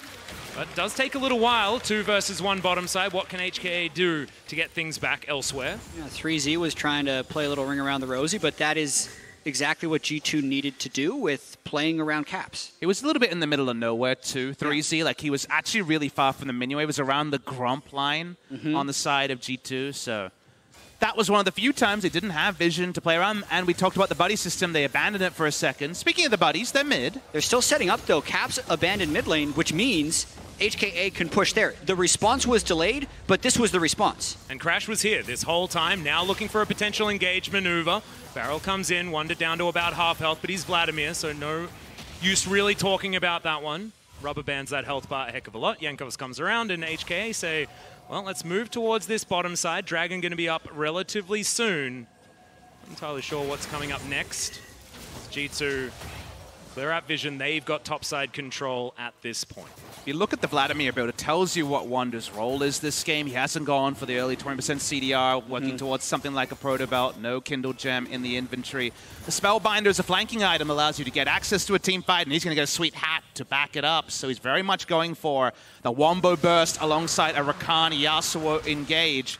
If you pick the right time, you hit those spells, people die real fast. If you pick the wrong time, you don't have a stopwatch, and you can actually be mown down as you make the engage. I feel like now's the time for HK. Wonder is so close to finishing off his Rabadon's death cap. It's going to be scary amounts of damage for the Vladimir once that one is complete. G2 still splitting this map up. They have side lanes in decent positions, and now they're crashing towards HK. Q going to land onto 3Z, holds onto it for the moment. There's the stun. Crash, remember, very squishy with this particular build, especially against magic damage, despite the Merc Treads. Yeah, and you were just talking about items. HKA just completed Infinity Edge on Unified. So now would be the time that they could actually want to take a 5v5 team fight. They have all of their ultimates available. Level 13 GP, still a strong Gragas. If they found a fight and were actually able to win it with the Mountain Drake, it would be Baron and a very serious conversation about them upsetting G2. But G2 have been a lot smarter in the last 5 minutes. They kind of made the same comms we heard in their listen-in earlier. You know, guys were running it down and have just gone back to pushing out lanes. We know they have the priority matchups in some of them. Specifically, no one kind of wants to lane against Vladimir for the rest of this game, more Malmortius or no. And it's in these times that G2 show their fundamentals. Yes, we know about the Flash, the Panache, the Garen lock-ins, but you forget through all of that, they have standard macro elements like they showed in their first game of this tournament, where they keep pushing you, they keep prodding you, and whether it's your little brother or G2, sometimes you make a mistake along the line, get angry, and they take advantage of that. So Baron's setup that was so favored to Hong Kong attitude is actually now all G2. Yeah, things are really demonstrating as far as G2's flexibility is concerned. A lot of different compositions in the first round robin so far. This game is far from over, and there's still half the kills that HK have picked up. Still, they're going to hold a 200 gold lead as Mickey has to grand exit once again. Good stun onto Unified. This damage will stick for a little bit. Let me draw your attention to the item lead between the mid lanes. It's 1.5 items to 3. And the Banshee's Veil, I think, is quite important for Caps because he didn't have that before. It stops Crash from being able to get that guaranteed initiation on him and allows Caps to also siege a little bit better, so it can't just be a cask from Fog of War that flies at him. Yeah, very dangerous to be a Syndra just in general. You don't have the highest of mobility, as Perks is underneath an inner turret, and there are 3 members of HK moving around, but who is hunting who? Jankos gonna get himself around. Grand entrance is there as, We all took a deep breath when Wonder was considering flashing over the wall. That's a pull. And Wonder's going to be absolutely fine. I also held my breath a little bit there, but then remembered that he's the Vladimir. Just feels like G2 are shaping up to be the pool sharks here. They're giving you a couple of free trick shots. They don't seem that good at sinking the balls. And suddenly, that one was almost the connection they've been looking for all game. When is the hustle going to be over, though, Papa Smithy, is my question. 600 gold the lead for G2. They're still pulling further and further ahead, as their side lane control has just been far better, and HKA have been struggling to figure out what to do. But remember, further and further is very much just a turn of phrase here. We're talking about 1,000 gold, right? There's no huge amount of gold here. What they have pulled further and further ahead in is map control. They're no longer trading quadrants. They're getting what they want. We're just right now still judging to what end. And this could be a game where vision exhaustion, where a full reset from one team gives a Baron to the other. Speaking of which, seeing the recall from the Orianna, but the Scuttlecrab vision is undeniable. Yeah, definitely watch for Jankos to try and make an engage on the Orianna or the Xayah. More likely the Orianna, because Xayah would be able to just use the ultimate and counter that engage. If G2 can get a start like that, then they'd want to run over a team fight. And we have to remember that this is G2 with a Yasuo, so often when you have unconventional bottom lanes, the Baron damage goes down. When you've got a Yasuo, it actually stays about the same. Does a lot of damage there and can deny a lot of the damage back with the wind wall. Not going to invest. Oh my god! Just disgusting damage from Caps right there. G2 still stay on the Baron. They're bathing in the cannon barrage, as they will be able to take this one down. Crash not going to be able to get in there as the Hemo Plague onto 3 members, but Wonder just going to use it to make sure that they cannot get in there and disrupt the Baron. Look at all the damage. 2-man Shockwave, though, as Mission trying to get one back. Caps gets shut down, but Unified may have sacrificed himself for it. Perks puts him in the death chamber, and now Mission trying to run for the hills. No mana, but Kaiwing sets up the box to try and stop it. 3Z, these battles need to be respected, but lands the Q. Does Jankos, the flash forward. Mission now not going to get knocked up by the grand entrance as Kaiwing keeps his mid laner alive, but can't do it for the rest of his team. And few teams can turn an even game into that. That was a vision-starved Hong Kong Attitude trying to find access to the Baron pit, getting an uncontested Baron, and then also a one-team fight afterwards. And those are the fundamentals we talked about. As TPs come from everywhere, orbital strikes, here we go. Yeah, we're still fighting. Flash Flay comes in from Kaiwing, but he's punished for it. Goes golden for a moment, but he's still going to be dead. Stabbed by Perks. There's now Mission. He's got a command attack, but over goes Wonder. Very aggressive is G2, but they're buying space. Caps is just sieging by himself on this inhibitor turret. Unified had to respawn in order to protect it. And now finally, we might have some respite. And it's almost like G2 finds moments like this and they combat problem solve. It's like a jigsaw puzzle for them. Okay, we made some mistakes. We didn't engineer this to perfection. Grabs is probably mad, but how do we fight our way through this scenario? And even the TP spot there to get inhibitor turret damage allows them to take that combat puzzle, largely solve it, and get the first meaningful gold lead in a while. And I've heard G2 spoken about as the villains, but honestly, when you're going to give fun games like this, they certainly are the heroes to me. As Caps does a heck of a lot of damage, guys, as we check out this replay. Gragas overkilled by 1,000 damage here. Didn't even get any hits of the ultimate. Wonder jumps in, doesn't have the 6 items yet, but puts in a big chunk. What you'll notice is the flash in from Caps is for an AoE knockup, but Perks wasn't able to get in, so they have to get a little bit creative towards the end. They end up getting the knockup on Unified after Unified tried to make the move to carry the fight, and then Jankos just has very high skill shot accuracy throughout the rest of the fight. Yeah, stretching a little bit to try and take down the Syndra. You can understand exactly why, because he's so extraordinarily strong, his Caps. But G2, now it's the war of attrition. Now it's the G2 that has all of the control. 4,000 gold, the first real gold advantage. The second Infernal Drake is going to be up very soon also, but the game may not last that long. We're about to tick over 30 minutes. And when we go back to our initial conversations of how fast can you beat the bottom teams in your group, when you're talking about these teams that we expect to go very deep in this tournament, it's not going to be G2, but they've been having a lot of fun. Mickey goes golden, not going to die just yet. His Caps just destroys Crash. Didn't even notice because it happens way too fast as Unified. He's almost an afterthought as Perks gets a double. It's Jankos that grabs one towards the end. Mission wonders what happens as his team evaporates. And now Mission, Hemoplague is down. He has himself that shockwave, but the Crimson Rush scores the ace, and G2, they're not messing around anymore. They had fun at the beginning, but that stops now as they move to 3-0 in the group. The slowest game of the 3, but still the fastest team at Worlds through the first half of the group stage. Yep, they were racing through their earlier matchups as well as the Nexus is gonna go down. G2 on the final game of the first round robin. They're gonna play with their food for a moment before taking those last auto attacks. In fact, thankfully, the caster minions are gonna do it for them. G2 Esports will join SK Telecom T1 as the only 2 teams to close out the first round robin 3-0. They came in as 2 of the overwhelming favorites. They exit the first round robin as 2 of the overwhelming favorites, and you put it very aptly, Atlas.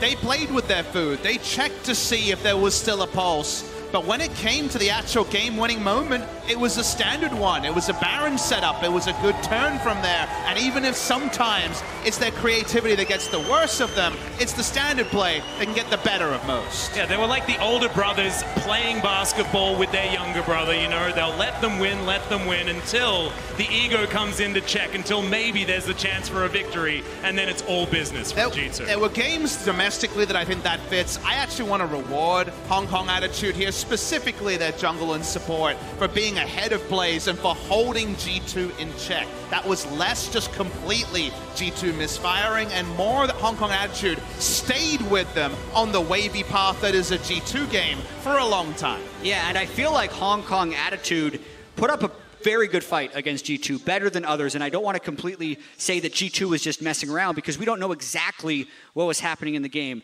Starting week 1 at 0-3 for Hong Kong Attitude. There's only been 1 team to come back from that, and that was Fnatic, who came back from 0-4 2 years ago. So there is still a lot of League of Legends to be played in this group, but such a spectacular start for G2. And if HKA go 3-0 next time around, then there's a possibility that they still have a chance. And I'm really glad that you bring that up, because the analogy wasn't necessarily about HKA not being good enough. It was about G2 not coming into this game, understanding quite the power level, and then HKA demonstrating that they definitely deserve to be here. And look, most likely, Hong Kong Attitude will exit in the group stage 0-3, and the statistic you just rattled off does indicate that. But you can exit a game against one of the hopefuls with your head held high because they were able to stay competitive. And how many teams domestically and internationally have been just blitzed by G2 Esports and looked very silly? Yeah, it's interesting watching this G2 team, right? Because we started the game saying, how fast can they end the match? And Caps starts with 3 kills for himself, but then pre-4 minutes as well. Really, they got surprised. And it felt like they, as you mentioned, problem solved in the middle of the game. And the impressive thing about this game to me was the Baron, right? We've seen so many teams mess up 50-50s, run back and forth in mid lane for 15 minutes. G2 just did it. They got the control, they took the Baron, they won the fight, and in that power play, won the game. They snapped their fingers, and then the game worked out for them. That was basically how it worked. But to wrap up the day, let's send it over to World School. Thank you very much, Atlas. Great cast on the day. I am Freak, joined by Vedius and Azael. For World's cooldown, I almost said LCS cooldown. I've done that every time I've thought about it. I got it right. We have 2/3 of an LCS We have 2/3 of an LCS cooldown. You're our LCS pro player. Thank you. You're like, what, Diamond 2 EU West? Yeah, let's say that. Yeah, you failed your so you're basically an LCS level player. Diamond 2 Nocturne level. That's more accurate. All right, and it's Worlds in case you were confused. There's Thundersticks. We're live in the audience. It's perfect. So this was a pretty exciting day. It closed out 3 of the groups here. My pick'ems got scuffed a little bit at the sort of near the end right here, but really interesting. There's only 2 undefeated teams. Lots of these groups are very, very close to the standings. Yeah, I think that what we've seen is I think people are a little surprised by how dominant G2 and SKT were. I think many expected the groups to be a little bit closer. And when we tunnel in a little bit more on Group A, I think we got to see a little bit of why. Because G2, while they can be a very dominant team, they also like to have fun in a lot of their games. And sometimes that can be both a blessing and a curse for the side of G2. The thing that's so impressive about it for me is that for a lot of other teams, even teams that are sometimes top in their region, if you have one player having the kind of game that, Mickey had this game, for example, that can be disaster. That can be you dropping the game to these guys. But for G2, it never feels to matter because they're so individually talented and they play so well together that they can always turn it on, it feels like. Yeah, and it's Jack mentioned it on the caster desk, but it's about how their ability to problem solve within the game, recognize, okay, we've had enough fun, we need to focus in, otherwise the game is going to No more fun allowed. Yeah, and I think that one of the more consistent members and vocal leader points is Perks. He's one of the reasons why so many people have so much respect for him, and he's often considered a leader. But when we think about the 3 days, you can say that every member has had their ups and downs, but Perks has been the most consistent performer of the 3 days. Absolutely agree. He's been absolutely incredible. 3-0 again for G2 right here. And coming into the day, there was actually some really incredible stats that Jat shared with me, which were that they're the bloodiest team at Worlds by far, and they were tied with, I think it was Samsung White, for like how aggressive they were, how many combined kills they had. And of course, Samsung White went on to win the 2014 World Championship.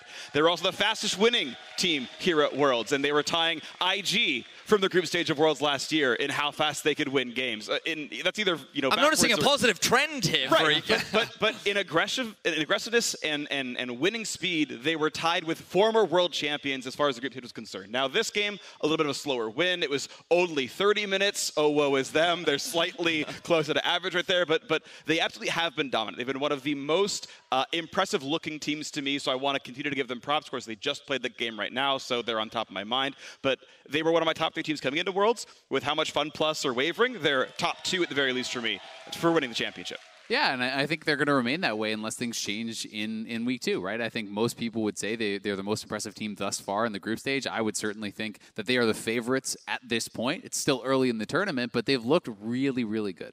All right, well, for more on that G2 game, let's hear from G2 support.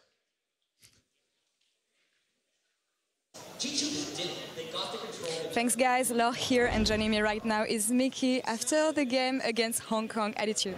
Congrats on winning this one. I feel like you didn't have the best start. We're going to be honest about this, but even though you conceded a lot of kills, you stayed ahead. So were you worried at any point that you might lose the game? Yeah, I was a bit worried at one point. After I was like 0-5, I was like, I'm actually giving a lot of gold to the enemy team. But then again, I knew that my team was really ahead, so I wasn't that worried, but they were playing pretty well as well. So yeah, I was like a bit worried, yeah. You know what, let's talk about this Rakan performance, because I recall seeing a tweet from Grabs yesterday saying that he wouldn't let you play Rakan again, yet he did. But tell me, what is he going to tell you now that you hinted a bit here? Yeah, I'm probably not going to play Rakan again. Then he probably doesn't have to ban it anymore. I'll just probably stay away from the champion. It just doesn't work anymore. Yesterday was like a fluke, and today I showed my true Rakan. It's very bad, so I probably won't play it ever again.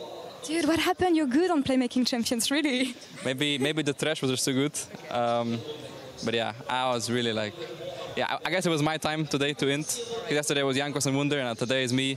Tomorrow, I mean, next week, hopefully... I'm not the one again, and it's up to Perks and Caps to int a bit and let it all out. But yeah, I guess we'll see. That was a strange game, but would you say that Hong Kong Attitude is the team who challenged you the most so far? And if not, who was it?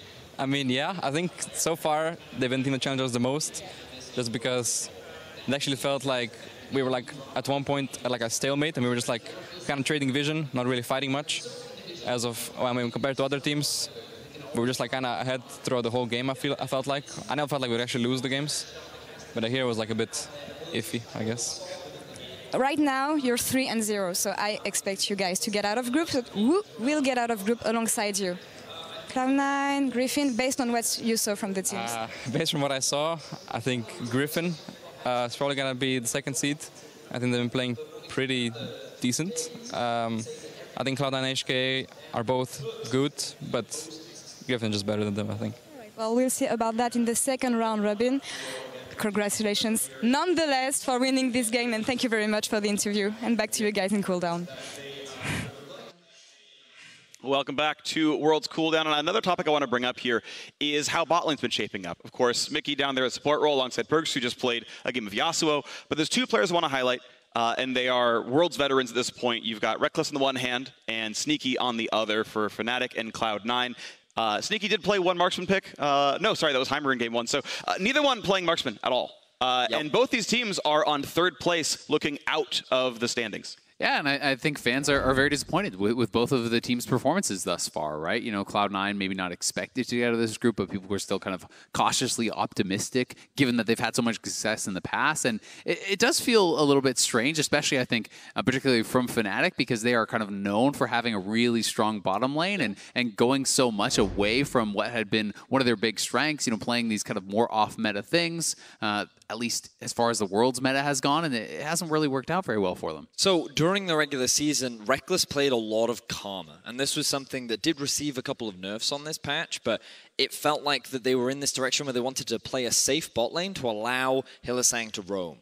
And we got to see an element of it today with the Morgana/Blitzcrank, where you can just leave Morgana alone and then allow Hylissang to roam around the map. And while I acknowledge that it is a strategy that works, I am surprised that Fnatic, it seems to me like they've lost faith in Reckless, because either he's lost faith in himself or the team has lost faith in him. But there were many examples, even during the finals, where they put him in positions to carry, and he did. And I feel like he's more than capable of doing it on the international stage, yet for some reason, we're not seeing it from him.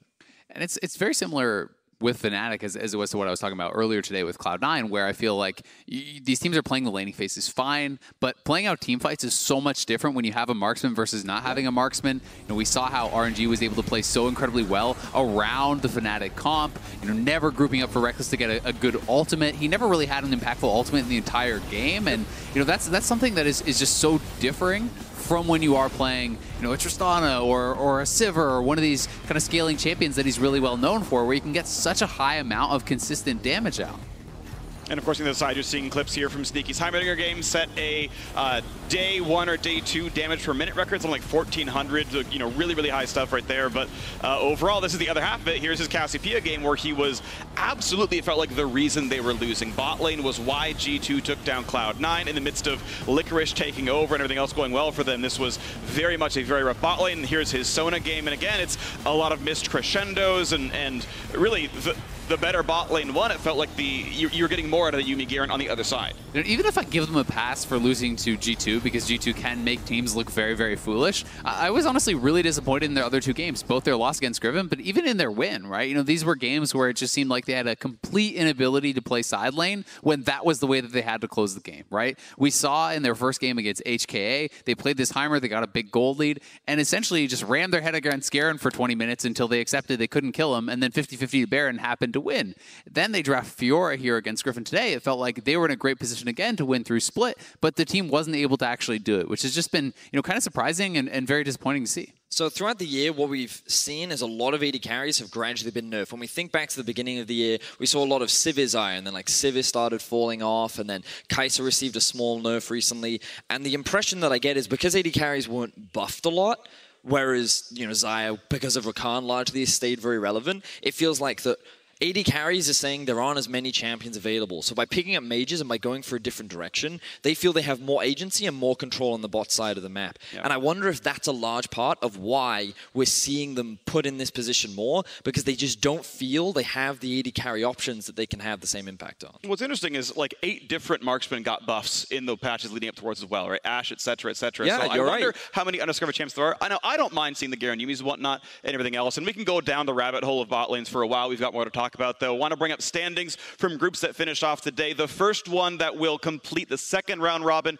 is going to be Group B. It's the FunPlus Phoenix J-Team Splyce group. Here's the overall standings. Again, as we mentioned, it's G2 over in Group A, SKT over in Group C, who are undefeated. Otherwise, the rest of these groups, very, very tight. Really only AHQ in a really bad spot down there at 0-3, but a bunch of 2-1 ties in the 2-1-1-2 group. And again, attention over to Group B. Splyce's group here, 1 and 2, only a single game behind first, and we've seen near wins and rough losses from them. It's been quite a controversial group, considering it was considered the group of life. Everyone looked at it and said, oh, FPX free, they're going to get out first place in that group, and everyone else.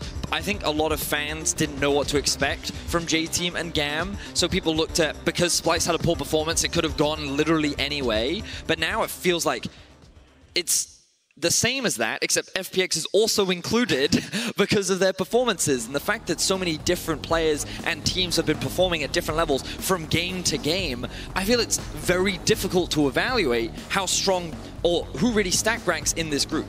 Yeah, it can be very difficult, but I also think that if you look at the performance just from today from FPX, that was incredible. It was. I think when you look at Doumbé's performance today on the Kayle, as well as the Rise yesterday, he is really starting to ramp up, and I kind of get that feeling that the Beast has awoken and is going to be really very difficult to beat in the second week, which is why I'm kind of looking at J-Team and saying, like, well, maybe you get out just because you're the one team that got a win off of a weaker FPX, because if they come into the second week and slam everyone and everyone else trades wins, well, J-Team's already up 1. Yeah, J-Team's already a game ahead of Splyce. They won the head-to-head the first time around, so there's a decent chance that they just stay ahead and the two teams at 2-1 remain 2-1. I definitely do have less faith than FPX now than I did before, right? They lost the game to J-Team. They needed a Baron steal to beat Splyce, so there's really only one game they've played that looked like the FPX I expected. I still have to, you know, trust all the prep coming in that they will turn it on, but it's not been convincing. On the Splyce side, they could so easily have been 2-1 themselves, really only handed one bad loss. But otherwise, like, you know, as the resident LEC expert here, you know, give me your odds on Splyce making it out. Well, right now, very low. Humanoid has been a massive disappointment to me, and it feels like that we're seeing different issues from the team. Like, a lot of us on the analyst desk were talking about how we want to see consistency and reliability from Kobe, and in those late game fights, we were like, do more, go in, you have so many tools and power, and you could carry this game, and he doesn't. Yeah. And I don't know what it is with Splyce, but it seems like they have all the pieces to succeed. They often have the tools necessary to win, yet when it actually comes down to when you have to step up, that's when they fail. That's when they crumble. And that's why for so long in Europe, they've been considered the gatekeepers, the team that sits above the bad teams, but the one that can never quite break into being the best. Yeah, and here they are, right? Like having a pretty quick exit in playoffs, but doing really well in the regional qualifier to then make that run. Either way, we return on the 17th with Group B, playing out the rest of their round robin. That's going to be the one. Again, the games to watch for the most English speakers is Splyce, who's second in the day, and then FunPlus and GAM. But the big one, them versus J-Team. I think there is a chance that if Splyce lose, they can still make it through, but the odds are so slim. If that one is dropped, they are done. They have a little bit of time to reset mentally. We'll see if Humanoid can turn in a better performance, because I do think if he can step up in the second round robin, Splyce still have a good shot at getting out. Yeah, and I think that first game is going to matter a lot, because as you were just saying, that if they drop that game, it becomes a lot harder. But also if it can really make the results very interesting depending on how things play out. What level does FPX show up? Can GAM get any more surprising upsets? Yep. Like, it's such a close group that I think that pretty much anyone has a possibility of getting out. Yeah, your form of the day is going to mean a lot. Now, if you missed any of the action today, just kidding, the prompter scrolled. Now it's back. If you missed any of the action today, make sure you stay right here for the rebroadcast, starting off as soon as we head out. And, of course, keep in mind that League's 10-year celebration is in full swing. Check out the anniversary stream at celebrate.leagueoflegends.com in just about 6 hours from exactly right now. So stay tuned for that. It's going to be exciting. I'm excited about that one, honestly. I've been. How long have you been in League of Legends now, I've been in Freak? League of Legends since closed beta in around, I want to say, August of 09. So I've played League for just over 10 years myself. What's your highlight? My highlight is a tournament game in like December 09. I was playing Corki, and I was like, I think a Twitch is following us around right now. This is back when Twitch had full invisibility, and Corki revealed stealth. So I queued our feet. We saw Twitch. We focused him down. He gets 10%, flashed away, still stealth, and I'm like, Corki Rocket, Corki Rocket. I killed Twitch from stealth. My stream was broken during that game, so no one got to watch it. I was streaming that match, and my stream went down. I love that you had an immediate answer. I thought I was basically giving you an impossible question. What's the one moment from the past decade? And you're like, well, it was 12:42 on a Wednesday. I was drinking an orange soda. Game 2, we made it to the finals, then we lost to Reginald in the finals. Now for myself, the casters, the entire broadcast crew, thank you so much for watching, and we'll see you here next time for the continuation of groups. Good night. Good.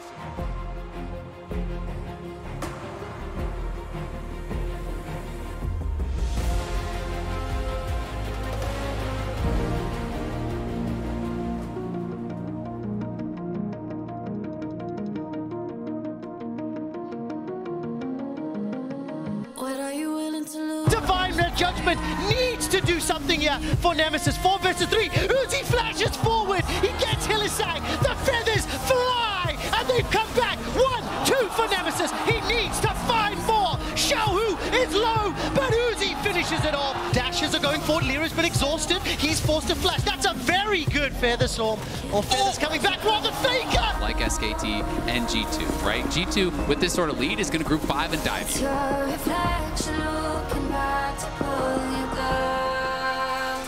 It's not as chaotic as when you watch teams like G2 in their approach. Man. Their solo laners just like to style on people, quick shot. Absolutely the case. Effort and Teddy finally make the combination work. Levi's not going to spot Anti in here. He's standing in the bush behind him. That is just a supreme display of talent. Crisp and Sia now moving forward. That's an auto attack connecting on a Slay that holds him in place. Condemn will also lock him against the wall. Nimbaraj right on top of them as well. Surfstage is going to be taken down as an afterthought. There's the Requiem is living. Gigantic shield. Viper. Why is FLICKR there? So lucky as yet. FLICKR is going to dive into the back of the fight. Tarzan goes down low, but the Fiora is dead. The Sona dies as well. Griffin may have found it. 3 kills now. Already a teleport towards the bottom side of the map. Already Unified has taken down Mickey. We're going to even out the odds here on G2 side. It's Caps. He's going to grab a kill back, and now Unified's getting stabbed. The flash forward from Purse. Another orb and a double kill. Mickey goes golden, not going to die just as Caps just destroys Crash. Didn't even notice because it happens way too fast as Unified He's almost an afterthought as Perks gets a double. G2 Esports will join SK Telecom T1 as the only two teams to close out the first round robin 3-0.